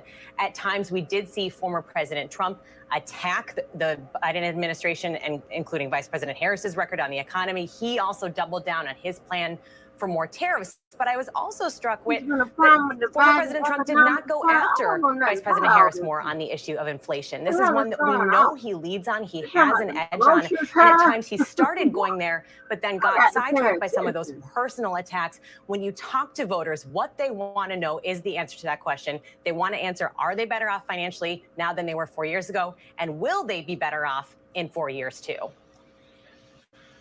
And Elizabeth, also, we mentioned that ABC News Ipsos polling earlier that said that voters trusted Donald Trump's ability to handle the economy more than they did for Vice President Harris. How would you grade each of them making their cases today? I mean, you gave us a little bit of a breakdown there, but specifically, I think a lot of voters wanted and were eager for more specifics. Did we get that tonight? If we're trying to give a grade on specifics from either candidate, we did not get that at all. Poor, even failing grade on the policy specific front. In fact, much more of this was about presenting this vision from the future for the future from both sides. So we heard Vice President Harris talk about the opportunity economy. She didn't get into a lot of the details about how some of those proposals, for example, would be paid for. On the other hand, we heard former President Trump really tout his own economic record, but he also ignored the fact that a lot of his policies have questions about how they'll be paid for. I mean, just broadly speaking, Whit, not a lot of mention on taxes when we know that that is a big issue for voters and will be a huge issue here in Washington next year. Both of them tried to talk about the economy in broad brushstrokes, but did not get into a lot of those specifics that voters, when you ask them, they want to know, what is the government, what is the president going to do for me? Yeah, no taxes on tips. Remember, both candidates were talking about that, and yet tonight we heard almost nothing about hardly. it. So Exactly. Elizabeth, thank you. We appreciate it. All right, we showed you Donald Trump earlier here in the spin room following the debate, and while he was here with us, Kamala Harris attended a debate watch party talking to supporters. Here's part of what she had to say. He's going to have to continue. We got some work to do because, listen, I think that we think today was a good day, and it kind of was. But we have 56 days to go, and guys, we're still the underdogs in this race. It's tight. We have got to win Pennsylvania, and we are going to win Pennsylvania. Of course, Pennsylvania, a critical state, could be make or break, especially for Kamala Harris. Joining us now with more is Terry Moran. Terry, give us some context on what we saw here tonight.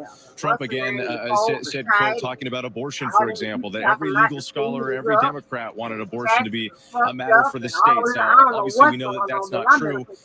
But who is he speaking to when he continues to say that? He's trying to reassure voters. Look, he's a very savvy politician, and he knows that this issue has been demonstrated, as he said tonight, in state after state, to be a problem for Republicans. So he's trying to distance himself from what the Supreme Court did in overturning Roe versus Wade. And the best formula that he can come up with is that now people get to vote on it state by state, that's what everybody wanted. He's smart enough to, and a good enough politician to know people want to have a say in their future. The problem is, and the counterattack from Kamala Harris was very effective, this is an issue, far from Roe versus Wade being unpopular, almost 2/3 of Americans, sometimes polls showed almost up to 70% of Americans supported Roe versus Wade. It's hard to get 70% of Americans to agree on anything. And yet Roe versus Wade was supported. They felt that this was a settlement they could live with. The Republican Party, of course, very different. And now he's stuck with it. And he's trying to find a way to get out of it by saying, well, everybody wanted Roe versus Wade overturned, and now everybody's happy that they're voting about it. Polls show that's not true. So when it comes to Roe versus Wade, now it has been sent to the states for them to make their own individual choice on how abortions and things of that nature should run as states do. So what happens is, what has happened is that some states have banned abortions and made all kind of changes to IVF, all that type of stuff, right? So each state is doing their own thing. When it was a federal thing, of course it was under one specific policy, and now each state is doing their own thing. So that is the biggest issue. Well, not the biggest. I don't call it the biggest issue. That that lays the foundation into several issues because, you might, you have a state like Alabama or some other places. You know what I'm saying? So, mm-hmm.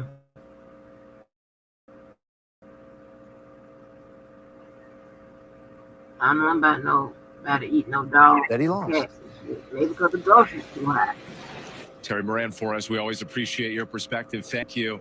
Let's go ahead and head over to our senior White House correspondent, Selena Wang. Selena, you've been on the floor here in the spin room and recently spoke with California Governor Gavin Newsom.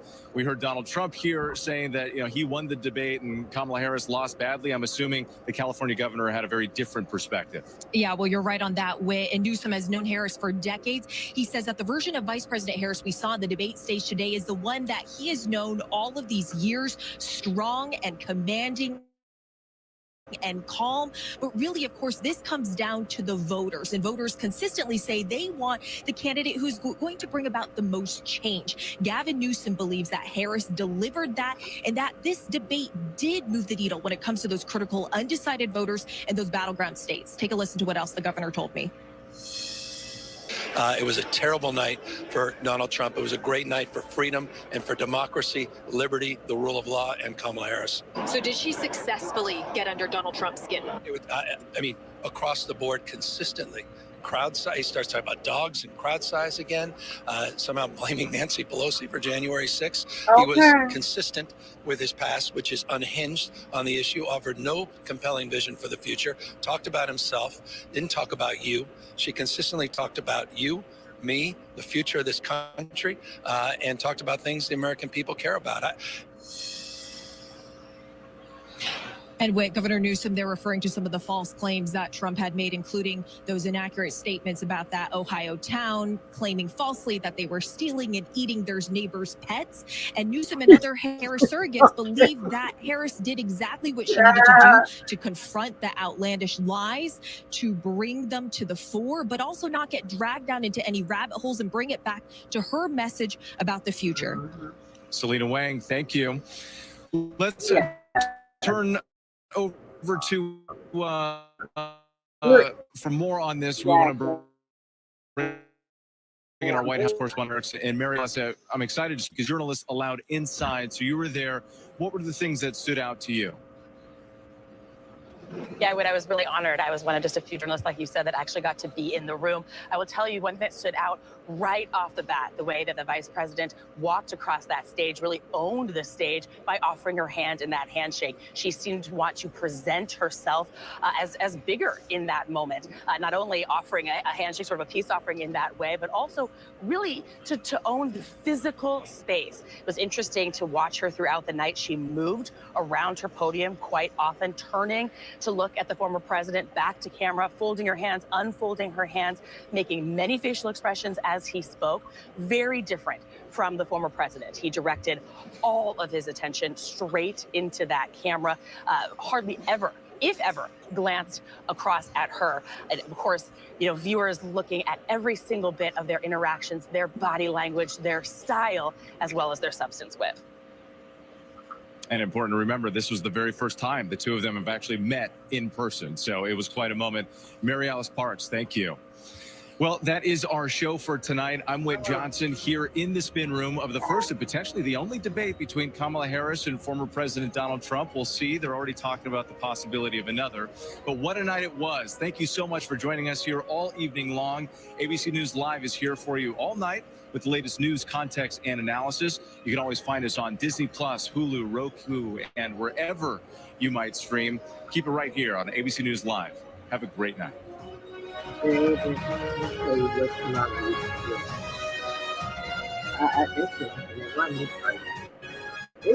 sitting out where run your goddamn ass crazy. This shit here will run your goddamn ass crazy. The news, and especially CNN, that's pretty much their whole layout is about politics. I just turn up all of my ass and baby have CNN on the majority of the time. Then I go to MSNBC. I got to check in on Fox, which is continuous.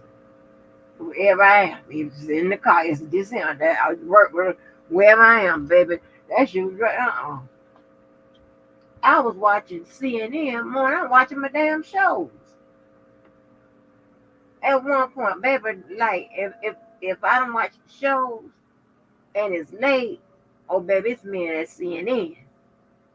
And then when I really want to get down to the nitty gritty, when I really want to see some bullshit, Al Jazeera, baby. I want to see the dead bodies. Oh my gosh. Oh my gosh. This is great. But yeah. So y'all gotta think about this, ladies, and see they got to push these points, honey. That Roe versus Wade now it's in the states. That means they're gonna control the birth control, the abortions, your IVF, all the rest of that shit. Like, what are we doing? We got a whole bunch of same-sex couples that are going to depend on IVF. But what are the points? Who is working these places? Okay. And by now, she should have developed a policy and how she's gonna pay for it. She need to sit down and figure it out. Her and Doug, that's the first dude, as well as somebody, because these people wants to know. These people sick of this shit.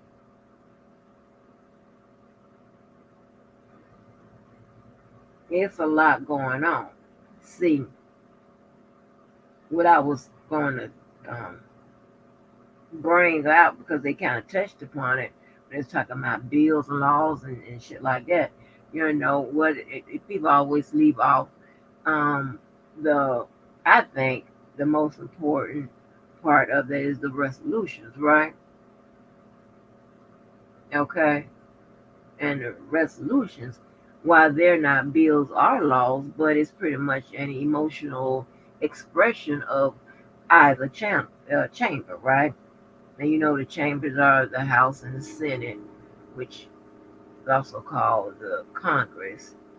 And if you want to be fancy, well, I'm telling you, it's also called bicameral legislative, okay? And pretty much with the resolution, you have three different types, right? You have the concurrent resolution, which means that both chambers have the same opinion on the policy, right? Okay. And then you have like the simple resolution, which means that the thoughts, like one side or the other, has pretty much the same consistent thoughts, right? As one body, right? But the most important one you have is the joint resolution.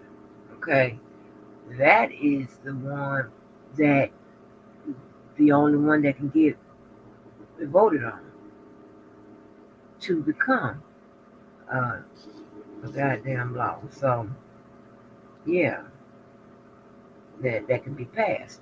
You understand what I'm saying? So and we all know that emotions, is pretty much what starts the creation of bills, which turns into law, But no, the president cannot do anything to the Constitution.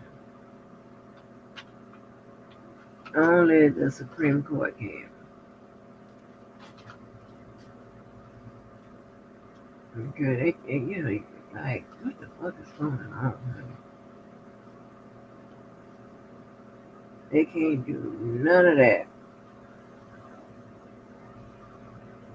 Nobody can overrule it. Well, let me change that, because maybe I ain't say it right. Nobody can overrule the Constitution. They can only add to it, interpret it, Mend it and review it, honey. They can't do no.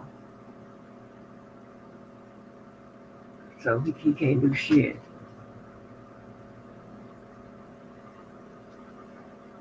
Mm-hmm.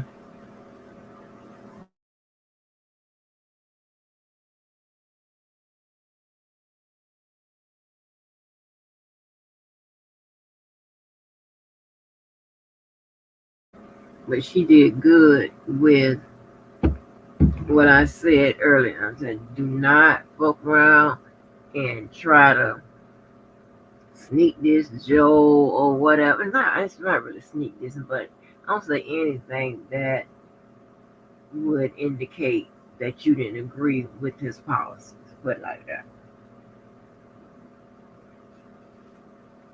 Don't do that. And also make sure that he knows that she is the presidential candidate right now, and I think she did very well on that.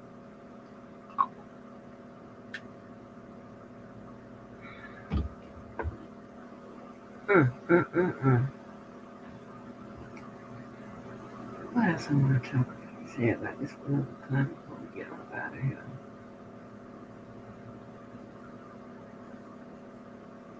I don't know how this is going to turn out. I mean, we got people that's going to probably swing this election. And I'm prepared for that. I don't like it because I think it's dumb, but I'm prepared for what, I mean, shit.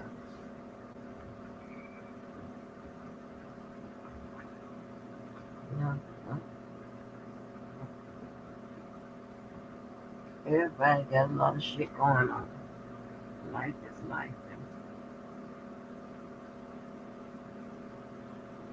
Life is really life.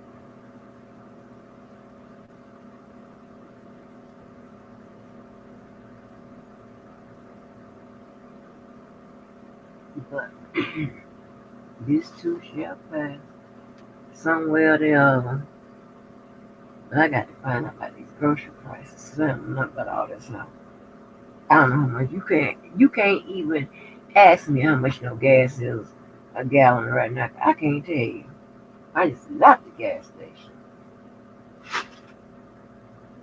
I need to be. All I know is when I saw that $44 a night, like what?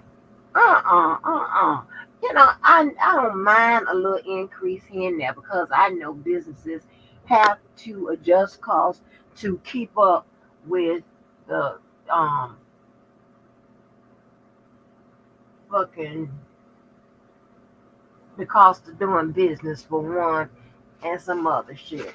It connects back to, supply and demand, all kinds of bullshit. I know that. Okay. But you talking about almost $20. What? And what's the extra services? Talking about something like some studio or whatever. But y'all don't know what you're talking about. Where's the manual? You know how many channels I got? I bet y'all can get streamed out up on them channels. Because I done learned how to load up that Fire Stick. I'm trying to tell you, y'all. I'm going to have to sell y'all some channels. Okay? I got to figure out why the hell listen. If you don't work, you don't gonna get paid. And as y'all can see, my ass is recovering with an old hard bloated ass stomach that them old plain hating ass goddamn surgeons and doctors and shit left me with. I tell you what, they better unass it. They better let it loose out of him. But anyway, so I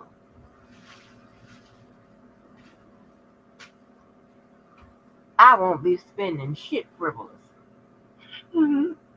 Shit, you might tell me something about something. Tell me about some money soon. You got to put out. Nothing's coming in. That ain't gonna work out. Shit. That ain't gonna be working out here. I'm gonna fuck around, build up, trying to find some dogs and cats. Whatever Trump talking about. And then I can really give him, but I tell him, sir, it won't be because I'm an immigrant. I was born and raised here, sir. I'm hungry.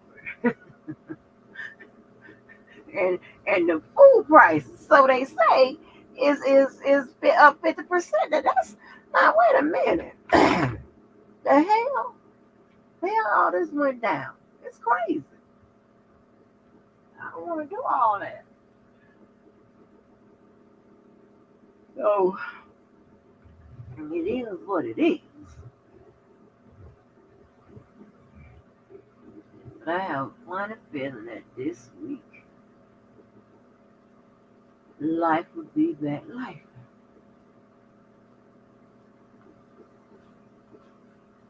You know, I think so. Let me see. I really think so. And hold on. And I'm gonna tell you what the best part of it is. If I'm gonna tell y'all something, I'm gonna tell y'all my little business real quick. As soon as I can. I know, yeah, shit, I'm putting the wrong shit up. Hold on. Oh no, it's already.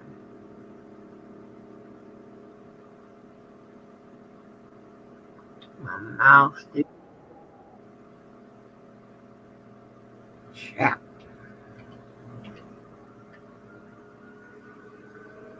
And then they be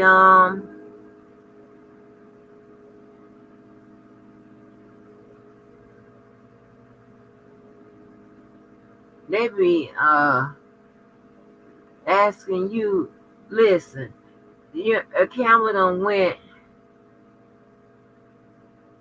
from $5, kept $5 you to death, till she said $49 for 49 days. Huh? Shit.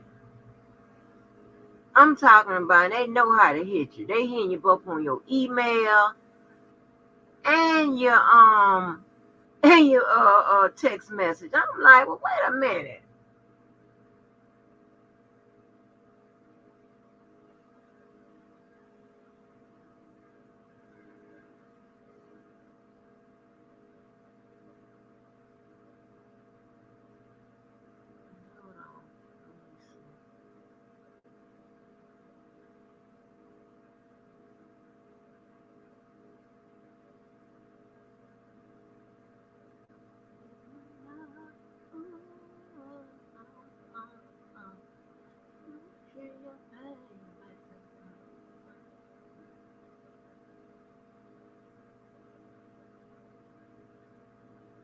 Yeah. So, yeah, it's been a little crazy.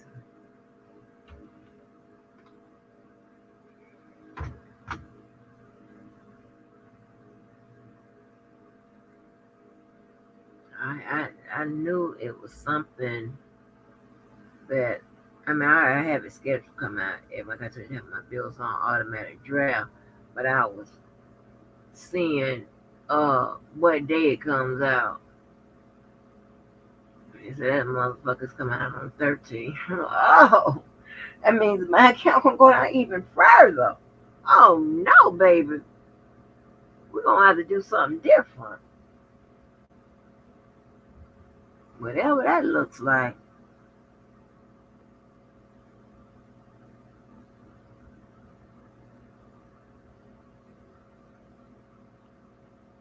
Whatever that looks like.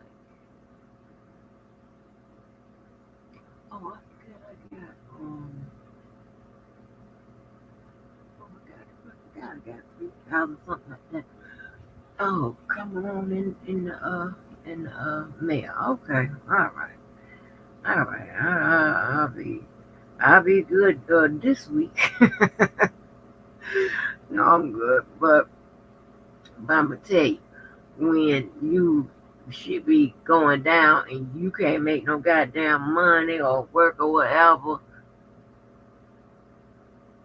you don't get paid. That means shit is going out. Nothing is coming in.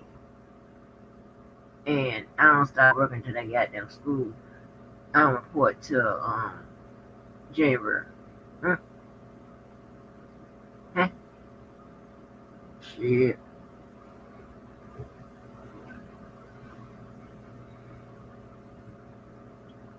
Now you figure it out.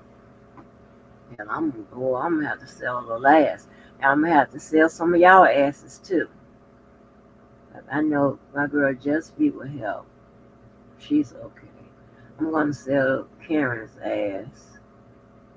And I know Mo don't want to do it, but I'm gonna have to sell Mo's ass too. I'll sell Mo's ass. What else ass I can sell? Get some money.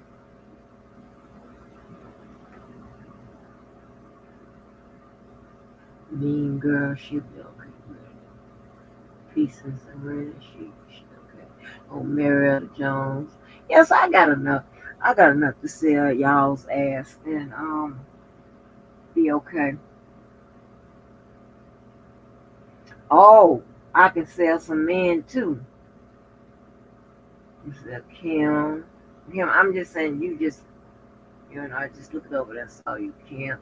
I'll sell Arkansas, I'll sell Old Friend. Who else I can sell?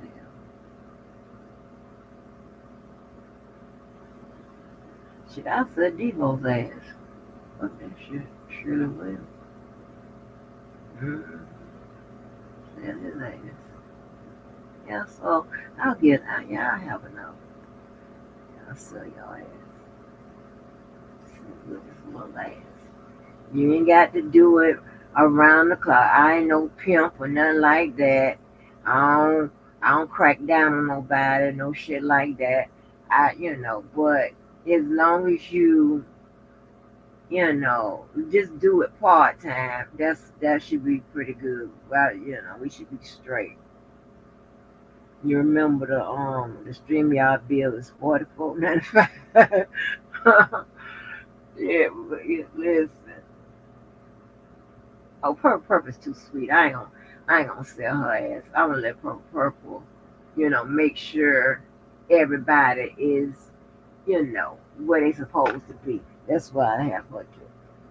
But baby, and y'all, and I ain't gonna ask y'all to do nothing that I wouldn't do. So yes, I'll be right there beside you, selling a little ass. Okay, ain't nothing wrong with that. Listen, selling ass been going on since before we was born, honey. That's okay. Selling ass and eating a little chitlins.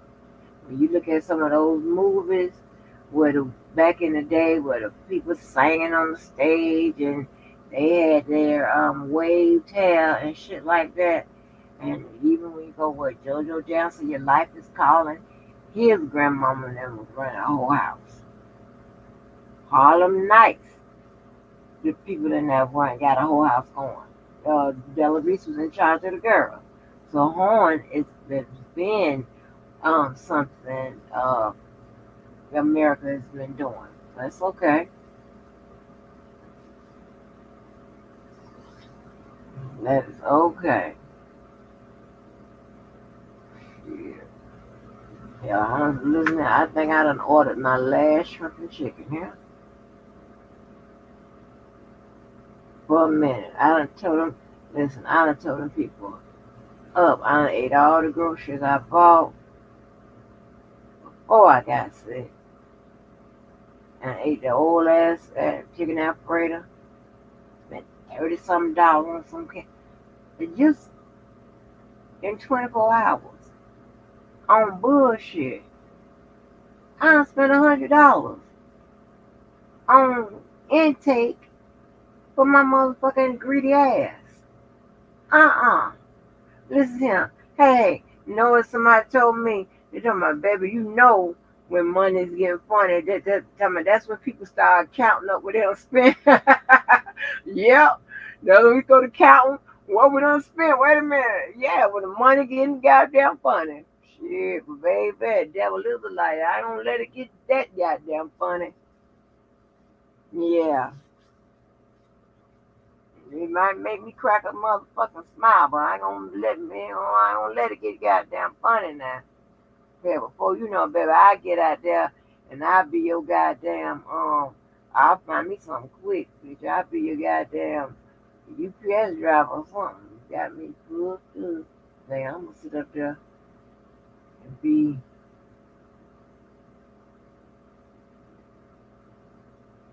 all just damn too good.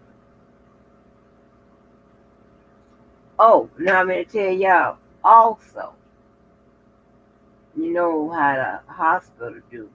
They send you home with them goddamn drugs. And of course I wasn't taking them, right? All the money funny and my stomach bloated and shit. Listen here.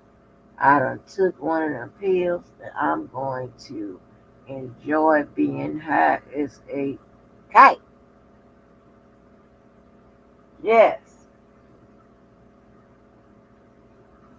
I don't know why I keep hearing something.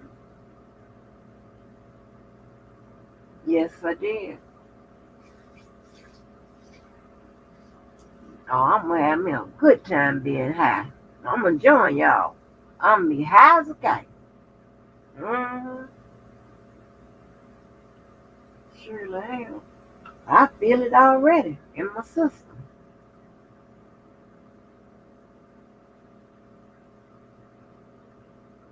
All this damn rain.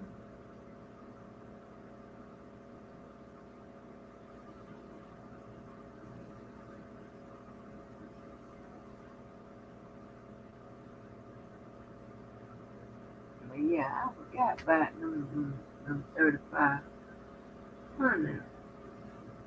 Let's look on this mailbox.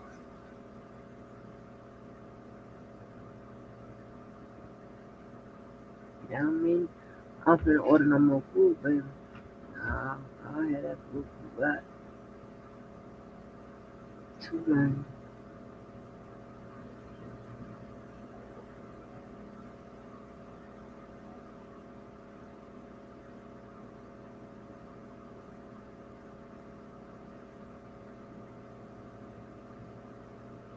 Yeah, that's all I tell y'all. Man, I don't save, not saved. I just wasn't taking those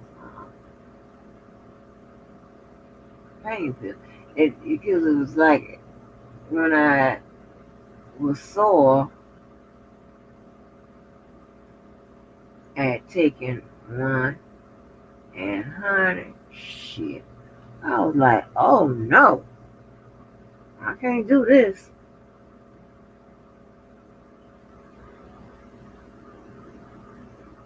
But now come tomorrow, I'm gonna be on and popping, high as hell. That's what I'm gonna do.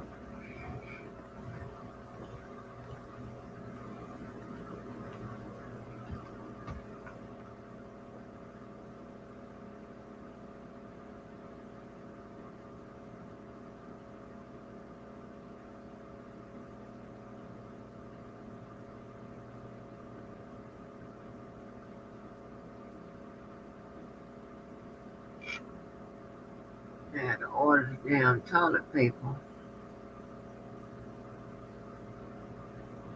Or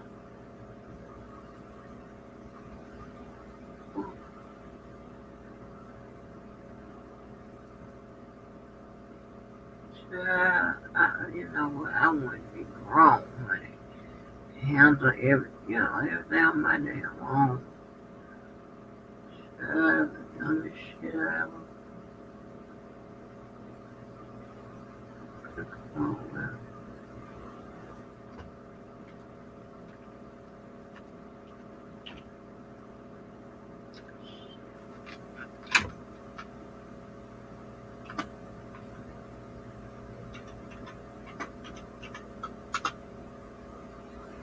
I'm literally watching prices. This ain't gonna work out. This ain't how I do. If mama don't live like this, uh-uh.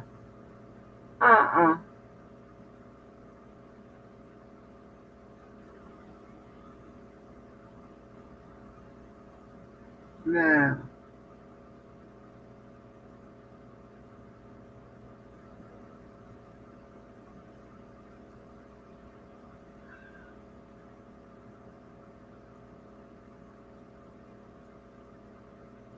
I usually have. Wait a minute.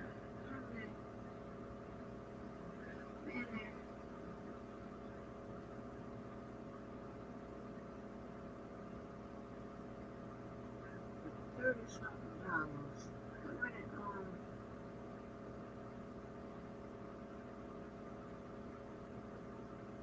Goddamn budget. Devil, you was a liar. Satan, get thee behind me. You got me fucked up, buddy. Learn about some prices. You got me fucked up, Satan. You got me fucked up, honey. We ain't gonna do that. We ain't finna do that. I got to look all around for the least, the least expensive place to buy the toilet tissue. Like I like to buy the damn toilet tissue. It be months before I buy toilet paper.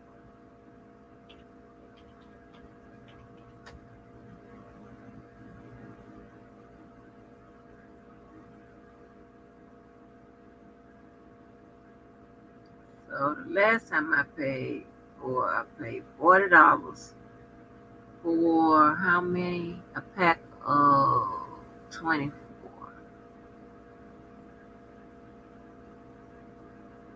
Is that right? Yeah, pack of 24.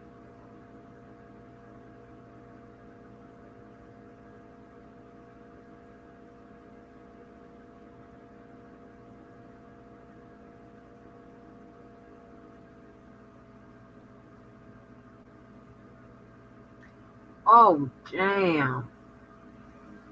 I'm gonna show y'all when the last time I bought this goddamn toilet paper over here.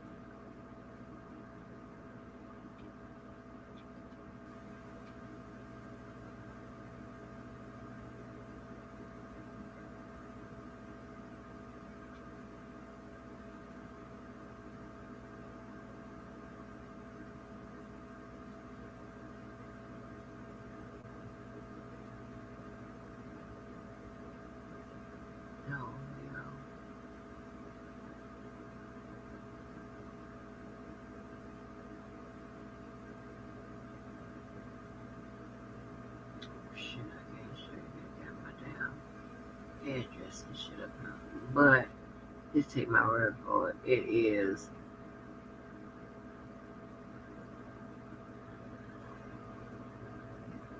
I want to show y'all how long it's been. I didn't know it was that long.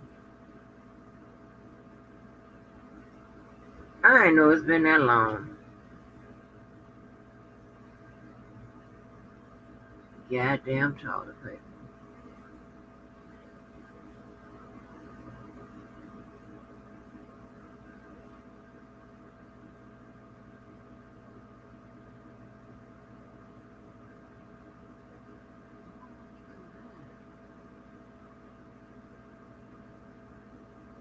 Wait a minute now. Hold on. How many?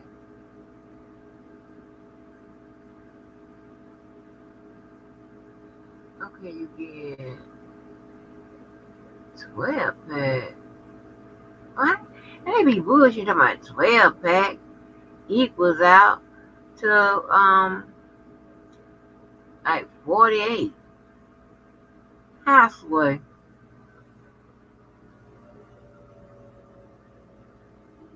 Can you tell me how? Halfway. How, baby?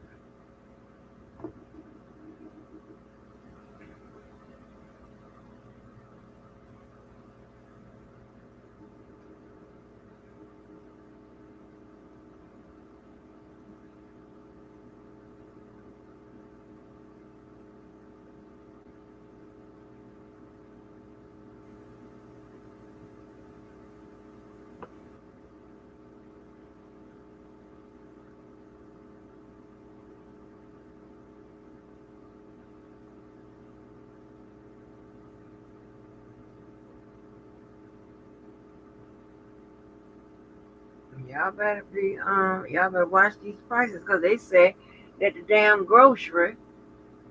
Mm-hmm.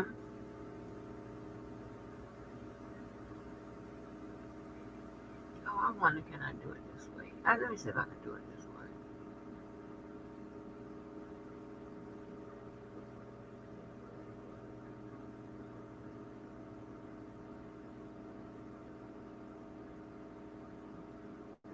There we go. I can do it that way. Y'all see that shit?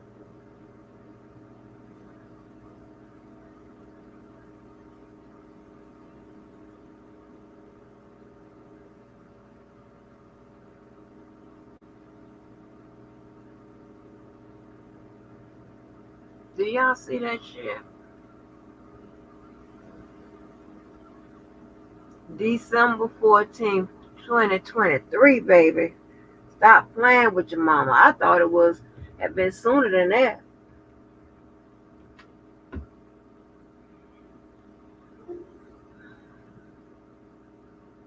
Yeah. I mean, I paid $40 from tissue. Look at him, baby. Look at when that money go for. He started looking. Hey, question every goddamn thing. I paid $40 from tissue. That seemed kind of high. Huh? Well, a white my ass agent.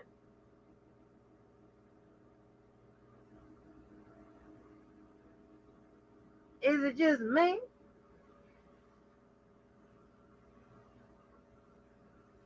$40 to wipe your ass. The fuck? Let me see something else. Hey, I ain't paid attention to it before. Shit. Let me see what else we got. Uh-uh. Okay,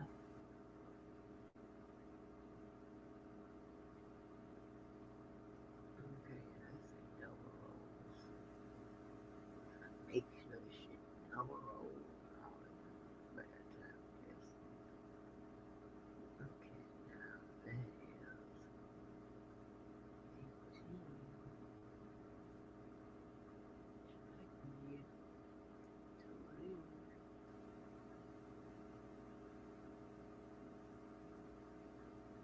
18. Child Shibuka. Wipe your ass, honey. To wipe your ass, you got to make life decisions, life-changing decisions and shit. Just if you want to wipe your ass. Yeah, shit is this. I don't know.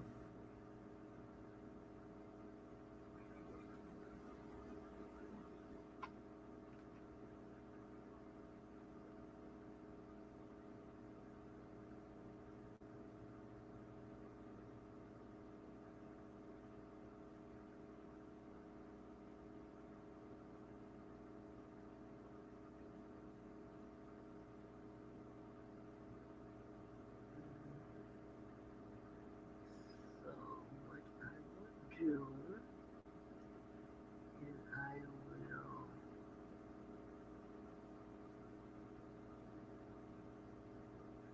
That's what I do.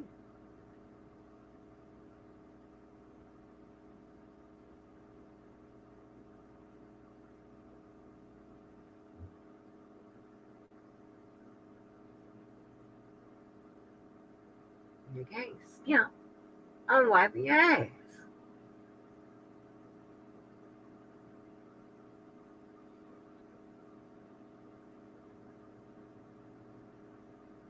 have literally got, oh, they only let you get 2. It's I could have literally got 3.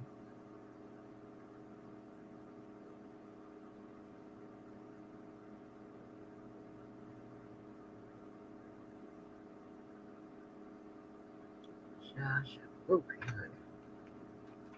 And I'm looking for a product code. Huh.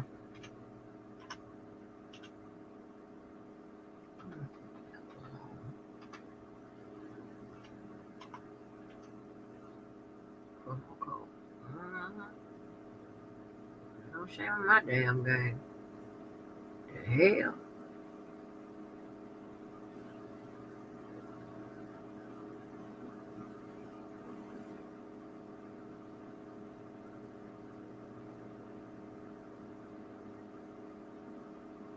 No, I don't want no cash back. I need cash off.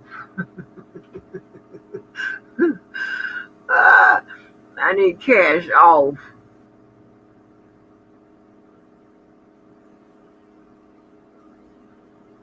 You know what? Now, I hate to say it, but this is where your black theory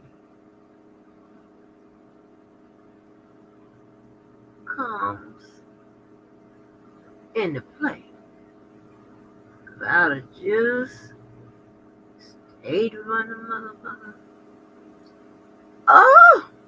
I got a cold, baby, and the shit took the shit off. Oh! Hold on. I wonder, can I make 2 orders?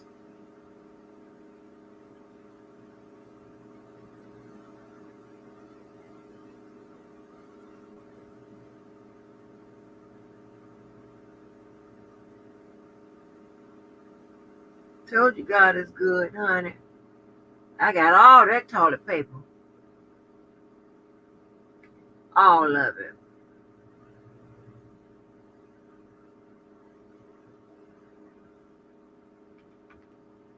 Y'all better order y'all toilet paper. Remember I be telling y'all all the good stuff. See where you get your drawers, get your toilet paper. We finna corner the market on wiping ass. I'm gonna have toilet paper forever. I done got so happy I'm putting the wrong shit in the damn thing.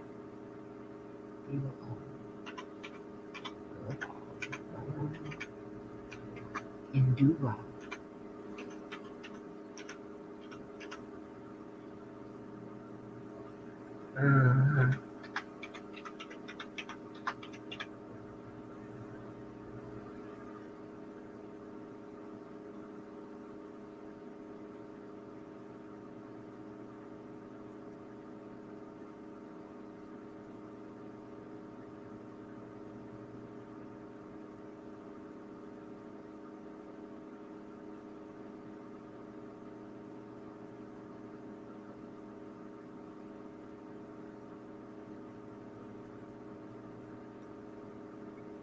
It's got what it takes. So tell me what can this be love?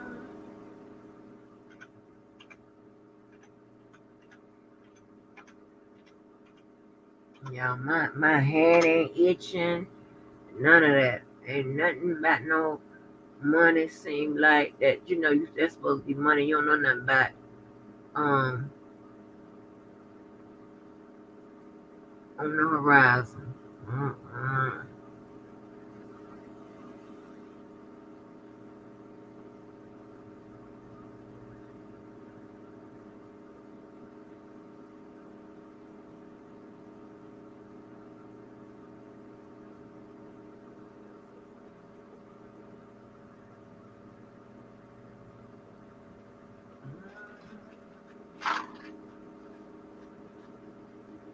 Let's keep telling y'all. I'm about to tell y'all about 1776. Because we need, American justice started somewhere, right? you know, America, just like any other thing, started with a dream. This is my opinion. Started with a dream.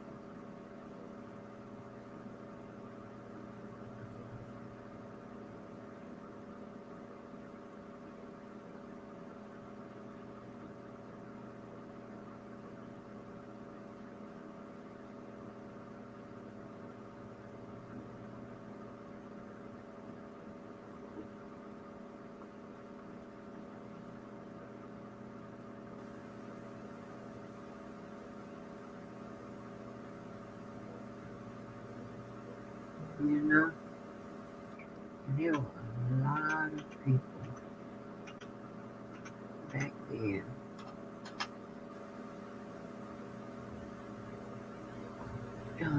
that was telling us what was going on, right?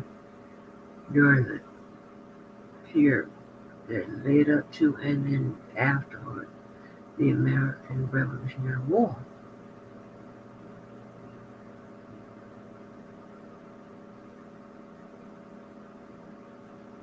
And it was in what started the 13 states and, you know, America, you know, there was when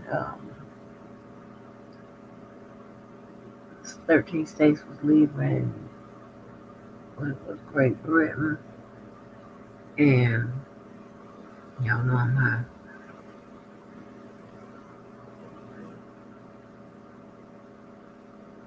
The problem is the war. One of the issues about the war was, guess what it was like? One of the issues, taxes, child.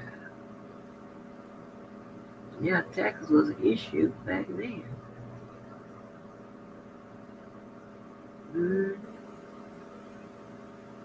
Sure it was. I mean, Campbell is sending me an email. I just got off the stage. Bitch, I need some toilet paper. I ain't got it now. I done gave. I ain't giving. You got it, player. Shit, give it to me.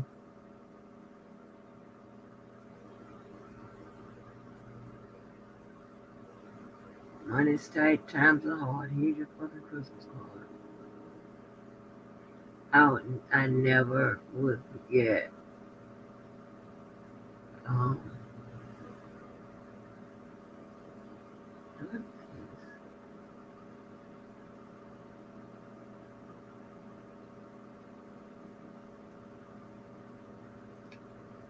is the order? I never would forget that Christmas card that my mama got. I mean, it was you know, I laughed. I would never forget that. Let me tell you about good old white folks. When I was young, on up to like 20 something, the white folks that my mama worked with,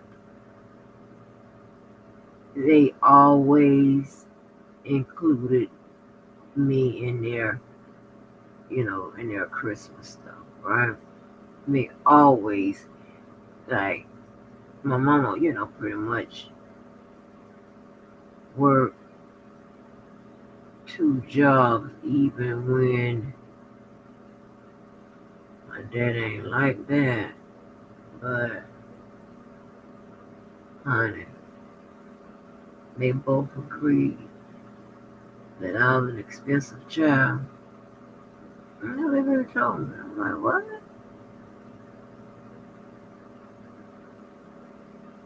And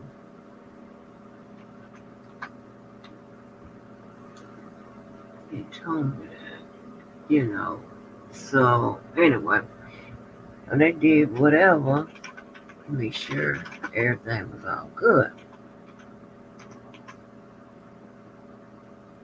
So they, my mama's co-workers on both jobs, like all the jobs she's ever had, them were some nice ass white folks, okay? I can remember they would be in them little marketing places and shit, just smoking them damn cigarettes and selling shit, right? Let me tell you.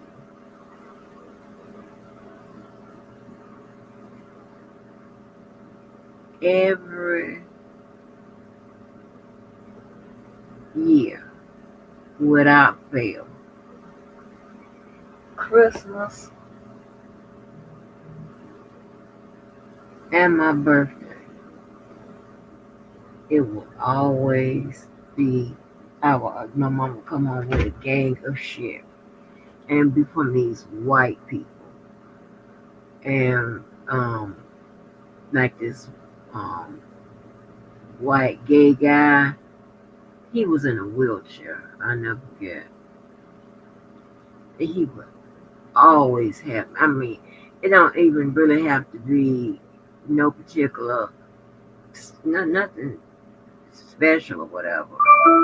He would always have me something. He would have me a lot of stuff before I even had met him. So I used to go to my mama's job a lot. 'Cause I used to love to be up on my mama. If she okayed me, and that was like the only time she okayed me catching the bus, to come down there and sit up under her on her goddamn job, sitting around grown folk. Yes, I used to love that. Gone too soon. Shit. Yep.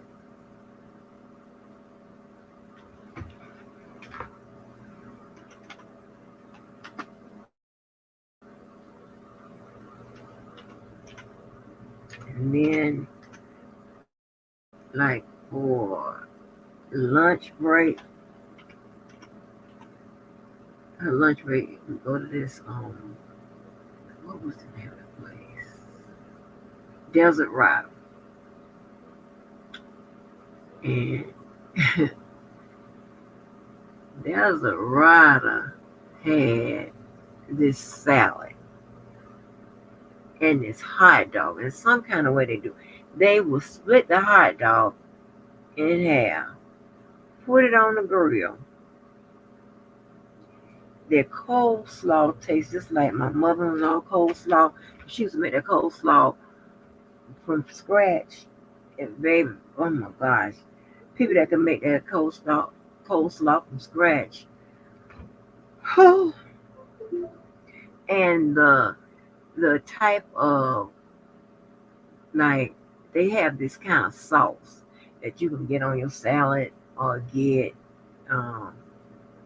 you can put on your hot dog if you want to.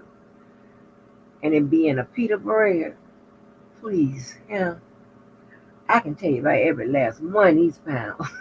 I got them. What? Your mama can, when I like some shit, baby.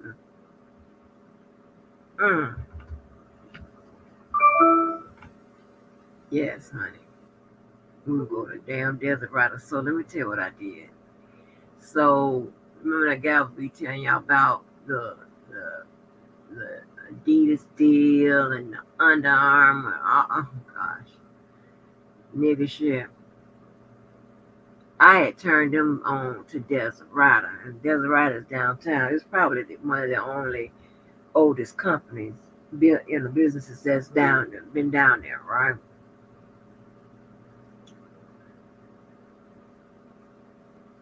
Hey, I had turned him on to that goddamn Desert Rider. And men that's not like into fitness and stuff like that, damn well they don't want to eat no salad. They look at you crazy, right? It better be the best salad that you can come up with. Other than that, they're looking crazy. So,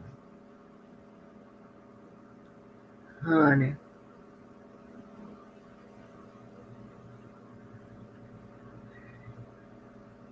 I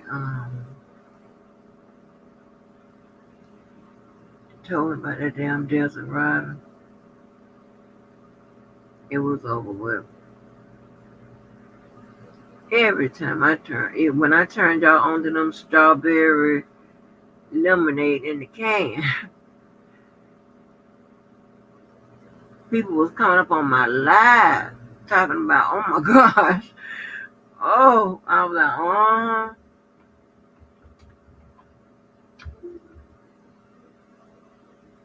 I will hook you up. Why is the sound?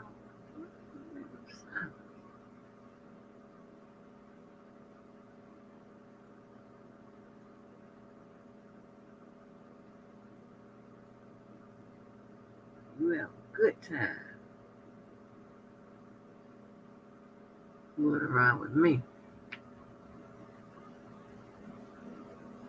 I know what all the good sweet goals are.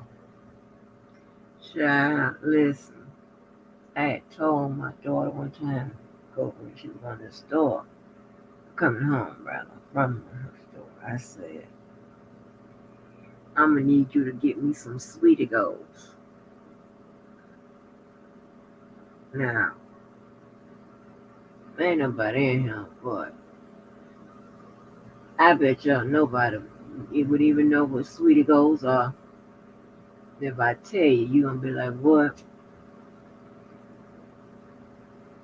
Sweetie goals, and and that's the people that have been in the streets, in the jails, and wherever. Sweetie goals are little Debbie's. But that's what people call it in the streets. Sweetie goals.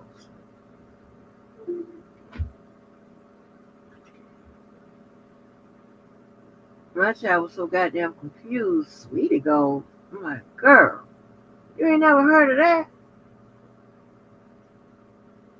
I'm like, girl, I did a terrible job. I kept it from your people.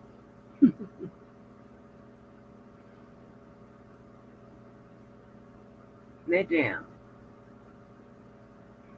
Yes.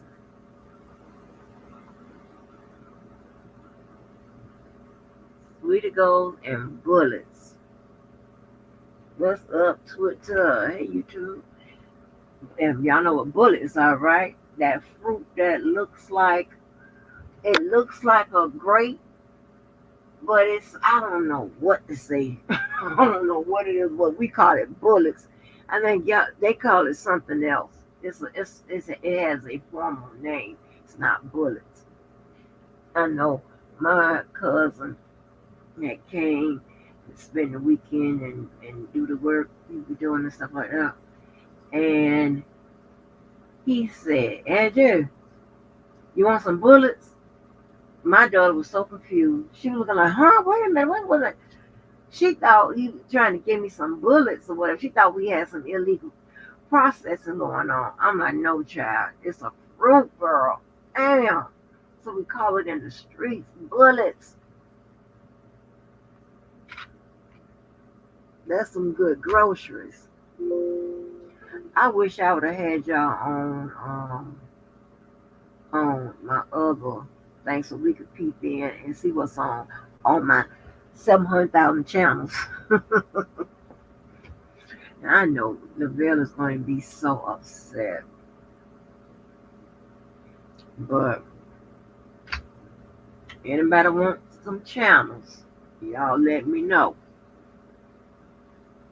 I take money from enemies, friends, whatever. Y'all let me know if y'all need some channels. Your mama got you. And I'm telling you, you're going to be, listen, I need to sell this to you. It's the economy. I need to find somebody to sell these channels. This ain't gonna work out.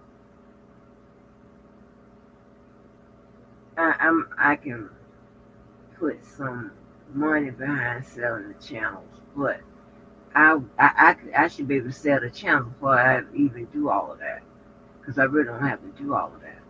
But how I want to really do it, I think I have to do it in order to get some orders I got to put a couple of dollars behind it, and plus put energy behind it. Oh my gosh. But really, like when I went to the website of one of the companies, sometimes they have Sarah just purchased, Ronnie it just pops up like that. Now I don't know if that's real or whatever, but I'm taking granted it's like somebody was popping up, you know, pretty regular while I was on the website looking around, seeing what kind of channels they have, whatever. But it should be easy to sell. And the 3 people I tried to sell it to, they ain't bad. Like I can't I can't do this. That's what I need. Credit card man. I definitely need University of Florida. That child daddy. Yvette was a good salesperson. The friend of mine, her that I met through Yvette, oh baby. She is a buyer. Okay? I'm talking about, let me tell you how I do. Like when my child used to come home with them little things that you buy all this shit, you got to, baby, collecting all them damn things or whatever, with the little sheet with the little candy and all whatever it is. And then they say if you get so many or whatever, you'll get a free gift or whatever. So what I used to do, I used to, just buy a whole bunch of stuff off there because I wasn't going around asking nobody, for shit.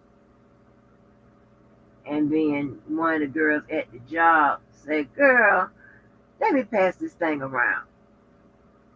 And so she started like circulating and stuff like that. And so like every, so I started that. So that's how I eventually started circulating it. I still buy a lot of stuff off there, but I started circulating because I saw how many orders I was getting because, everybody loved my child and they wanted to support her and stuff, right?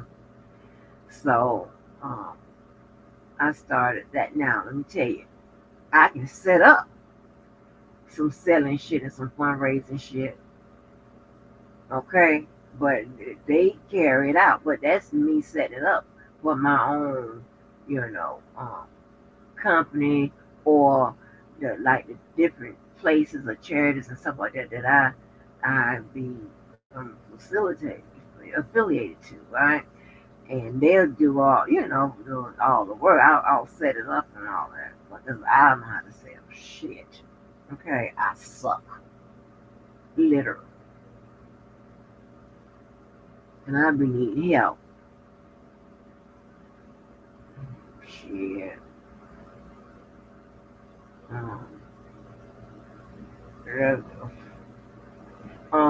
A policeman, he don't know how to sell either. I know one time I said, take this up to your job. And, child, so like when the campaign was about to be done, I said, well, where the sheet at? He said, oh, I didn't know you needed it back today. I was looking like, well, I actually need it back tomorrow, but, bring it here. And then he turned it in, and it's his order. He done ordered a bunch of shit. I'm like, you supposed to pay it up. See, here's the thing. And I had to break myself out of this. If you order a bunch of stuff and you pass it around, you'll collect a lot of money for whatever it is. But see, I get that shit from my mama now. When I used to bring shit home, they were like, okay, I'm just gonna pay for it. I'm gonna pay your way on the trip. I'm gonna pay it whatever. I'm not gonna ask somebody to do none of that. I'm like, oh my God. So I guess it trickled down. But let me tell you, when she had brought home when she was in high school with them white people, she had brought home, I don't know if y'all ever gotten this box It's the mixed box with the M&Ms, the all kind of sorted candy, and it's like a big green box, and all them kids was carrying them damn boxes around and shit. We sold the hell out of that candy. We sold the hell out of that candy, and I just really wanted to, because what she did was, she gave me half. I took it to the job, and she did it, the other half at school. She sold hers, I sold mine. All right, I'm like, okay, good. Ain't nobody told her to be so motherfucking helpful and get another box. That's not what I'm trying to do. I'm not trying to be out here on this. I just wanted to knock this on out. Okay? Shit. We sold the hell out of that candy. That candy so well. You know what I did, right? I went ahead and found out who the that little candy box was through, and brought it to my goddamn charity. You got me fucked up. Like I say, we run campaigns all through the year. Anybody I go help assist, raise money, I try to set them up, raise your money all through the year. I tried that with them niggas. Okay, the same one with the Adidas shit, whatever. Child Shibuki. Them niggas down south. I'm so, y'all know when I start talking about that, y'all, I get triggered. I have flashbacks.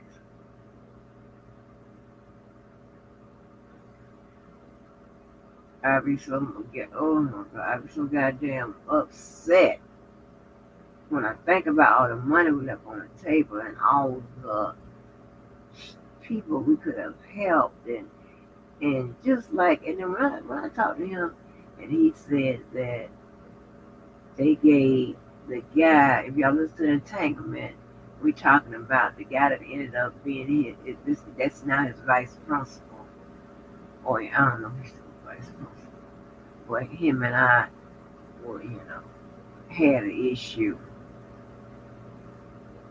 and he was telling me, the guy was telling me, I don't talk to him often, but the last time I talked to him in 2024, not the last time before that, because y'all heard the last time before that, he was telling me that Under Armour gave the other dude the goddamn contract, because he ain't answered his email.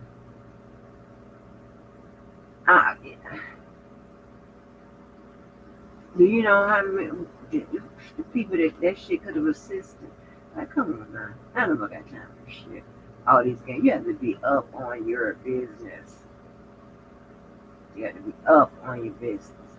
It's just like that Love and Marriage, what is it, DC? One of them damn places, I think it's DC, where the girl Carmen, some of the people that was from Ready to Love, the girl Carmen, and the dude and his wife, they said it was in a throuple. They said, but people said it was in a throuple. What Carmen was helping him launch his beard oil, and his wife was helping out, but she was, putting around when it came to getting the copyrights and the trademarks out, and setting up this and setting up that. So the girl Carmen has experience, and she got it, and got it shit on out there, But and that's just how I am. That's when I act, and all the times I would ask him, because when it got to the things I need, I was like, listen, I need you to be like real quick with the turnaround time. If I said I need a signature, if I said I need this, that, and other, I need you to give it to me right now, real quick. If it's something you need to read, I need you to read it at your first available opportunity. You know, that's what I need. Cause, God, y'all know I get triggered when I start talking about that shit. I get triggered, y'all. Oh shit! I just can't understand. I don't understand this shit. Where me and whoever I got, we done the work. All we need is the signature. All we need is the check. All we need you to pop up here. That's all we need you to do. But that's why I don't like dealing with niggas with no business shit. And especially when it comes to no charitable stuff and whatever. Because here's another thing. Yeah, I done hooked up with you. And it might be your company, your program, your operation, your event, whatever it is. But it's still my name there too. And if I got other people doing stuff or whatever, like, come on. Oh my gosh, listen. I had Dave and Buster donate a bunch of stuff. One was a signed football by one of them Jaguar players. Child. And what Dave and Buster does, they donate stuff that you can auction off or raffle off, whatever. And you know, that's another great source of raising money. Okay. While I'm okay with collecting donations. I have no problem with that. But I love to give people a something for something. You know? So I'm happy. I'm gonna tell all a little bit. So y'all give them a blood pressure. So that shit was supposed to be auctioned off. That shit sitting up there in the case in which, see, and those people, Dave and Buster's, they need the thing for taxes and stuff. They need you to give them that information because they're gonna claim all of that. See what I'm talking about? I'm telling you, y'all. I have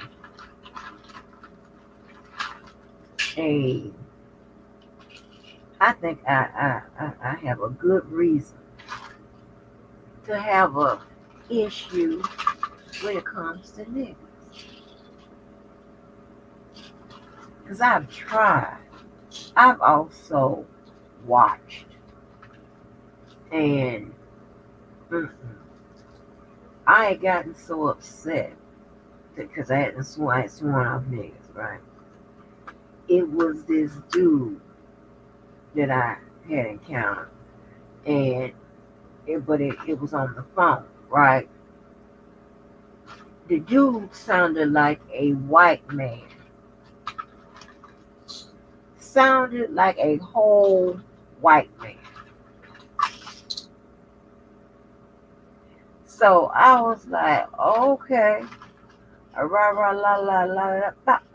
Okay. Yeah. Okay. Yeah, I can definitely, cope with your organization, right? I can definitely, be of some assistance. And I can get my joy on, right? I can do all of that. Y'all, I went out there, saw how it was set up. When I tell you that shit was set up so professionally, everybody had gotten what they was promised that they was gonna get. Everything was smoothly. I'm talking about the whole setup. when I hit the damn door, I was looking around like, okay, because I still hadn't known that the president and the owner of the operation was a nigga. I had no idea. That is the same place I met that girl that came up on Christmas that said that when her and I used to go places and people just turn around and start looking at me and shit, be like, who they looking at? What? I said, girl, they looking at me. They ain't gonna do shit. Just keep walking. They just staring at me. And she was remember she was in the car telling her mama, about hanging out with me and all, and me driving all a good stretch to almost Orlando in the service lane. I was driving on the grass and shit because hell, it was backed up. So anyway, that's why I met her, and she's one of those. She's from Detroit. She lived in Miami. She came here and lived here for a minute, and she's in Atlanta. You listen to her, she sounds like a white lady. Okay, so she's not bourgeois. She has been able to, like her positions and stuff like that. I told you, it was so crazy. She was a director of a wing of psychology in one of those hospitals, right? Yeah, she didn't even have a degree, and the degree she got was from University of Phoenix. What up, killer? Dude. What it do? What it do? It's you tonight instead of just me. Or just come in about 2 o'clock. What Do a happened? well-being check. I'm doing a well-being check on everybody, cats and dogs. Okay, you heard that shit? Man, Ain't he crazy? He is gone. Okay. I'm listening to that. I'm like, I know he did just say that. Mm-hmm. It was dead serious. Yes, you said the same thing I said. He didn't just say that. He said there was so much confidence. With so much confidence, and like when the people say, "Well, ain't no proof of that," well, so then he had a justification behind it. Like, He dude, said, "Oh yeah, I got that's what they said on social media or TV, whatever you said." Like, well, on we didn't get social, our he facts said from social TV. media. Yes, I was like, oh my gosh. He said, "Well, it's not where we got our facts from." Exactly. And listen, and people don't understand. As he get older, the crazier he gonna sound. I think he been sounding crazy. He been sounding crazy, but I'm saying if we let him back in there, he's going to get even crazier. Yeah. This some crazy shit. I'm like, I am scared to death. What it's looking like out there where you at? What's any MAGA? Is it MAGA? Baby, I'm in a Republican racist town, of course. Okay. Yeah, we work our we work I thought our you was in the metropolitan area. No, it's really, really white. It's really, really, really white. And they, baby, they love being It's like Republican. I don't understand. Like you got the people that it don't matter what he say, what he do. Mm. That don't mean nothing. I don't understand. I mean, what the hell? What the hell? See, I knew you weren't voting. I should have known. See, you can be suspect to vote Republican because sometimes you have white people tendencies, right? But I should have known that I can't even say. You know what? I like can't even say. I can't even say Republican because this to me, it's not Republican. This is Trumpism. It's not. It's not. It's not even Republican. Right. You It's know, not. because you have people who Republican is saying that I don't even recognize his party. Right. Right. So it's not. But I just say Republican because That's what the people, if they vote for him, they'll be voting Republican. That's why I said Republican. So it's not Republicans. Don't that part doesn't even look the same. They don't even recognize themselves. They don't Right. know what their core values are. They don't know what the party's mission is. They don't know none of that. All right. They are This is confused. Trumpism. Exactly. And all I see is a bunch of niggas that is going to swing this election. You know, I mean, it's up to like 21% of black people that say they would I vote for mean, him. it's really down to really Pennsylvania. I mean, it really don't. None of that matter. I mean, all that mean is, all that determines who may get the popular vote. But as far who's going to get the electoral vote, it's really going to come down to maybe Pennsylvania. Well, yeah, but my thing is, first of all, we don't know where all these black Republicans are. And are they in those states we need? And then I'd be looking at that Right. that electoral map and stuff like that that be having me sick. And listen, I said I can't do this. I can't get back in like that no more. Hell, I can't do it. Cause baby, I've been came on here and went off. Hell, I'm gonna take it off. I'm gonna take my frustration. I'm coming right here where it's well deserved and cause everybody out just because people want to vote, want to vote for that crazy man. Let's talk about and he keeps painting those immigrants as the worst people. I'm getting some kind of feedback or something. He keeps painting them people like, I'm and I echoing. said, yeah, something going on. He keep painting those people as all kinds of shit. And I had put that on the wall not too long ago.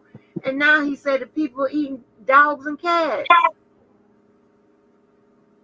Man, I see when I saw him getting almost unalive, that wasn't no immigrant. That Yeah, wasn't no undocumented immigrant. That was one of his people. right. Exactly. When I'm looking at the school that just got, shot, that wasn't no immigrant. Mm-mm. That was domestic. Right. When I see what they call these active shooters, Mm-hmm. it's not immigrants. Mm-mm. All the major uh, crimes that's happening is domestic. Yeah, talk about it. This is my happy talk. Talk about it. Yes. That's what I'm talking about, honey. It is. And of It course, when you get a surge of people coming in at once, all of them not going to be good. mm-hmm. But just Right. because you have, some bad people in the bunch, don't mean all of them bad. He's making it Right. seem like we got a couple bad people, so it's going to be 14 million people, massive deportation because four 400 people out of the millions is bad. So we got to do a massive deportations of all millions and millions of undocumented. What? Yeah. But and Kelly, here's the thing, right? He will lead you to believe that all of the immigrants are criminals and they doing all this crime. That's not Says the true. 34. Says the 34 felon adjudicated rapist. Exactly. Says the criminal himself. Exactly. Now let me ask you this, because I don't know what you've been keeping up with. I pulled his all of his Map up now. documents, but I don't know because he was saying like some of them they all getting passed, thrown out or whatever. I know he got convicted on that one. What's happening with the other ones? It's some good news. He got good news on the other ones, like he said, because he make up shit.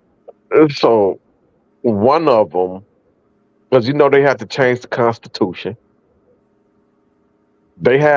They They had the rights, and they had to change the Constitution um, to pretty much say he's above the law while he's president. So what they did was they had to pretty much just throw that out because he had immunity. So they just recently, even though they threw it out, I guess he said that's a victory. Well, it really wasn't because they turned around and what's the word I'm looking for? When they do another indictment. Um, Supersede. supersede. So they just superseded and just redid it again. Oh wow. So it would be in line with the new ruling that they gave him. So Oh, I wonder who did. You know who did that? So I can see if it will run into a double jeopardy. Who did that? Oh yeah, I'm looking for the paperwork. You don't cut out. oops,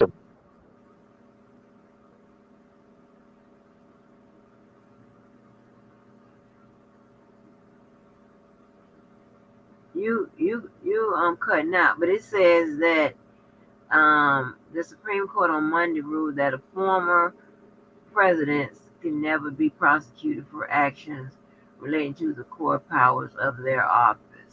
So, and what they did I'm was coming in and out. okay. So apparently they, and we talked about the four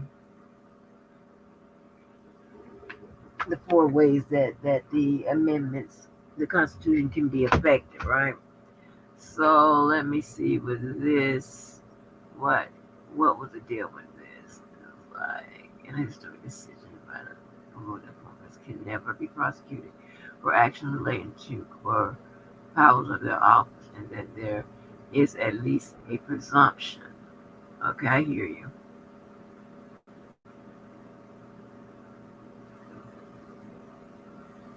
Did you come up? Oh, Okay. Okay. And this presumption that they have immunity for their officials act more broadly. Possibly that. And okay, alleging that Trump conspired to overturn election results. Mm. Above the law. But Justice Sonia Sotomayor in a dissent joined by Justice. This Ketanji Brown Jackson countered that a future president is. You there, Keller? yeah, I'm here. Okay. The decision was the latest chapter. Okay, so they must be amended the law or interpreted some kind of way. Yeah, but I don't read more into it. But yeah, but that's what he was talking about. All right, so they pretty much making him a king. Hmm. He above the law while president. So they went and changed the Constitution to prevent him from going to jail.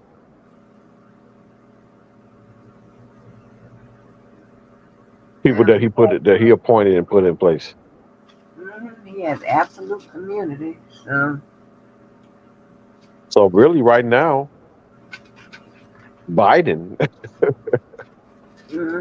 is king right now.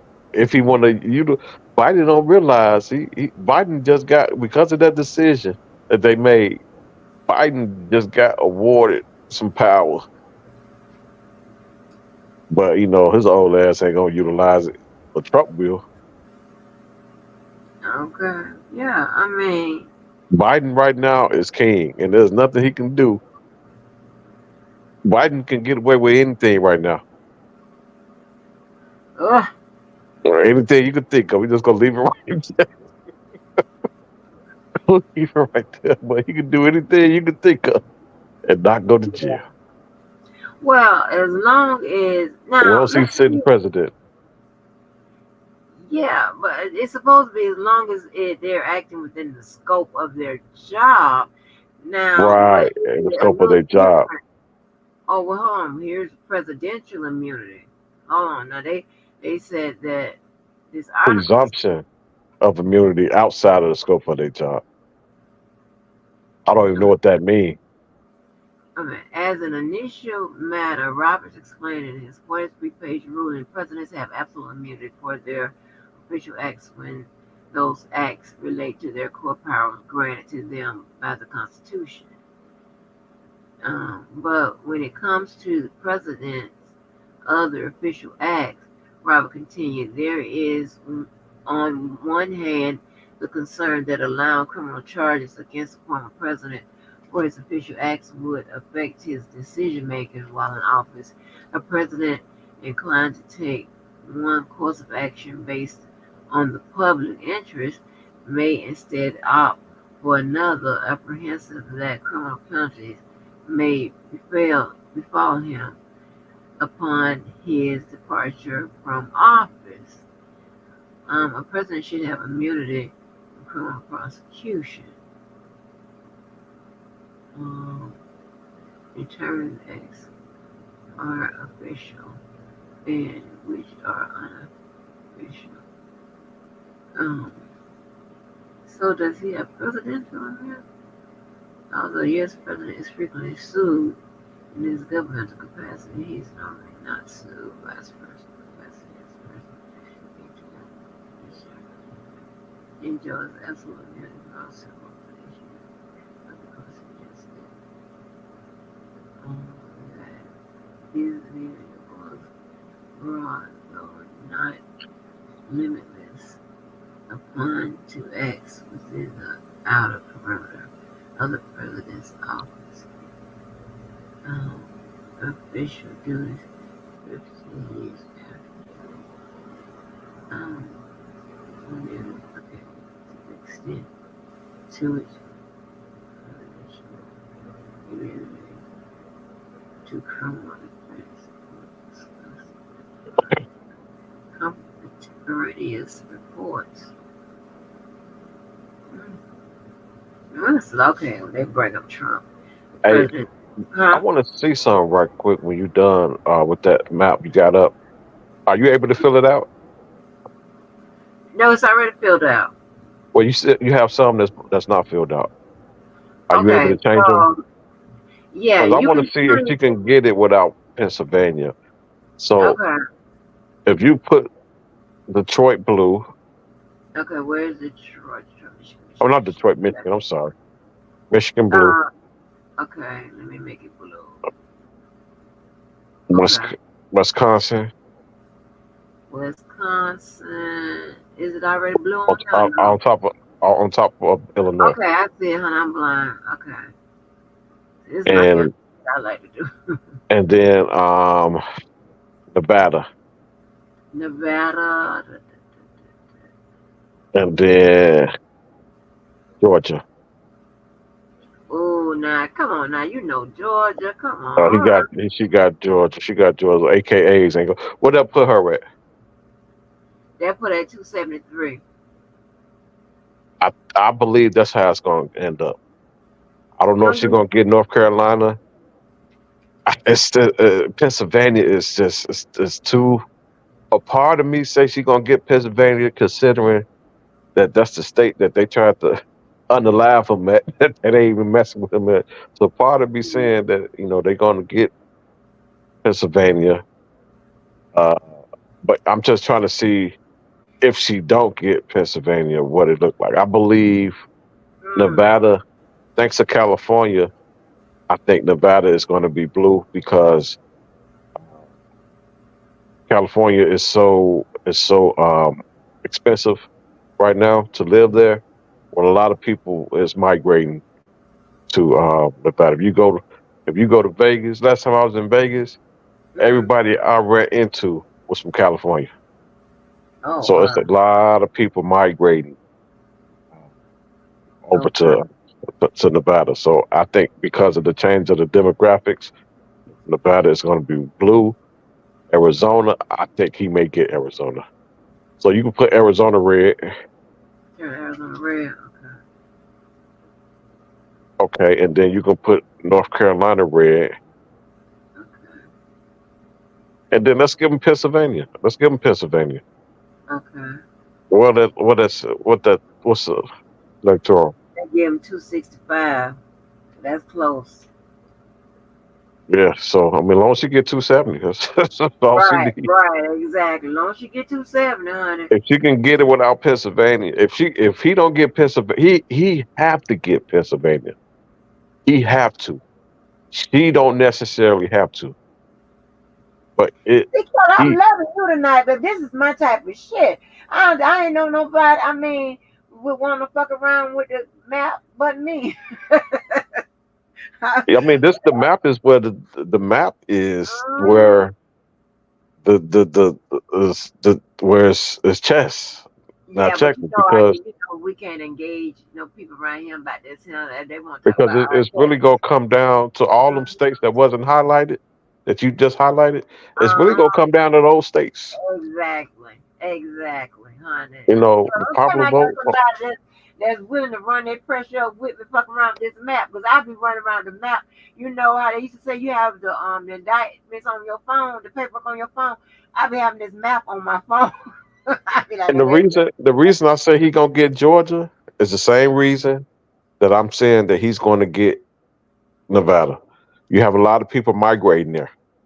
The demographic is changing. you talking about the Democrats don't get it. The Democrats, because the demographics is changing. It's changed. You have a lot of people in Atlanta that's not from Atlanta. So you got a lot of people moving down to these the metropolitan areas that's from blue states, from Chicago, from Detroit, Midwest, that's going down there. Um, um, and that is changing the demographics. And that's what Well, happened with Biden. now let me ask you this, because they have Ohio in the most likely gonna lean Republican. Right. Ohio has been traditionally blue, right? Uh-uh. When that changed? Ohio, do they have an option where you can change each election on there? Yeah. So no. Do they have the option each year? Like what it was the year before. Each election, yeah. Yeah. Oh, yeah. Baby, come on now. Okay, yeah, go down. Your mom be on it. See, that's Ohio. It's red. So 08 it was red. It is red. Mm-hmm. Damn. I didn't know that. I thought Ohio was one of the ones we always had in the bag. I don't know. I need to get my shit together. I didn't know that. Oh wow. Oh.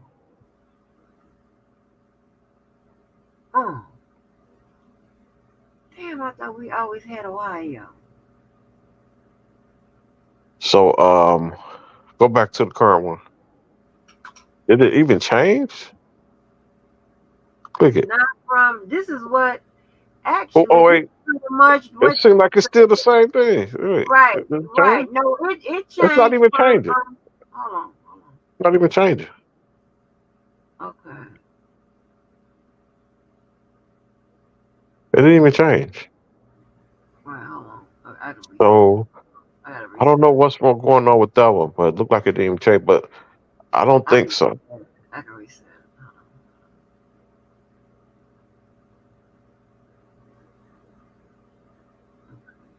Okay. Is that what it was? No. Because it had the I know certain ones it lets you go back to each election. right. And that one does.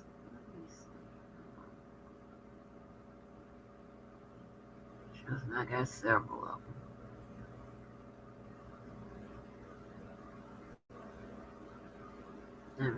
It's loading up. Okay, here's another one. Okay, so see if you can change it to year. Yeah, you can change it. Oh, let me put this up here. Can you change the year? Oh, it already is up here. Oh shit. Okay. So this is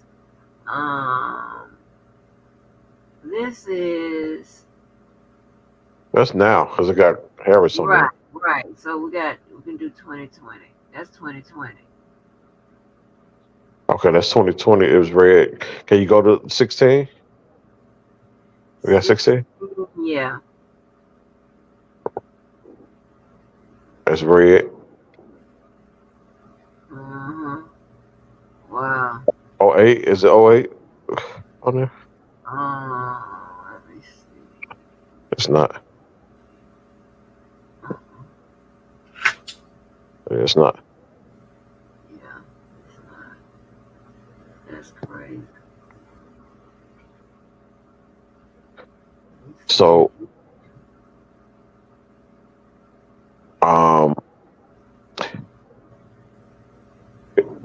Detroit. I mean, I keep saying Detroit. Michigan normally, Wisconsin normally follow Michigan, Who you and say? so if Detroit is blue, Milwaukee is blue. If Detroit is red, Milwaukee is red. That's normally how it's been. So, considering that Detroit is a hell of union workers, you have, I believe they'd be retarded to vote for him. So I definitely think Detroit, Michigan is going to be blue, and and Milwaukee, Wisconsin will follow suit.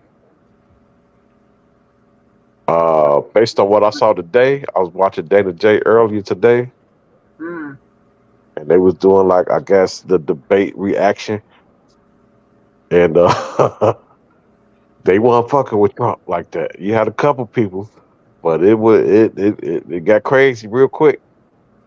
Oh, Dana played he ran the debate. No, he was actually there, and something he was in some type of I think they was doing it on Revolt or something, some type of. Yeah, Dana was there. So he was in the audience. I had turned on that, and it was Young Jock and all of them, Yeah, and I was like, yeah. they might. I said, if I put this up, they might strike me. So I said, So, yeah, and they weren't fucking with Trump, and it got to the point where it looked like they stopped the show. From what I've seen, I only saw Dana's point of view because he was in the audience, but it looked like it definitely got crazy. I wonder, can I play and they don't get me? Hold on, Dana was there. Oh, you know Dana strikes you. You can play his. No, I ain't gonna play his. I was gonna play the Revolt. Yeah, I ain't striking Dana. Yeah, Dana strike my ass. Yeah, he'll strike my ass. I ain't fucking with Dana. I'm gonna play Revolt. I'm gonna play Revolt. Revolt, you might have to just stop, play it, stop, play it, stop. Yeah, that was crazy. What was it?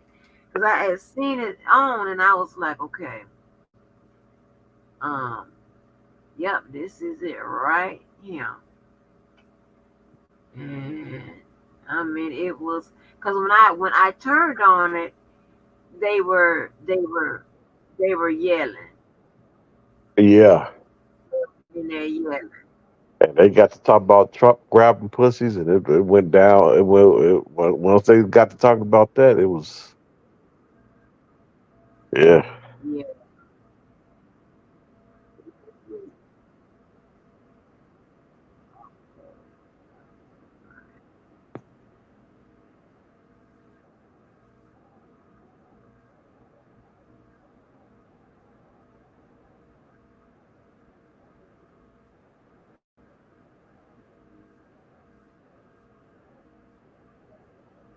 We're a nation that's in serious decline. line. We're being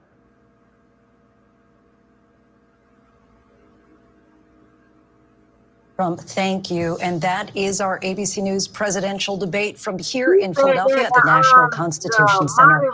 I'm Lindsay Davis. And I'm David Muir. Thank you for watching here in the U.S. and all over the world, and from all of us here at ABC News. Good night.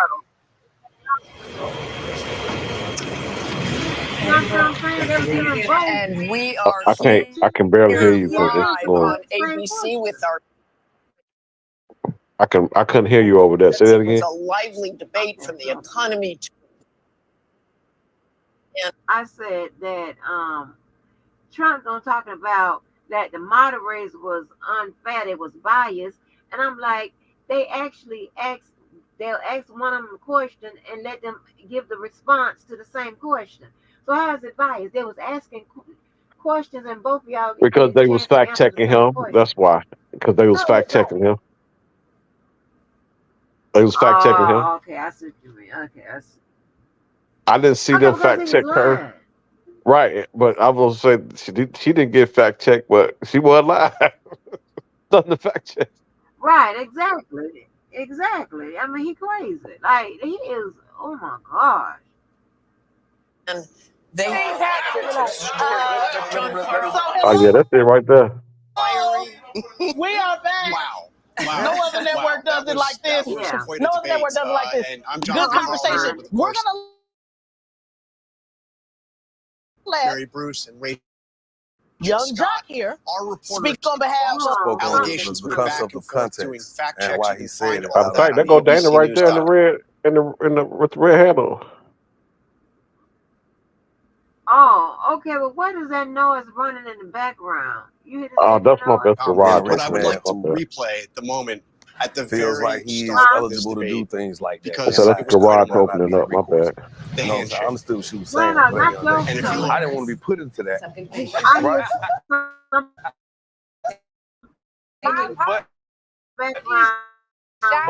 But I do understand that. We haven't seen a handshake. people online saying, "Oh, why they got hand on it?" I'm just saying the situations that happen. But at the end of the day, let's not act like it's not recourse that comes behind it. You know what I'm saying? You look up, you may be the guy that could do this and that, but you end up with a charge. A charge. Right. And as your man got a couple charges, you know what I'm saying? Trump, that is. So, and I'm not, look, I'm here because I wanted to be here right now in this room, in the city that I live in. I've never, you know, seen a moment where somebody said, "Hey, we're gonna go watch the debate," and everybody in my age bracket is excited. Right. And I'm like, damn, this the new club. I'm like, let's go. And so to come in and witness this firsthand, you know, I do notice that y'all get a little high key, a little hostile with the energy. And I wish y'all could kind of just keep it a little, you know, just, well, it's nothing wrong, but it makes it hard to communicate. No, we'll get through it. Yeah, we will. This is what family do. Let me speak to this. True indeed. Let me speak to this. If people can argue about who's the best rapper, if people can argue about who peed on who, if people can argue about who dated who, we can absolutely, and I want family to understand this. I want to be clear about this. We can, this is family. I literally asked Revolt, let's make sure we bring black Republicans, not just Republicans, but Trumpers, all the way on the left, all the way on the right, all the way on the left. We have got to be okay with chaos. And we let me just say this, brother. We have got to be okay with having a difference of opinion. We're gonna turn it all the way up and turn it down and turn it up, just like we hug, we chill, we cool. This is good. Like it is good. Look how they do in Britain. They yell, holler, scream, throw chairs. Right. It is good for us to sort this out because organized chaos and having this conversation is actually how we solve problems. We just like playing dominoes and talking loud. No, I would just like to add, now, if we could find just a more streamlined way to actually execute this moment than opposed to yelling, because I'm keeping it 100. I would much more rather be yelling and be passionate about these conversations that's going to live on for years and decades for our children and the people that we leave in our legacies too, opposed to me yelling if LeBron or Kobe or Jordan is the best. I do feel like this is a more fulfilling conversation. It's more healthy, but I just still I'm trying to get into it because it's so chaotic, but I love it. Right. I love it. I'm here. But I do want to speak to the solution, because what Young Jock's been saying is we got to get to the solution. And I just want to put it, I train thousands of people every year. Thousands of people every year to be organizers, to be candidates, to be operatives. This brother running for office. You have to be on the ground in order to do it. This brother's in the community. Are you not? You talk about it in the community all the time. This is in the community. Everybody in this room is an activist, an organizer at some level in the community. So we are working towards a solution just because of the time, and because we're responding to, you know, in real time what they're saying. We have to deal it in pockets, just like a track. We just doing just a track and feature every now and then. But make no mistake about it, the revolt, and hopefully we continue to have these conversations, which is why we're here. We can continue to flesh out these solutions. So it's not that we're not getting towards solution. We're just having a good old-fashioned rap battle. That's all. And ain't nothing wrong with it. And hip-hop, literally hip-hop. Somebody asked in the comments, why is Young Jock here? And I just checked somebody in the comments and said, you got every right to be here. First of all, Revolt is a hip hop network. Let's get that straight. So if anything, we in your house. Well, so because I want to let you know how I defended you. Why is Young Jock? Well, first of all, you a human like anybody else. So let's first get that straight. Nobody get to decide who should be here and who should not be here. Rappers, literally, you've been telling the story from the beginning of time. It's like a jungle sometime, made me wonder how I keep from going under. Rap literally tells our story. Can I tell them something? Yes, you can. I'm socially activated at this point in my life. Just 2 weekends ago, I teamed up with my brother, Tory 100, Mr. Ray Daniels, P from QC, Luda, Jermaine Dupri, and we just gave out 1,000 laptops to our inner city youth on the South Side, for Southside Day at the Lake. So, and I'm not doing that for clout. I'm just saying this is my footing in the game. It's a receipt. It's a footprint. You know, and I appreciate when people ask those types of questions, because it creates a friction, it creates a conflict, and that's the only way we're gonna do something. You know, they say iron sharpen iron. You got to ask those tough questions, even if it ain't a tough question. Why he there? Because I'm activated. I have a nationally syndicated morning show. I don't want to just regurgitate what I heard. It's just like I said at the DNC with my nice little suit on, speaking to Revolt. Hey, I want to be in the room. I want to smell what's happening in the room, and I want the room to smell me. That's right. And the only way for that to happen is I have to actively be present. Right. Here I am. That's right. We appreciate you being here. Straight up. And also, even if you wasn't activated. See, my job being the hood was to go get people who's not activated. Talk to me. So nobody, since we got Christian folk, if you're not a Christian, then don't worry about it. But it's about walking among people that are not activated. So when I was in the streets yesterday in Atlanta, I'm talking to the brothers literally homeless who are under the bridge. We got to get them in the fold. Anybody can talk to their own choir, but who can go bring people to go follow them up the hill? So we want to be clear that this space is for those who are activated and non-activated, because that's Trump's beyond.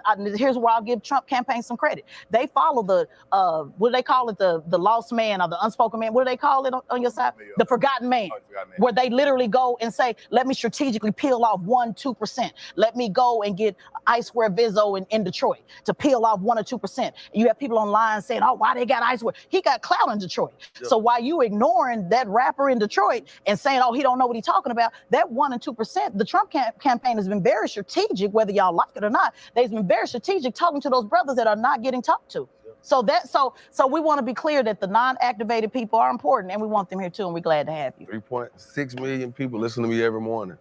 From 6 to 10 on my platforms. Appreciate it, brother. First off, I want to say, Jock, I want to give you the props for those laptops. I know it's going to make the difference for those kids that you did that to. So people who are online, please just watch who you give, who you're trying to knock, and who you give respect to, because those are resources that you didn't have to do, but you did it because you've always been a real one. And so we, as a community, we appreciate you, and you should be, if anything, one of the first people to speak, because when people aren't looking, you're still working for us. And I do want to say this, and this is, I mean, Tez, I know you said one thing, you said, hey, you know, you sit next to a big dog, you sit next to a big dog. But out of that whole stage right there, if Trump wins, only one of y'all going to the White House, and that's Michaela right there. And so we got to be honest on we got to know. We have to know. What I'm saying is, hold on. Out of the whole crowd, only one person. Hold on, let me just. Let's hear. And this is why the black people, and when it comes down to finish your comment, baby. When it comes down to a divide, focus on when it comes down to a divide in our community, this is why, because we're talking about everybody being so politically correct instead of in 4 years, what are we going to get? You mentioned chaos. Black people have been in chaos way before this debate ever started. We're in chaos in the homeless shelters. We're in chaos when it comes to the Department of Labor. We're in chaos. The fact that Jock has to bring out laptops for the kids because there's not enough resources in our community. Right. And so when we have a sister with a different opinion than ours, it's about giving that respect. But- The fact So that hold on, wait a minute. I gotta wait. No, you're not. No, I'm gonna stop you because you're going on and on. And- this sister here is the one that invited this sister. So if I did not respect this sister, she wouldn't be sitting there. And you're gonna put some respect on that. We're not gonna sit up here. No, you can get frustrated and look down at this, all of that. Relax. Well, we gotta make sure we're very clear. This platform was designed to bring this sister here. So if there was no respect for this sister, she wouldn't be here. So let's make sure we're using the right context, brother. I don't mind you making the point about one sister going. This is the only sister on this stage that want to go. So let's also make that clear, because I don't work in no White House. So I want to be clear about that. Everybody ain't trying to get a job in the White House. You can continue, but let's not act like she's not respected, because she is. We just have a difference of opinion. When people are yelling about who's a big dog, I am a big dog. And what I'm saying is, I'm a big dog. Out of this whole stage, only one person was standing on the stage with a presidential and only candidate. one person on this stage flipped Michigan, and only one person on this stage organized over 2,000 people every year. Only one person was the racial justice director, Bernie Sanders. Only one, because remember, you don't want to do resumes, because the sister already said she don't have no resume. So you might want to back that. Yeah, you did. You said you don't have like resume. Ain't but one sister the senior public policy advisor for Ben Crump. Let's go on to the next. Ain't but one sister signed the front of the check for 1,000 people. Oh, baby, I know you don't want to start doing the only sister. I know you don't want to start doing the only sister receipts, because ain't but one sister served in the United States Air Force. Let's go on to the next person. This is what this is. I don't like the passive aggressive diss, because I run these receipts down. We So have let's to. go on to- Wait a minute. Who is this girl? Did you No, see that's her in you. this show? That's you. You're so crazy. That's you reincarnated. I know that's right. Oh, she's supposed to be the moderator. She's supposed to be the moderator. Oh, so she done took him to okay, because I'm gonna follow her. Yeah, that's what I'm talking about. Don't let me what? Okay, baby, that gets you wrong, huh? You have to run them receipts down. Okay, now, wait a minute. Okay, listen. Well, I've been doing a YSL trial, breaking it down as we go. Oh, I like her. But one sister served this country on this here panel. 4 years from now, Black people have to decide what they're going to get at the end of the year. At the end of to a whole veteran, and we're dealing with the disrespect right here. 4 years. What are Black people going to get at the? Because you heard us say she don't have the resume that I got. So go on to the next sister. I'm not gonna handle your passive aggressive dissing, baby. I'll run these receipts down on you. I'll run these receipts down on you. You talking to a whole veteran. So baby, ain't nobody impressed about working in no White House. I done turned it down. Ain't but one sister on here that on Fox News. Ain't but one that do 100 hits on Fox News. They don't call this sister. They call me. How many you do a year? How many do you do a year? I've literally done 30 in the Baby, I do 100 every year. And I said what I do did in the last 100 2 per months. year. I do 100 per year. And I So, just came on the I'm a scene. big So dog. by the end of the year, I love my maybe I'll be sister. there. I love my sister, but you're not going to But divide you can't us. deny Move on to The real thing is going to be, we need to really talk about Black people in 4 years. What are we going to get in 4 years? Let's not talk about the criminal. Let's not talk about the charges. 4 years. What are we going to? What is Harris promising Black people in 4 years? That was a valid question. That was a valid Let's get the next person up. I understand what Yeah, you don't ever do that with me though. Don't ever do that with me. You'll get your friend embarrassed. Play with your little friends. I would never be embarrassed. Yeah, I just want to speak to the people in the Christian community. As a Christian, I'm actually very disappointed in some of their point of views, including the abortion rights. Tell people, I've heard a couple of conversations, people saying that a man can't tell me what I need to do with my body. But as a Christian, I just feel like, how can you agree with something or someone who says, when the Lord had already said, do not murder? So how can you agree with somebody who said, yeah, let's go ahead and abort, even when they have came out the womb? You know what I'm saying? And then the lady back there who said, Kara, was that your name? Who said, how can we agree with someone who said, grab people by the vagina? Well, as a Christian, I'm agreeing with Trump, and I don't identify with necessarily either party, but this year I am Team Trump because of his policies. Most of the ones, when I go by line, they agree with Jesus' principles that's laid out in the Bible. You know what I'm saying? So I can't be mad at someone who half of his principles is aligned with the Bible. I can't disagree with someone who is against the LGBTQIADEI plus agendas with men, including men, you know, playing in women's sports. I can't agree with will not do the abortion ban. I cannot agree with someone who's going to go ahead and take away our gun reform when in the Bible, Jesus is actually for us protecting ourselves. Somewhere in Luke, he definitely said, here's 2 swords. Okay. That is enough. So let's let because she was talking to her in the pink, so she wanted to comment.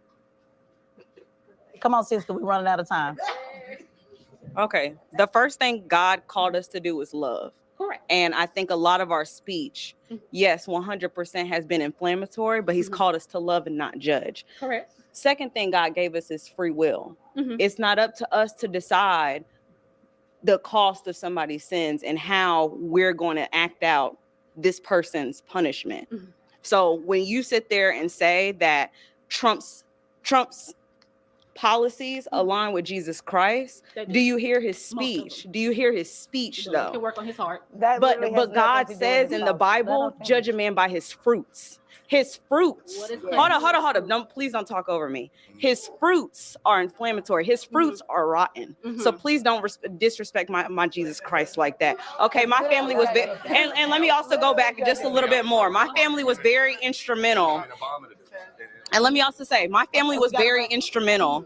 Is this mic on? Can people hear me? I feel like it was okay. Go ahead. We can't hear you. Yeah. And I'm also saying this as a person whose family was instrumental in founding the AME Church. I don't know where your relationship with God went wrong, and I'll retract that because I can't judge where you're. But I think you need to go back to the Bible a little bit more and have some one-on-one time with Him to really think about whether the person that you're calling to represent this country actually represents Jesus Christ, or whether he's actually thwarting Jesus' word. You said that I'm disrespecting Jesus Christ, but what's disrespectful when he is the one who creates life? I think anybody who's a Christian can say he is the end all be all. He is the Alpha and Omega. He is the only one responsible for life. So what is disrespectful to the Lord Jesus Christ is him giving you a baby and giving you life and you dropping it at his feet saying, I don't want it because you don't want to control who you having sex with. If you do not want to have a baby with somebody that you don't want a baby with, you don't need to be having sex with that person. Maybe you need to close your legs. Maybe that's what you need to do because you just don't want to be responsible with your body count. You want to use I don't want a man telling me what to do with my body as an output and as an excuse. But that is not. When you're telling me I'm disrespectful and I need to revisit, maybe you need to revisit. Okay. So when you relax. We wanted the panel. We want nobody let we got conversation. How is it irrelevant if we're talking about policies? Sis, hold on. The people can't hear. It's irrelevant because there's this such thing called separation between church and state. Your religious beliefs. Let me finish. Your religious beliefs do not supersede my right as an American to not subscribe to that if I so choose. The government does not allow. The government is not inside my bedroom. The government shouldn't be inside your bedroom. What you do between you and God, you'll sort it out when you go seek salvation later. But for the government to try and sort that out through law makes no sense because this is not, everyone in this country is not Christian. Well, one thing about it, when I first came up here, I said, as a Christian, I'm disappointed in the Christian's point of view. Please don't disrespect me or yourself. Okay?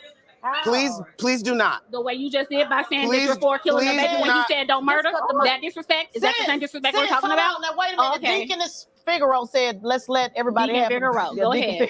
Let's let everybody have Deaconess. Let him finish his point, and then we got to let somebody else come up. Go ahead, because I do want to hear what you was going to say. Go ahead. Yes. What I am saying is that all of that is wonderful. You should sort that out with your church. You should not be sorting that out with government officials. Because guess what? There are people who also interpret the Bible to say that it justified your enslavement, that justifies you being mistreated as a Black person based on their biblical interpretation. Do you want that codified into law? No. So if you don't want that codified into law on the other side, you should probably just take your religious beliefs and have them inside of your house of faith. I can't. So we're done. Hold on. We're moving on. I just want to make one No. I can't because they're literally having me. We got to move on. We got to move on. And you got to respect me. I don't know who you think you talking to, but I can get up in here real quick because I was respecting her first. If she has authority, there's no need for you to jump in when somebody else is speaking. You have been on 10 since we've been in here. You need to take your emotions out of it because I am listening to everybody else's opinion. It's you. And I'm third reminding you your old life. Welcome to the debate after the debate show. Let's move on to the next topic. I do want to touch on immigration. Y'all, it's all right, y'all. It's okay. Like, it's okay. It's all right. I'm with you. Like, y'all get so paranoid. So no, it's all right. Sometimes furniture gets moved. And sometimes furniture needs to get moved. In fairness, but the Bible does say you are supposed to love God out loud. So we cannot chastise her for feeling like her vote should be reflective of her faith. Moving on. Yeah, we're just moving on. And I understood you, and I wanted to make sure everybody else understood. Y'all like separation of church and state, though. Well, 501c3. We just want to move on. We just want to move on to the next. We just want to move on to the next. Churches want to get rid of Excuse me, Deaconess is talking. But the tax exemption makes them a part of the federal government. So unless they want to get rid of their tax exemption, so they don't like law and order. Do y'all like law and order or not? I'm just saying. The sis, brother, we want to move on to the next. Again, y'all to make sure y'all tell revolt. I just want to be clear. We want to be able to have longer conversations, be able to have these conversations, but unfortunately, we cannot just spend all night on one thing. We want to get to immigration. I want to get your comment, but we want to play a quick clip on immigration because we got to switch conversations. Take a listen. As I started off the segment, I said white supremacist culture will weaponize them. I always put the blame on white supremacist culture because they use immigration as a form to undermine us.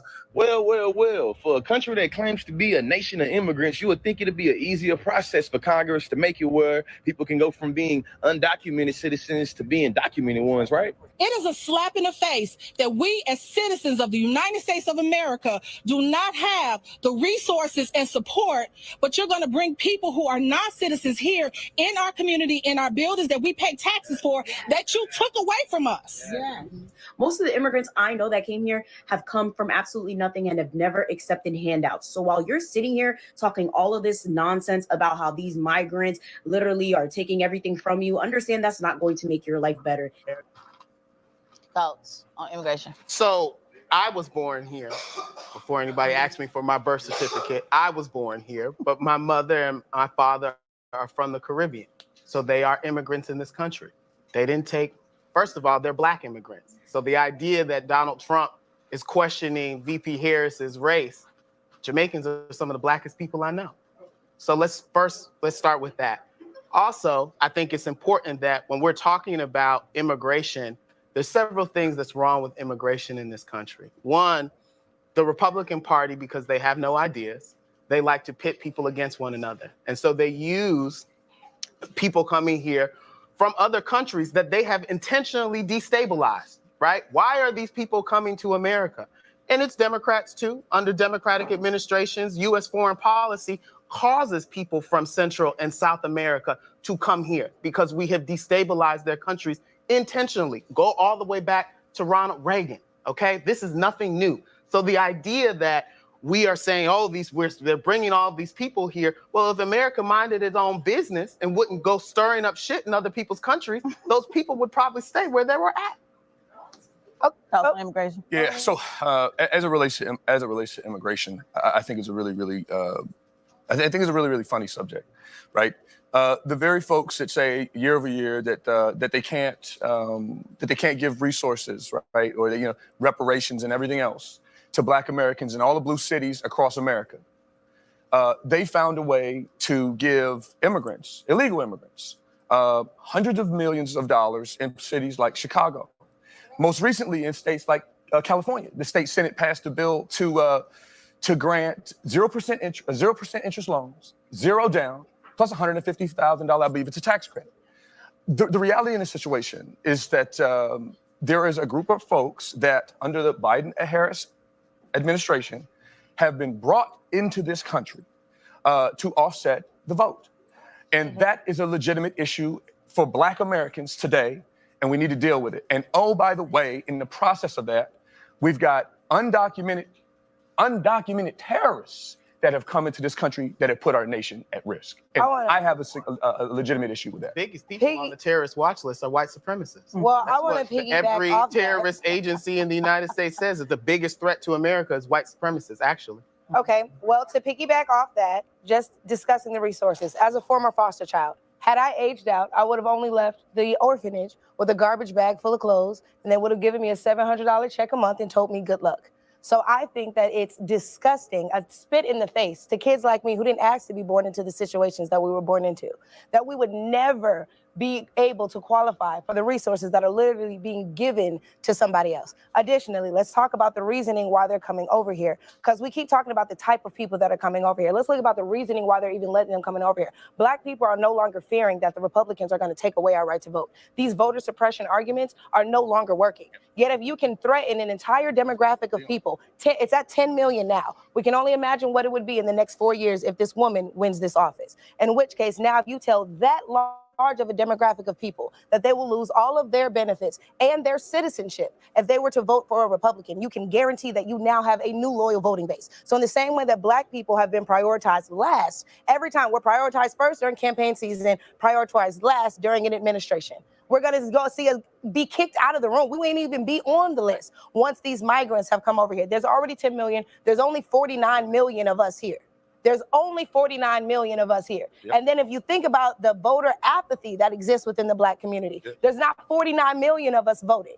But you can guarantee every single one of those illegals who can get out there and vote is gonna go vote. Well, when we have more time, if they're not U.S. citizens, yeah. They're literally voting in our election. The left is working to make them citizens. Not even just make them citizens. They're getting IDs as soon as they get over here. Are they illegal or are they not? They're illegals, and they're voting in our election. They can't be one or the other. They got to be. Are they illegal or not? Should they be citizens? But no, we're talking about this election right now. The should is what's driving the vote. The should is what's driving the vote. Michaela, I would like to ask you a question. Okay, hold on, guys. Foster care in which state? California. The same California that is giving $150,000 can I ask you to illegal migrants. But if my sister, who just aged out of foster care 2 years ago, she wasn't. Hold on, wait a minute. I agree with giving black Americans the money first, but I do want to ask you this because again, this is where this Republican talking point always gets me confused. You were aged out at what age? No, I didn't age out. I was adopted. Okay. I'm talking about the people who don't. Okay, but when you said wasn't born, didn't ask to be born in a situation they were like my mom was on crack and my dad was in and out of prison. Right. That's not a situation I should have to pay for, yet for whatever reason. That's right, but the government didn't feel bad enough for me to give me or my family those resources. And then leave immigrants. Ma'am. That's a point. Ma'am. I just want to know, when I hear the Republican talking point, I just want to know when they say, pull yourself up by the bootstraps. I did when they say, let me finish. I'm talking about to people who were born, because we talked about this before, people that were born with incarcerated parents, people that are born in destitute situations, because your brother would always say, you have an opportunity to get, I'm not talking about you. I'm just saying, what do you say to the Republican that says that despite the situation you were born in, because none of that is systematic, none of it matters, I'm giving the opposing side, none of it matters, pull yourself up by the bootstrap, you're not a victim, don't be a victim, don't cry. What is your answer to a lot of conservatives that say, regardless of the situation you were born in, that you didn't ask to be born in, I'm not talking about immigration, I'm talking about Black Americans. Yeah. What is your answer to that? Because Republicans say all the time to stop being a victim and to pull yourself up. I genuinely believe that once you stop believing that everything is set up against you and that you can't win, but just a minute ago you said it was set up against you because they didn't ask to be born in the situation. They were asked to be born into this situation, yet for whatever reason they're not offered the same resources that somebody else who also. The conservatives say pull yourself up by the bootstrap. They say don't worry about resources. Conservatives say don't worry about resources. They say don't worry about it, regardless if the parent was born on crack. Being empowered, ma'am. Again, we're talking about context. We're talking about context. Okay.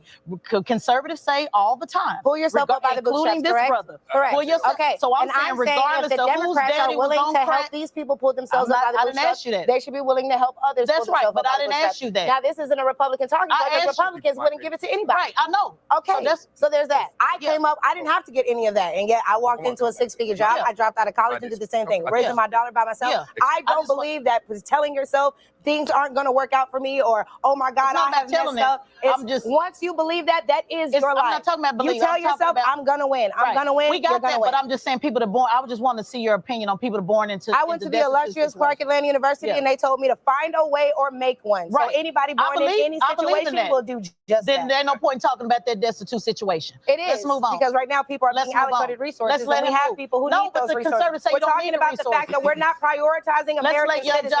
Josh. No, but that we're wasn't what talking I about asked we're you. not prioritizing No, you American heard me citizens. say at the beginning of what I said that I believe it should go to American citizens first. Okay. I said that, ma'am. Okay. I just asked so you I'm what pointing was your out the fact that when we're talking about immigration, we understand that But that wasn't Republicans what I would asked not you. give out these resources. That's all I wanted you My to say. point is Democrats are only That's all proposing I that these asked you. resources go to a Sis. certain group, and black people need to pay Ma'am. attention to the fact that y'all won't get those resources. Ma'am. That's the point. Y'all go ahead. Y'all move on. Ma'am. I'm right. Move We on. said that it's not about right or wrong. It is right. No, it's not. It I is just right. want to know. Black people won't get those resources, and therefore you should not vote for a Democrat who will allow foster children, veterans who lost limbs fighting for this country, veterans like you and this man here, not get those We resources. agree. All We right, agree. all Girl, right. relax. So if Democrats are agree. giving them Girl, out, you then don't let them relax. get, then why Can haven't he- can he Democrats speak? given them I'm the black not talking people? about no Democrats. I asked Why what was haven't your they given them the black Is people? something wrong with her? No, There's something wrong with her. Y'all just trying to switch it to make it seem like something's wrong with me when all I'm trying to do is point out the fact that black people are not being prioritized in the administration. Therefore, when you ask about what Republicans are doing for us, what are Democrats doing for y'all? Besides putting you last. Nobody asked you that. Thank you. Nobody asked you that. What I'm asking you now is to let Young Josh. Please go ahead and share your thoughts. I'm asking to share your thoughts. I didn't ask you any of that. Girl, relax. I had to put it in there because I saw where you were trying to pigeonhole it, and I wasn't going to ask you a simple question. You the one that was at Chick-fil-A, wasn't you? No, yeah, it was me. Okay, yeah, I thought so. What does that mean? Does that prove a point of some sort? No, I just want to know. Seems It's a like I simple found question. an Why y'all can't opportunity answer and I simple took it, questions? right? What's wrong with it? All right. Let us finish. Girl, relax. No, but people try to associate Chick-fil-A. No, I asked because I wanted to make sure there was one because you was in that. But I was also the girl who spoke at the rally. I was and so was I. I'm also the girl who mobilizes HBCU students every year. I'm also the one who provides internships and jobs to these kids. So stop acting like all I am is a girl that showed up at Chick-fil-A. Let's not do that. Let's not do that. Do you want to do the receipt? If I had the opportunity to meet a president and it happened to be at Chick-fil-A, I'm going. I'm going. If I can meet a president, how many people in this room have met a president? Okay, can you let him care where you meet him at? Because if I ran in a truck at a gas station, I would have been just as excited. So trying to we act get it. like You ride for Trump. We get it. We get it. You I gonna be in the White House. high offices, and therefore, yes, I would be honored to meet a president, regardless of who it is. Go ahead. They are literally, the people are literally asking you to stop so we can move on. They didn't ask you to stop, but it's my show, man. See, that's the problem. You think the business. Oh my God. Moderator, we should do that. We shouldn't be going back and forth with the moderator. But no, actually you should. It's okay. Actually you should. I didn't see that happen at the debate, but okay. All right. There's some things we can all align. No, respectfully, right? When I first got the opportunity to talk, I spoke on the concept of us, being passionate about what we believe in our beliefs. And the simplest assessment that I could come up with tonight from being back in the green room, watching y'all before I got out here, I realized we all get riled up for both of these parties, right? And the only time I seen everybody calm down and all that shit subside where we could talk like adults and actually listen is when we all realized ain't nobody really did shit for us when it comes to reparations. And that's when y'all all got quiet. When you start, when y'all start talking about these immigrants getting it all, they're getting reparations. So really, basically. He don't believe in reparations. But okay, even if he doesn't, I noticed the room, the air changed, the climate immediately. It got stiff for a second, like, oh, now everybody agree. Ain't neither side done any of that for any of us. But he don't believe in reparations. So I started to realize that this is where the divisiveness comes in at that one moment when we all came to this point of realizing that ain't nobody got no reparations in this room. Nobody look like us. But it don't matter if he believe in it or not. I noticed that everybody in the room was like, oh shit. Everybody else getting, but we ain't. So are we all getting played on either side of it? But Josh, they never say, no, this is important, because this is why we keep, me and this brother dance and do this all the time. I see. We do this all the time. I don't have no problem saying Democrats say shit, Republicans say shit. My problem with a lot of, because I'm independent, but my problem with a lot of Republicans is they never acknowledge that Republicans also, that's not what he's saying. Okay. They're not saying that, oh, we don't get what we want from either party. They're saying, which is why I invited them here to stomp down hard for Trump. They are saying that the Republican Party is better. They are saying that Trump is better. They are saying, this brother said, Democrats, I admit, Democrats don't do what they should do. It's usually on this side of the aisle where they actually say, we don't do both sides. On this side, you do not get acknowledgement on what Republicans don't do. You heard the brother proud to say, ain't nobody gonna get to be in the big house but baby, that ain't no flex. That ain't no flex. Ain't nobody trying to be in the house. I'm in the field all day. So what I'm saying is that's not true. When we talk about reparations, it'll get just back turned up. Yeah, so I know you want a peaceful, calm environment, but unfortunately, that's just not where we at. It's not about peaceful and calm, but I sat here and I watched when y'all started talking about the immigrants and people, no matter what side you on, red or blue, everybody felt the same. It was the same context of like saying, all these people getting and we still ain't got. Yeah. So then wait, but then once that point got pushed off of this little table right here, off the little coffee table, it dissipated. Shit went right back up because it went back to going to opposing side. I know, but Jack, what I'm trying to tell you is, because I think there's some things he believes that Republicans, they believe that Republicans is the way. And it's safe to say that you're much further leaning left than I am. Absolutely. I think there are some things that he and I can agree to, and that's where we need to go in our community. We don't have to agree on all things, but we do need to start finding some alignment. And so here's where I would say, that brother just sat here and told me that his parents immigrated to this country and took no handouts. And my father immigrated to this country and did the same. And fast food didn't exist for my mother. They both went to HBCUs. They both worked 2 jobs. They both put themselves through school. And they both did a great job with me, my 2 sisters, bought homes, multiple homes, sold them and built wealth.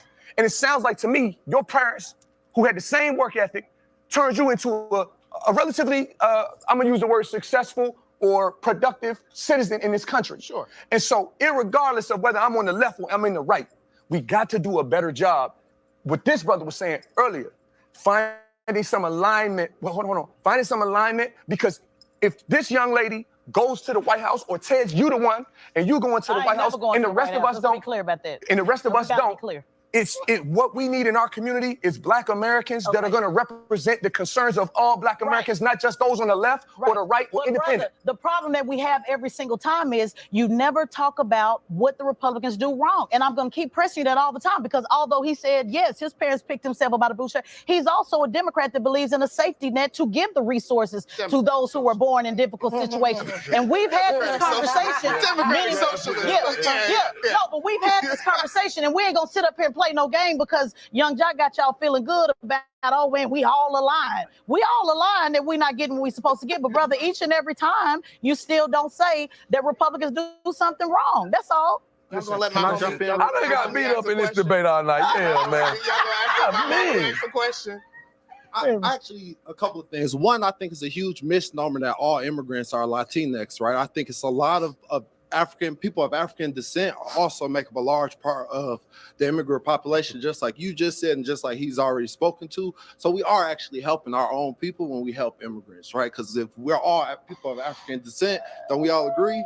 We're all people of African descent. So we are helping our people when we help people of African descent that are coming from Belize, that are coming from Honduras, that are coming from Jamaica, that are coming from DR, that are coming from Haiti. Those are people of African descent. So those are our people that we're helping. Yes. I think they use that they say that it's Latinx people to kind of confuse the issue. But when you really look at the numbers, there's just as many people of African descent that are immigrating into this country as well.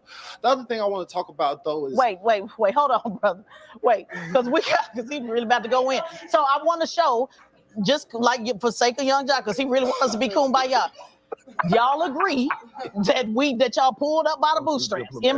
My parents wasn't no immigrants. So no, I'm just saying y'all agree. But this is where the disagreement comes into play. So it's cool, they agree, but baby, the disagreement comes into play when we start talking about the solution. And it is okay to have a disagreement in the solution. We don't have to just stay right here and say, we just agree to agree. No, when we start talking about the solution, that's where you're going to see these brothers got different opinions. He going to say, oh, hell no, we not helping no immigrants over Black Americans. And this brother going to say, no, there still needs to be, if he's a true Democrat, a safety net for those who cannot. Democrat socialist to the highest level. So explain your position so Young Jock can see that no, This is where the solution, the difference of opinion comes in the solution, and that is what politics is all about. So even though y'all agreed that y'all pulled up by the bootstraps, what is your position when it comes to immigration and helping immigrants? Let's just put it on the table. We already know y'all disagree. I just want to hear his opinion. Great. Yeah, so a couple of things. I think one, weaponizing local law enforcement to enforce immigration policy is wrong, right? Because we know that harkens back to the times where you had to check your freedom papers. The fact of the matter is that whether you're black from Jamaica or you black from Atlanta or you black from Mississippi, when that police officer pulls your ass over, they see a black person. They don't care if you got an accent or not. And so we are stronger together than we are opposed to one another. So I have been on record not supporting the laws that the Republicans have been trying to pass here in the state of Georgia around making sure that local law enforcement can jail undocumented people in the city of Atlanta and across the state of Georgia. Because one, we want to talk about money. Do you know how much money it costs to run these detention centers? Do you know how much money it costs to enforce these immigration laws on people who oftentimes, the idea that people are coming to this country knowing their papers are not legit and they're gonna come here and commit all these crimes is just ridiculous. Most immigrants are trying to what? Stay under the radar. If your parents are immigrants, what they say? Listen, we just work. We're not trying to cause no waves. We're not saying none of that because they already know they already are coming to an extra level of scrutiny just because they have that undocumented status by their name. And so I believe that we're throwing good money over good by spending so much money on enforcing these immigration laws instead of creating a pathway for people to have citizenship. Right. So that's all I'm saying, Jack. It can be nice and quiet, but just that 1-2 minutes. Now, where's your once we start getting into the solution, that's where things I'm gonna wait till I have the floor. Go ahead. Go ahead. Go ahead. We talk about the resources and what it takes to run a penitentiary, right? Okay, that's absurd. Democrats said that $5 billion was too much to build a wall. And today we spent $450 billion on policies and programs and resources for migrants. And that pretty much sums it up. That pretty much sums it up. You're talking about the wall. We can't complain about You're talking resources. about the wall. I don't hear anybody in our community challenging Clayton County right now relative to the budget as it relates to the prison. Oh, me? Nobody. I went after Victor Hill. I went after Victor Hill. Can I have the floor? Yeah, please. I get it that liberal politicians are arguing the point. But let's not say nobody. The brother just said he did. The people of these communities, the people of these communities not arguing about what's invested in the prison, but liberals will argue about the resources. We acknowledge it because you used the absolute. You said nobody. The brother said he did, though. They want to argue. They want to argue about the resources that are needed in all types of programs, prisons, schools, et cetera, so forth and so on. But the people down on the ground, the people in Pittman Park and the dudes off Techwood, they not complaining. They not talking about how the prison is funded. The reality is that money flows back into liberal politicians' pockets, et cetera, so forth and so on, and it never makes it into improvements in these facilities. It doesn't make it into these kids' pockets, et cetera, so forth and so on. And that's from somebody who grew up in a blue city as an institutional Democrat. Let me. So, relax, brother. If you know, let him respond. Stop trying. No, you made your position. Let him respond. Let him respond. Georgia. Let him respond because he said nobody was challenging it, and you said you did. So let's respond. One, to know me, Michaela knows this because she sees me down at City Hall. This is my first time meeting you. Everybody. She sees me down at City Hall. She sees me down at Fulton County Commission, the largest county in the state of Georgia. They just tried to propose a $2 billion jail. And you know who came down there to speak about it? It was black folks, old black folks, young black folks who knew that if we were spending $2 billion on a new jail, that meant that they were going to defund senior services. That means that they were going to defund our hospitals. And guess what? This isn't a partisan issue because many of the people who proposed this were Democrats. They got D's by their name, and I had smoke for them too. Because if you're going to stand against black people, no matter what party you're affiliated with, you're going to have a problem with me. So why did you say nobody? The ones, the Democrats that are pushing for the construction of a prison in this state are the same Democrats that benefit from the set-asides associated with the construction of that prison. Sir, hold on, wait a minute. The reality is they want to push money into building prisons because it makes money. Stop talking loud. We got to acknowledge this brother works because you said that up here and said nobody said anything. And this brother just told you that he did. No, So he's saying that black folks went down and lobbied for the funds for a prison. And I'm saying nobody from Techwood, nobody from County, none of the people in those communities are asking. You said nobody lobbied against black politicians in the Democrat Party that got construction companies and so forth. Why can't you acknowledge what this brother's done? I'm in the construction industry. Brother, you ain't the only one doing the work. It's about running that money right back through the circle. Let him. I just want to know why the brother can't acknowledge your work. Listen. Why he can't acknowledge your work though? Listen. The problem That's is weird, brother. The problem is because I understand that we sometimes speak in absolute and hyperbole, right? I know that was an SAT word I dropped down. It's cool. But sometimes we gotta speak, we just gotta speak to the facts and we gotta speak to the rock. Yeah. The fact of the matter is that our mayor, our city council, our county commission, who are Democrats and Republicans, pushed to expand the prison industrial complex in the city of Atlanta. That was bipartisan support, right? Fair. In Georgia, who has been mostly under Republican leadership, and even when it was Democrats, they were Dixiecrats, so they were Republicans for all intents and purposes. They have governed a budget where we spend $8.1 billion on police, prisons, and jails. We don't spend that on public education.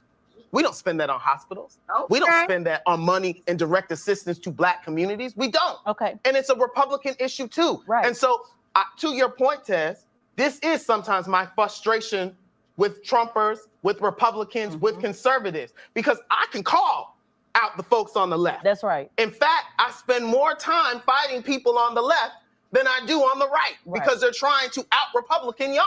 That's right. But the problem that I have with conservatives is that, particularly black conservatives, is we can see as plain as day, Republicans will push an agenda that is not for black people, and y'all will say, y'all will come up with every rhyme, reason, excuse, tap dance, this, that, and the third. Come on. But sometimes we gotta call it thing. The current vice president said that she would not support a policy that was directed toward black Americans, but she gave $25 to $50 million to Asian Americans. Okay. Come on. We talk. Come on. Yes. Am I one of them black Republicans? You are not one of those black But Republicans. And neither am I. You are not. Which is why we go to lunch together. So Young Jock, so to make Young Jock happy, we got two people where they agree. All we saying is, because Young Jock want y'all to be happy. I'm taking it We in. got to move to the immunity. We got to move on. All I'm saying is, we want to see that, or at least me, more in the public space. You know, the I do it, but I mean, I'm not as public sometimes as you have everybody less else. than a Like, I'm not second a to kid. No, make we're talking about right now, though. life and death I mean, I haven't. decision, and sometimes very bad decisions are made. They're not made from an evil standpoint, but they're made from the standpoint of they made a mistake. They're going to be indemnified. We're going to pay them for their costs, for their lawyers.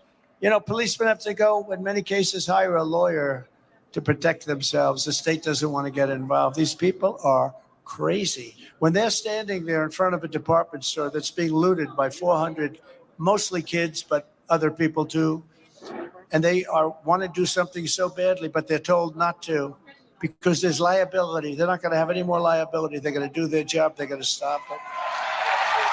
Away from your hot steaming water. Away from hot steaming water? Yeah. Oh, I was refusing you in the name of Jesus. You better not. I swear to God, I'll you your face. Okay, I'm sorry. Drop the pot. And drop the pot.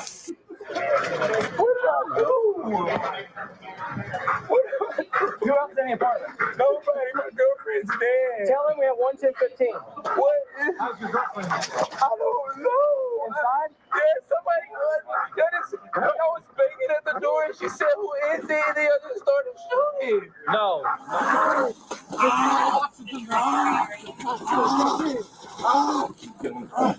I can't go, man.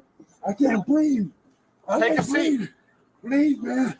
Please listen to me. Is he going to jail? He's under arrest right now for forgery. Can we figure out what's going on? All right, we've had this conversation before.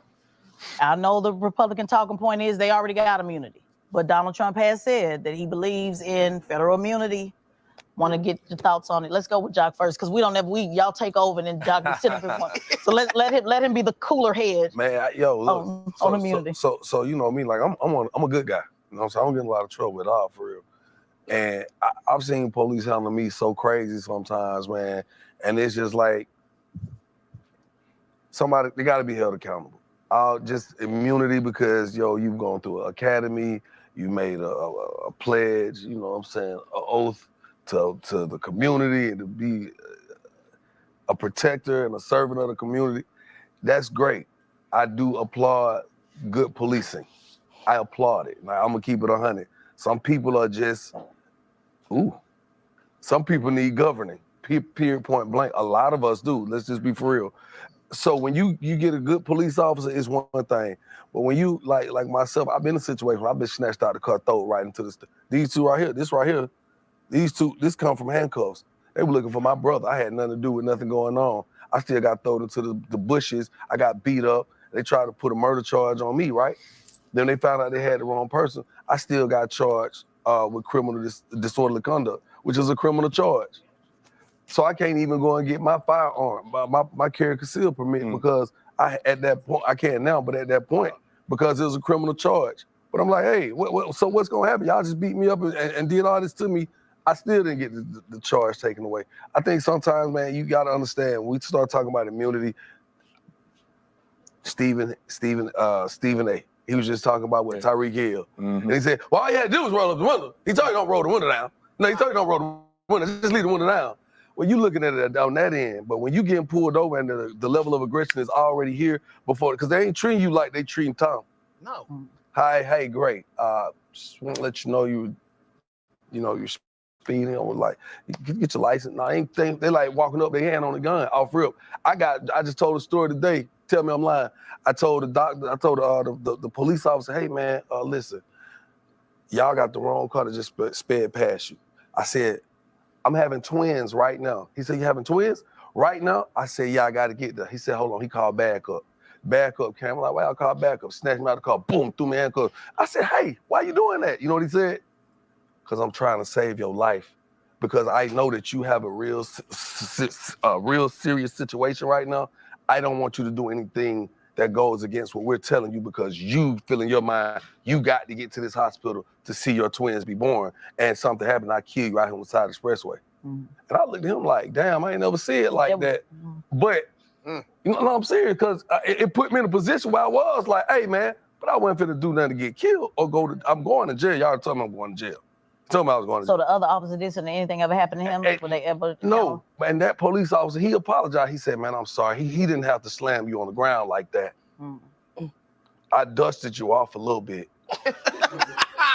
Everybody, you know what I'm saying? So I want to see if you're gonna stand. Accountable. So I want to see if you're gonna stand on business because I know your position with this. So let's run back what you said last time as far as I'm pro. Look, you pro what? The police departments across America, the vast majority of the stops that happen on a day-to-day basis are correct.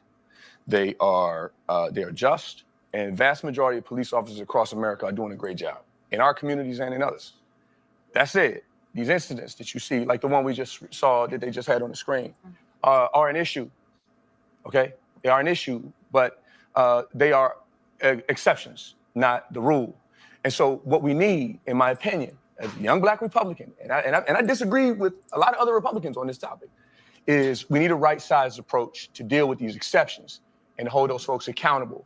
Do you and say that's my opinion. So what I asked you earlier about disproportion, you know how you like to give the disproportion facts on abortion? Yeah, I went crazy. Would you say that disproportionately, the exceptions that you're talking about, do they disproportionately affect Black men? I would say that Black men are pulled over more disproportionately stereotyped and pulled over than any other group of folks in America. Yes, I would. We're not running from the truth. No. But earlier you wouldn't. When I asked you that, remember we talked about that for like over an hour. You didn't want to like. As it related to the other topic. We're probably not going to ever agree. But I would agree with you in this topic. Yeah, sure. Just because, again, in the spirit of being bipartisan, it is not a Democrat or Republican issue because the Democrats. They say it is, though. I don't believe so because I see every day how Democratic officials empower the police, make excuses for the police, don't prosecute the police. Both sides. Right? On both sides. Both sides. That's bipartisan. So, like, I don't want to make this a Republican or Democrat issue because it is an American problem. It is America's problem. It is for both political parties. Because right now, you know, folks has smoked with Fonnie Willis for a variety of reasons, right? Around this Trump case. That actually wasn't my issue with that. But can my issue with DA Willis was all of the police officers who we know have killed people, like Deacon Holloman, a 62-year-old but before deacon we in the move, city of Atlanta. But before we who move was to killed by goalposts, I an want to know. APD officer. Okay, but before we move to goalposts, I still want to know the answer to my question about Trump and saying that he would grant immunity to all police officers. What's your position on that? I think that immunity granted to all police officers, it impacts relative to protecting police and allowing them to do their jobs. I think that serves 98 or 99%. So should it be immunity for all federal police officers? Yes I'm or no? with it until we have a right-sized approach to dealing with So, the so the answer is yes. But we need to deal with the exceptions in our community. We got it, but the No answer is yes. We left out the part of the interview though support- where he also said there would be an ethics No, I board. want to get a clear answer. I want to get a clear answer before you start talking. Your question is yes. Yes, you support. That's all I just wanted to get to know. bro. Yeah. But I also said, don't get hung up on listen to everything I said. Okay. What I said was we need to find a right-sized approach for the exceptions. The vast majority of police officers need to be able to do their job free of red tape and other types of shenanigans that would distract from this conversation today. That is taking place in places like California. What's an exception? So we just saw the young lady They shot and the lady got shot in her house. In the house. Right? We got to do something Do you about make an exception for that? Can we agree that there needs to be something that deals with that? I'm saying we need to but what I'm saying is, but that is a very small, that is a minute, less than 1%. Speaking of on a day-to-day basis. Okay, now you're speaking of the minute percentage, right? Yeah, man. What about the stories that we don't see, that we haven't seen, that have been that nobody ever talked about it, but people in the city realize nobody want to talk about it, so they feel like they defeated, they can't win. It's part of the reason why I wasn't a supporter of the Obama 21st Policing Act, because why? Body cameras so we can just see black folks getting killed on camera in HD? They don't stop anybody from getting killed. Well, I disagree. Well, I think that would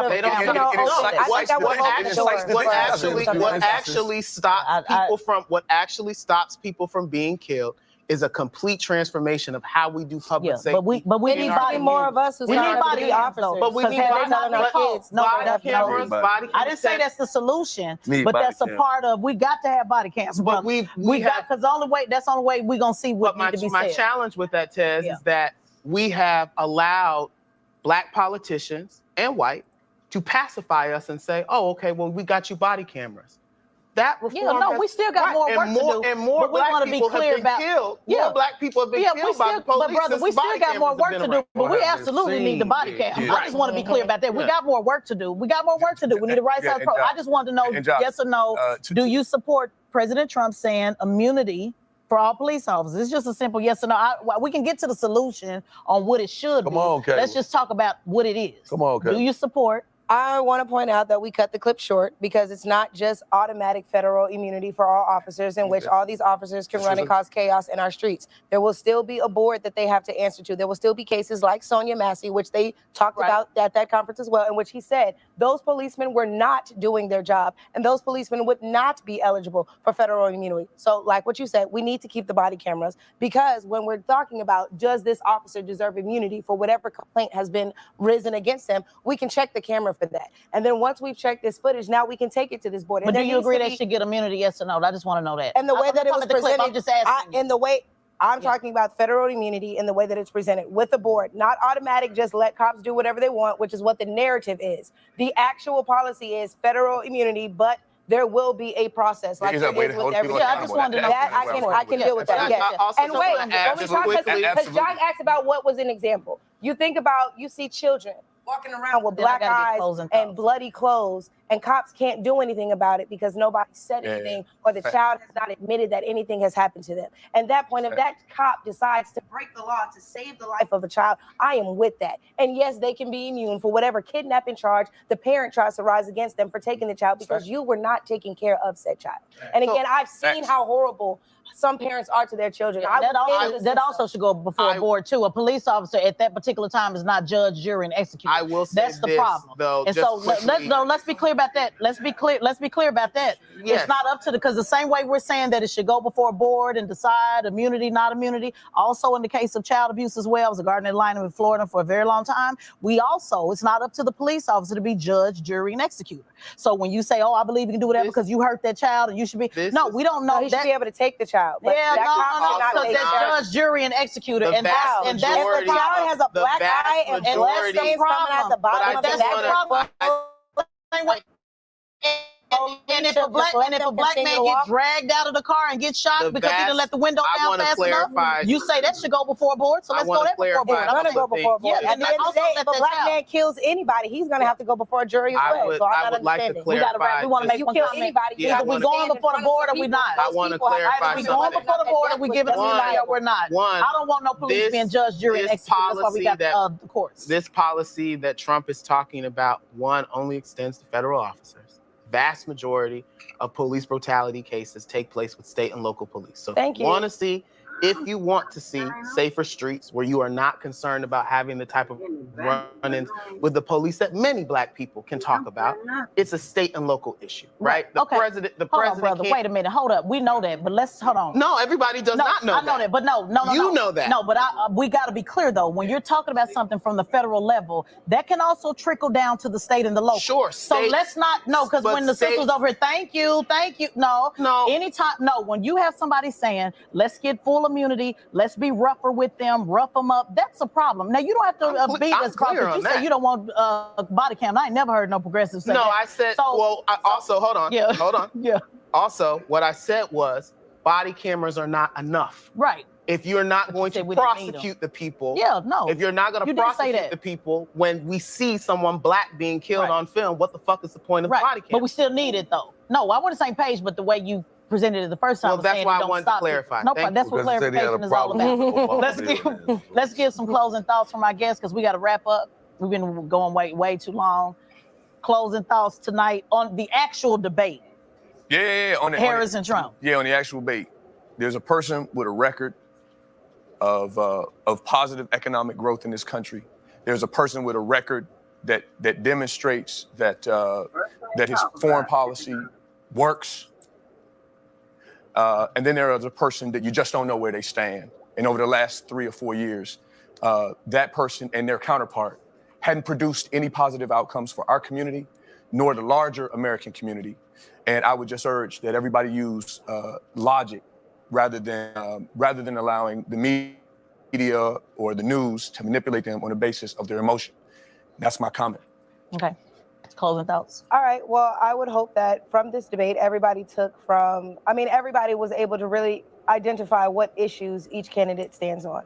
I think that, it's important that everybody does their due research after this, after especially hearing what the candidates had to say and which side they stand on and where the moderators said they flipped beforehand and what exactly was going on. I think the thing that everybody should take away from tonight is that context is important, whether it was what we talked about or what they were talking about on stage. But you heard, Kamala Harris keep mentioning Project 2025, and that has nothing to do with Trump. And so, you heard her say, you heard her keep skipping over the border issue, and she kept skipping over the migrant issue. And that should speak very loud to especially Black America as to why she can't speak to why you guys haven't been prioritized during her administration. You also heard her admit to how much she has been able to do, or heard her claim all that she has done during this administration. So I would ask that you all please stop making excuses for all the things that she hasn't done by saying she couldn't do them because she was the vice president. And so taking away from this debate, yes, I hope that you guys would think of all of those things and, vote based off the facts and not, just somebody else's feelings. Yeah, Republicans love talking about facts over feelings.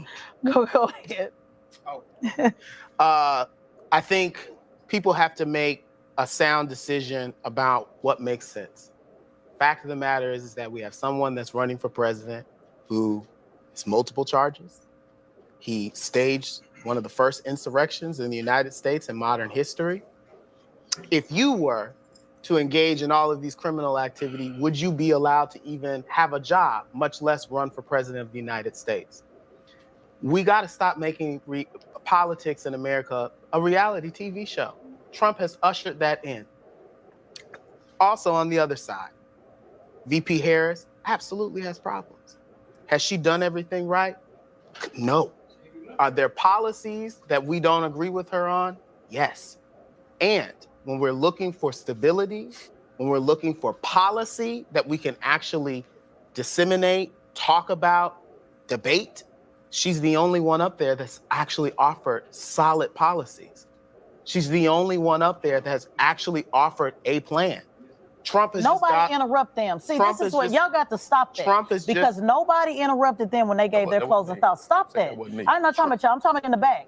This is why, again, this is why don't nobody have respect for y'all. Let this brother finish what he's saying. Nobody did. No, it's important. We got to point that out. Nobody was hemming and hawing.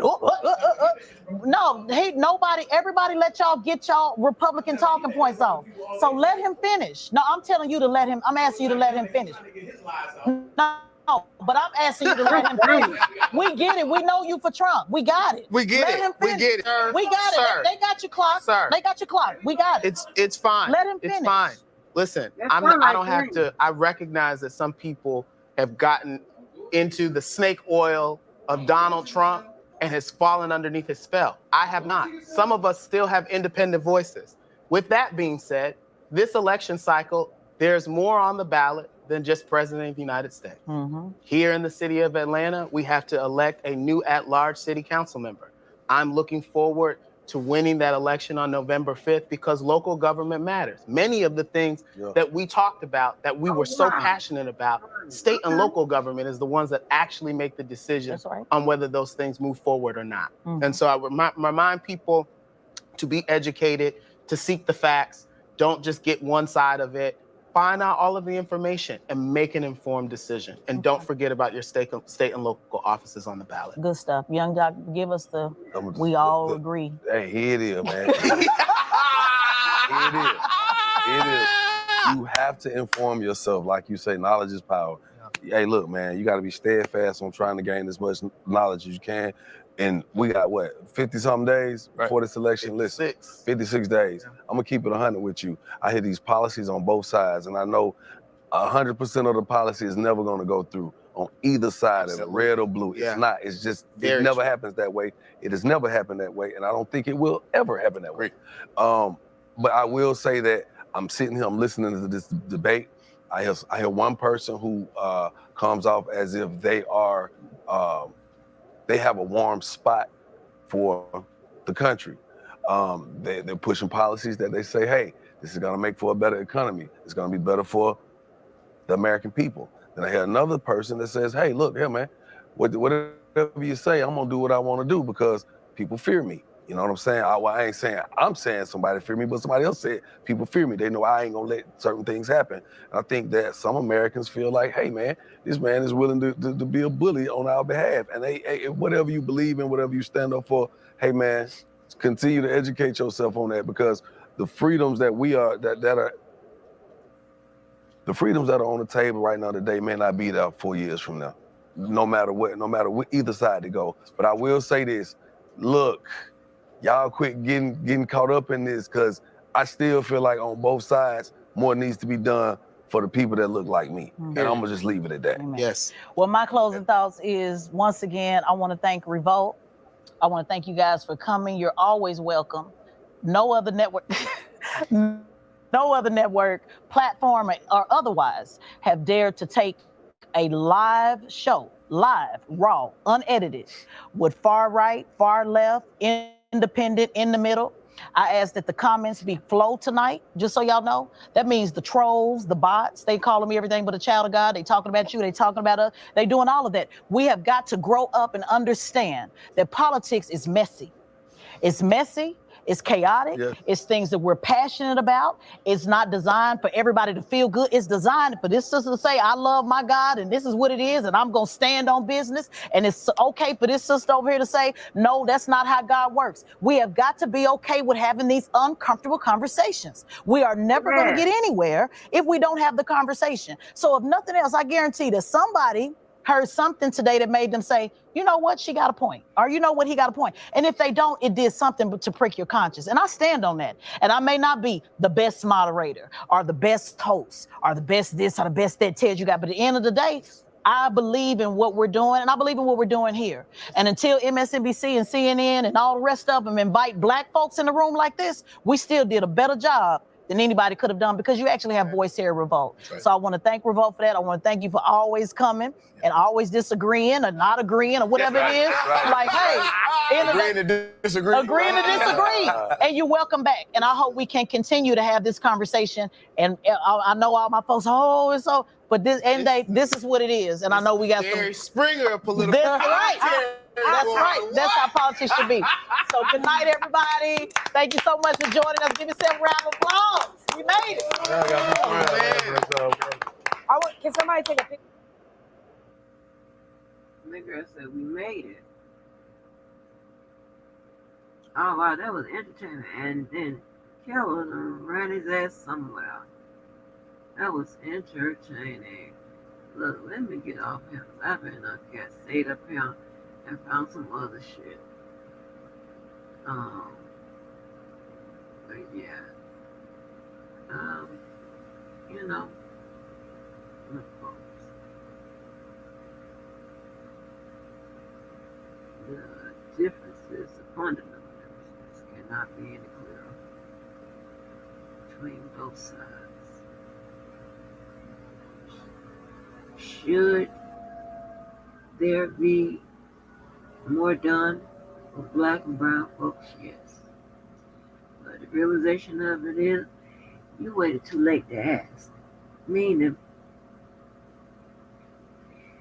you should have started putting that stuff in writing, showing up where they are long before the year of the election. Okay? I mean, I'm not saying nobody did it, but I'm just saying, apparently it didn't make it in front of the powers that be. I ain't heard nobody, carry our concerns to the forefront. I ain't heard nobody do that. Wow. Economics is important. I know that. But also having a sound mind as well. And that man, Agent Orange, does not have a sound mind. This man is crazy. And he cannot guarantee you that he's going to bring them grocery prices down and determine it's 50%. I don't even know nothing. What is going on? All this stuff, he can't guarantee you that he can bring that stuff back in view or whatever in this record time. He told me he's going to do shit before we get in office. And I swear, it's like, there's a lot going on with all of this, right? You got to realize they all make promises.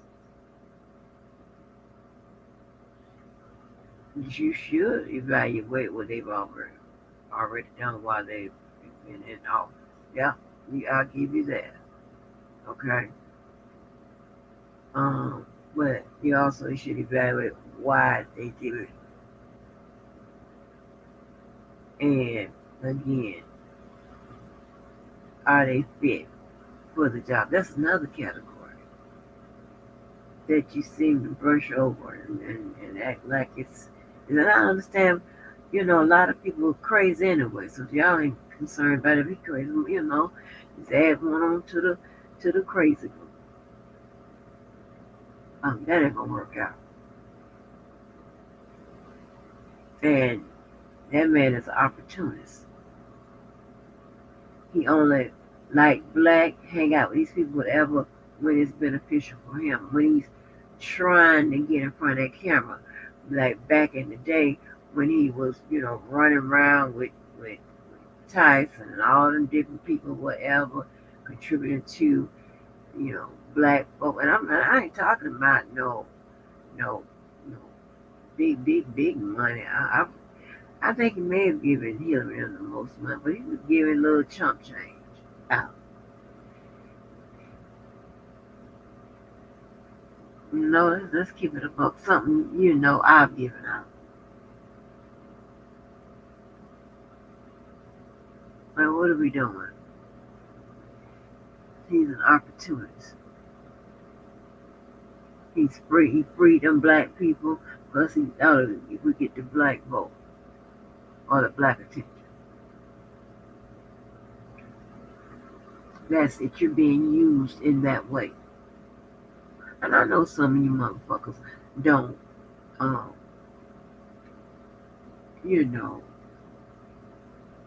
have a lot of self-value and self-worth. I know that. And we thinking about that shit like that. You're okay being used just as long as you get something out of the deal. I'm not like that.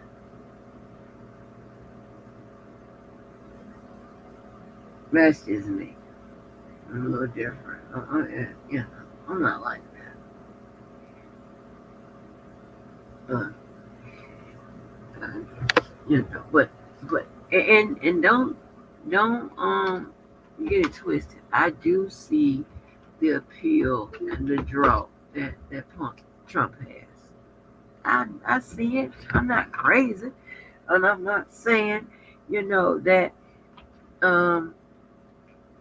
sometimes he make a good point, but I'm telling you, this is sure as I'm sitting here, that he is saying anything he could say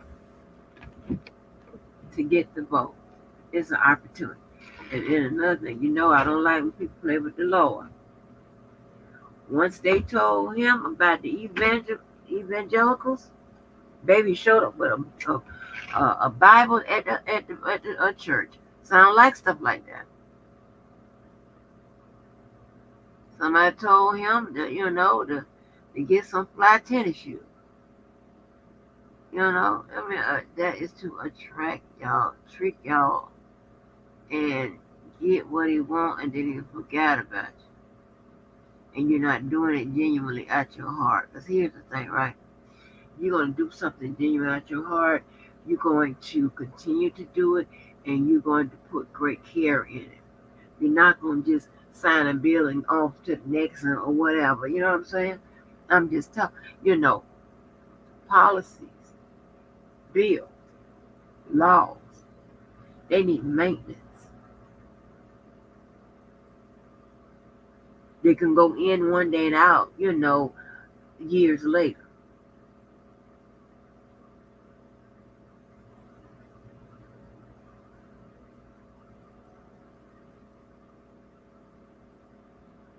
So, for a lot of people, I get it, y'all. Value what you value. And I get it. And it is what it is. And you can't,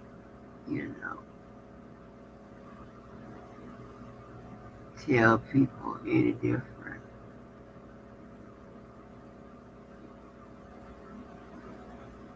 But I'm just, you know how you hear people say, if you ain't giving me something from the heart, and don't give it to me. I think it should be the same concept. And I heard a lot of people say that. If you ain't doing it out the kindness of your heart, especially around, out here, whatever, you ain't doing it out the kindness of your heart, then I don't want you to do it. Then I don't need it. It's the exact same concept when it comes with me. I'm just a real person. No fake. I don't say one thing today and say one thing and different thing tomorrow, and do one thing today and do something different tomorrow, whatever. I believe anybody reserved to change their mind, but you better tell me what was that intel and made you change your mind. Meaning, what did you come across and make you change your mind? Don't change your mind just because you're a follower.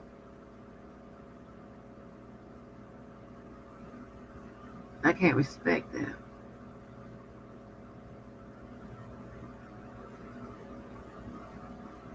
I don't like bullshit.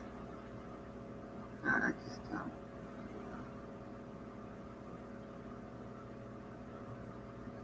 So,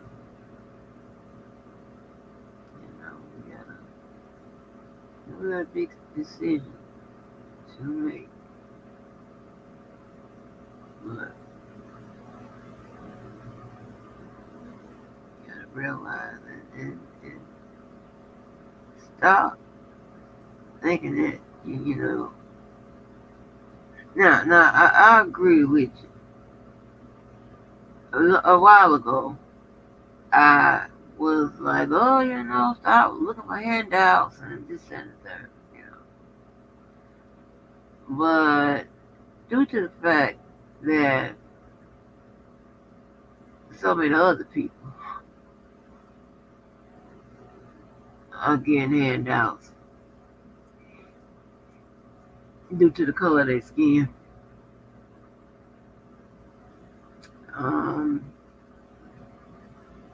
I'm gonna say expect the same thing that they, give the others. All right, and that's not that I'm not saying, but you can be, you know, um, correct. Well, you can be, but you can be,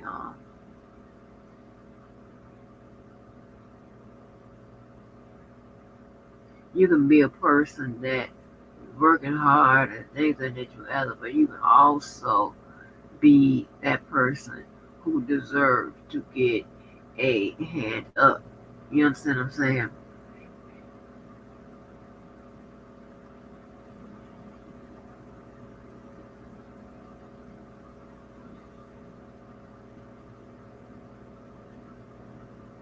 So that doesn't mean that sunball your ass and just wait for handouts. And then, and they complain about not getting. That's not what I'm saying. I'm saying that you got people, that come here and they get benefits through, um, you know, state services, which get rely on federal funding, right? Yeah, and we are also put in that pool to the ones that can qualify or whatever to get those things, whether it be, financial aid to, whatever, right?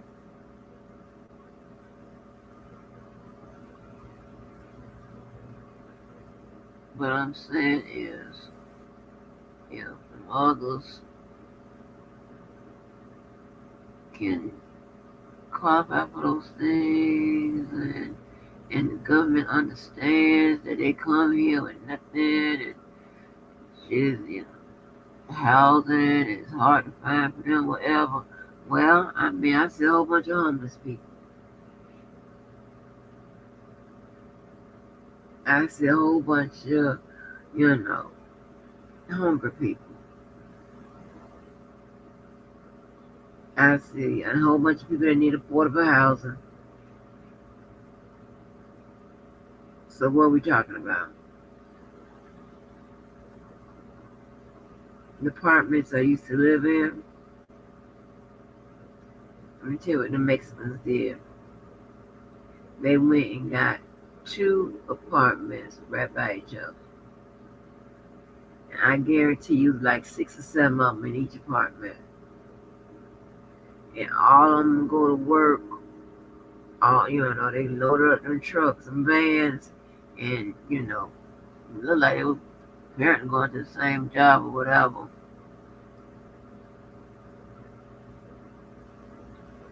And I don't know if all those on the, because the apartments only went up to 2 bedrooms.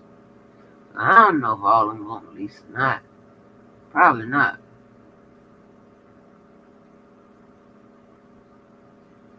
But I can tell you now, they could have, those apartments weren't that much, but, because that was a long time ago, and the rent wasn't that high. But they could have made it affordable housing because there was a whole bunch of them up there, and they, split the rent by the 6 ways. But did they have to go through the same qualifications? Because I don't know how long they've been there, but they was big as shit. They speak goddamn English. So did you have the credit? Did you have all the shit that you took me through? That's what I'm saying. I'm saying the services should be fair for all.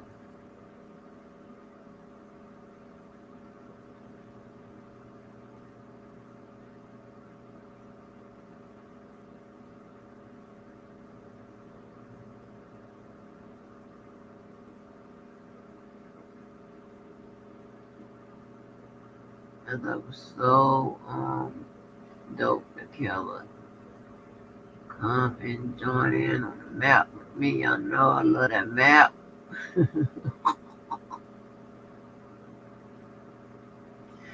I be checking that map every day. I used to. Y'all don't think you get me out there like that no more. Cracky shit. And it's so funny when you can have, and that was a great example of Keller, because it's so funny when you can have people enjoying the same shit you into, same little pastime shit you into, and run around that goddamn calendar. Like you could be changing the states and all that.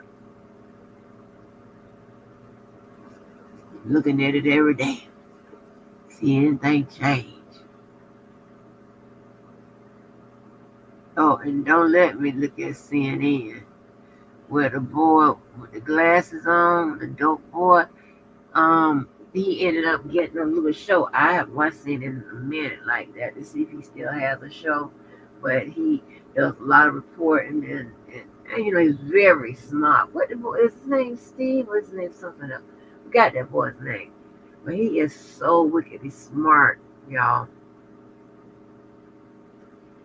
He would be up there with like any kind of predictions, any kind of whatever. He's up there. And y'all, well, I'll tell you this. I love staying up all night with the election. Now that Hillary stuff, I couldn't do that because I had bad feelings. I'm trying to tell you, I was sick when I woke up, and that boy came and got it behind me, and my dog was in front of me. Because they knew, honey, how much I had to put down, and oh my gosh, child, that was a lot.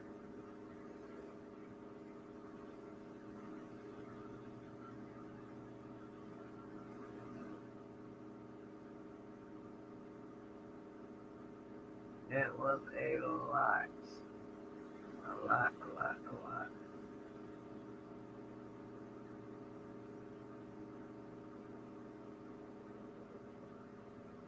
So, they ain't gonna get me back in the election.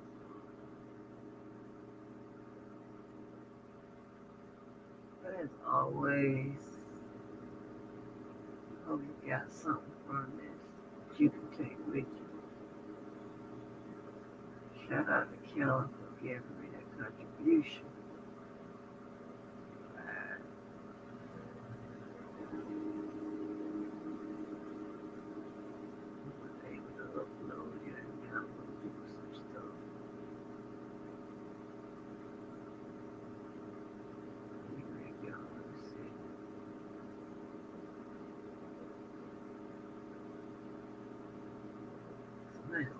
With that being said, I got some channels to watch. That Medicine World. And shout out to YouTube and Twitter.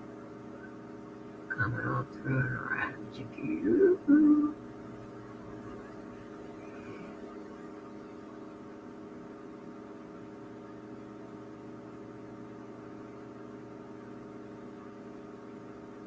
So, anyway, make sure I'm just saying when you look at the candidate, just look at the whole thing and see what you come up with. All right, man, make sure you understand that mental health, fitness, is a category. With that being said, I'm Luke's all Jimmy Walker-ish. You know how we go. Make sure you do something for yourself and someone else. You know, vote the right way. Share the information. Take advantage of early voting in your state. Offers that. Don't wait to the last minute. Take a buddy, a family member. Make sure every spot in your car is loaded up to the polls. You'll feel better about yourself, and you'll know you did something, you participated in making a difference. Okay, well, anyway. Y'all, it ain't been getting me back in that mess, baby. It's too much. All right, y'all. Again, make sure you do something for yourself or someone else. Until the next live.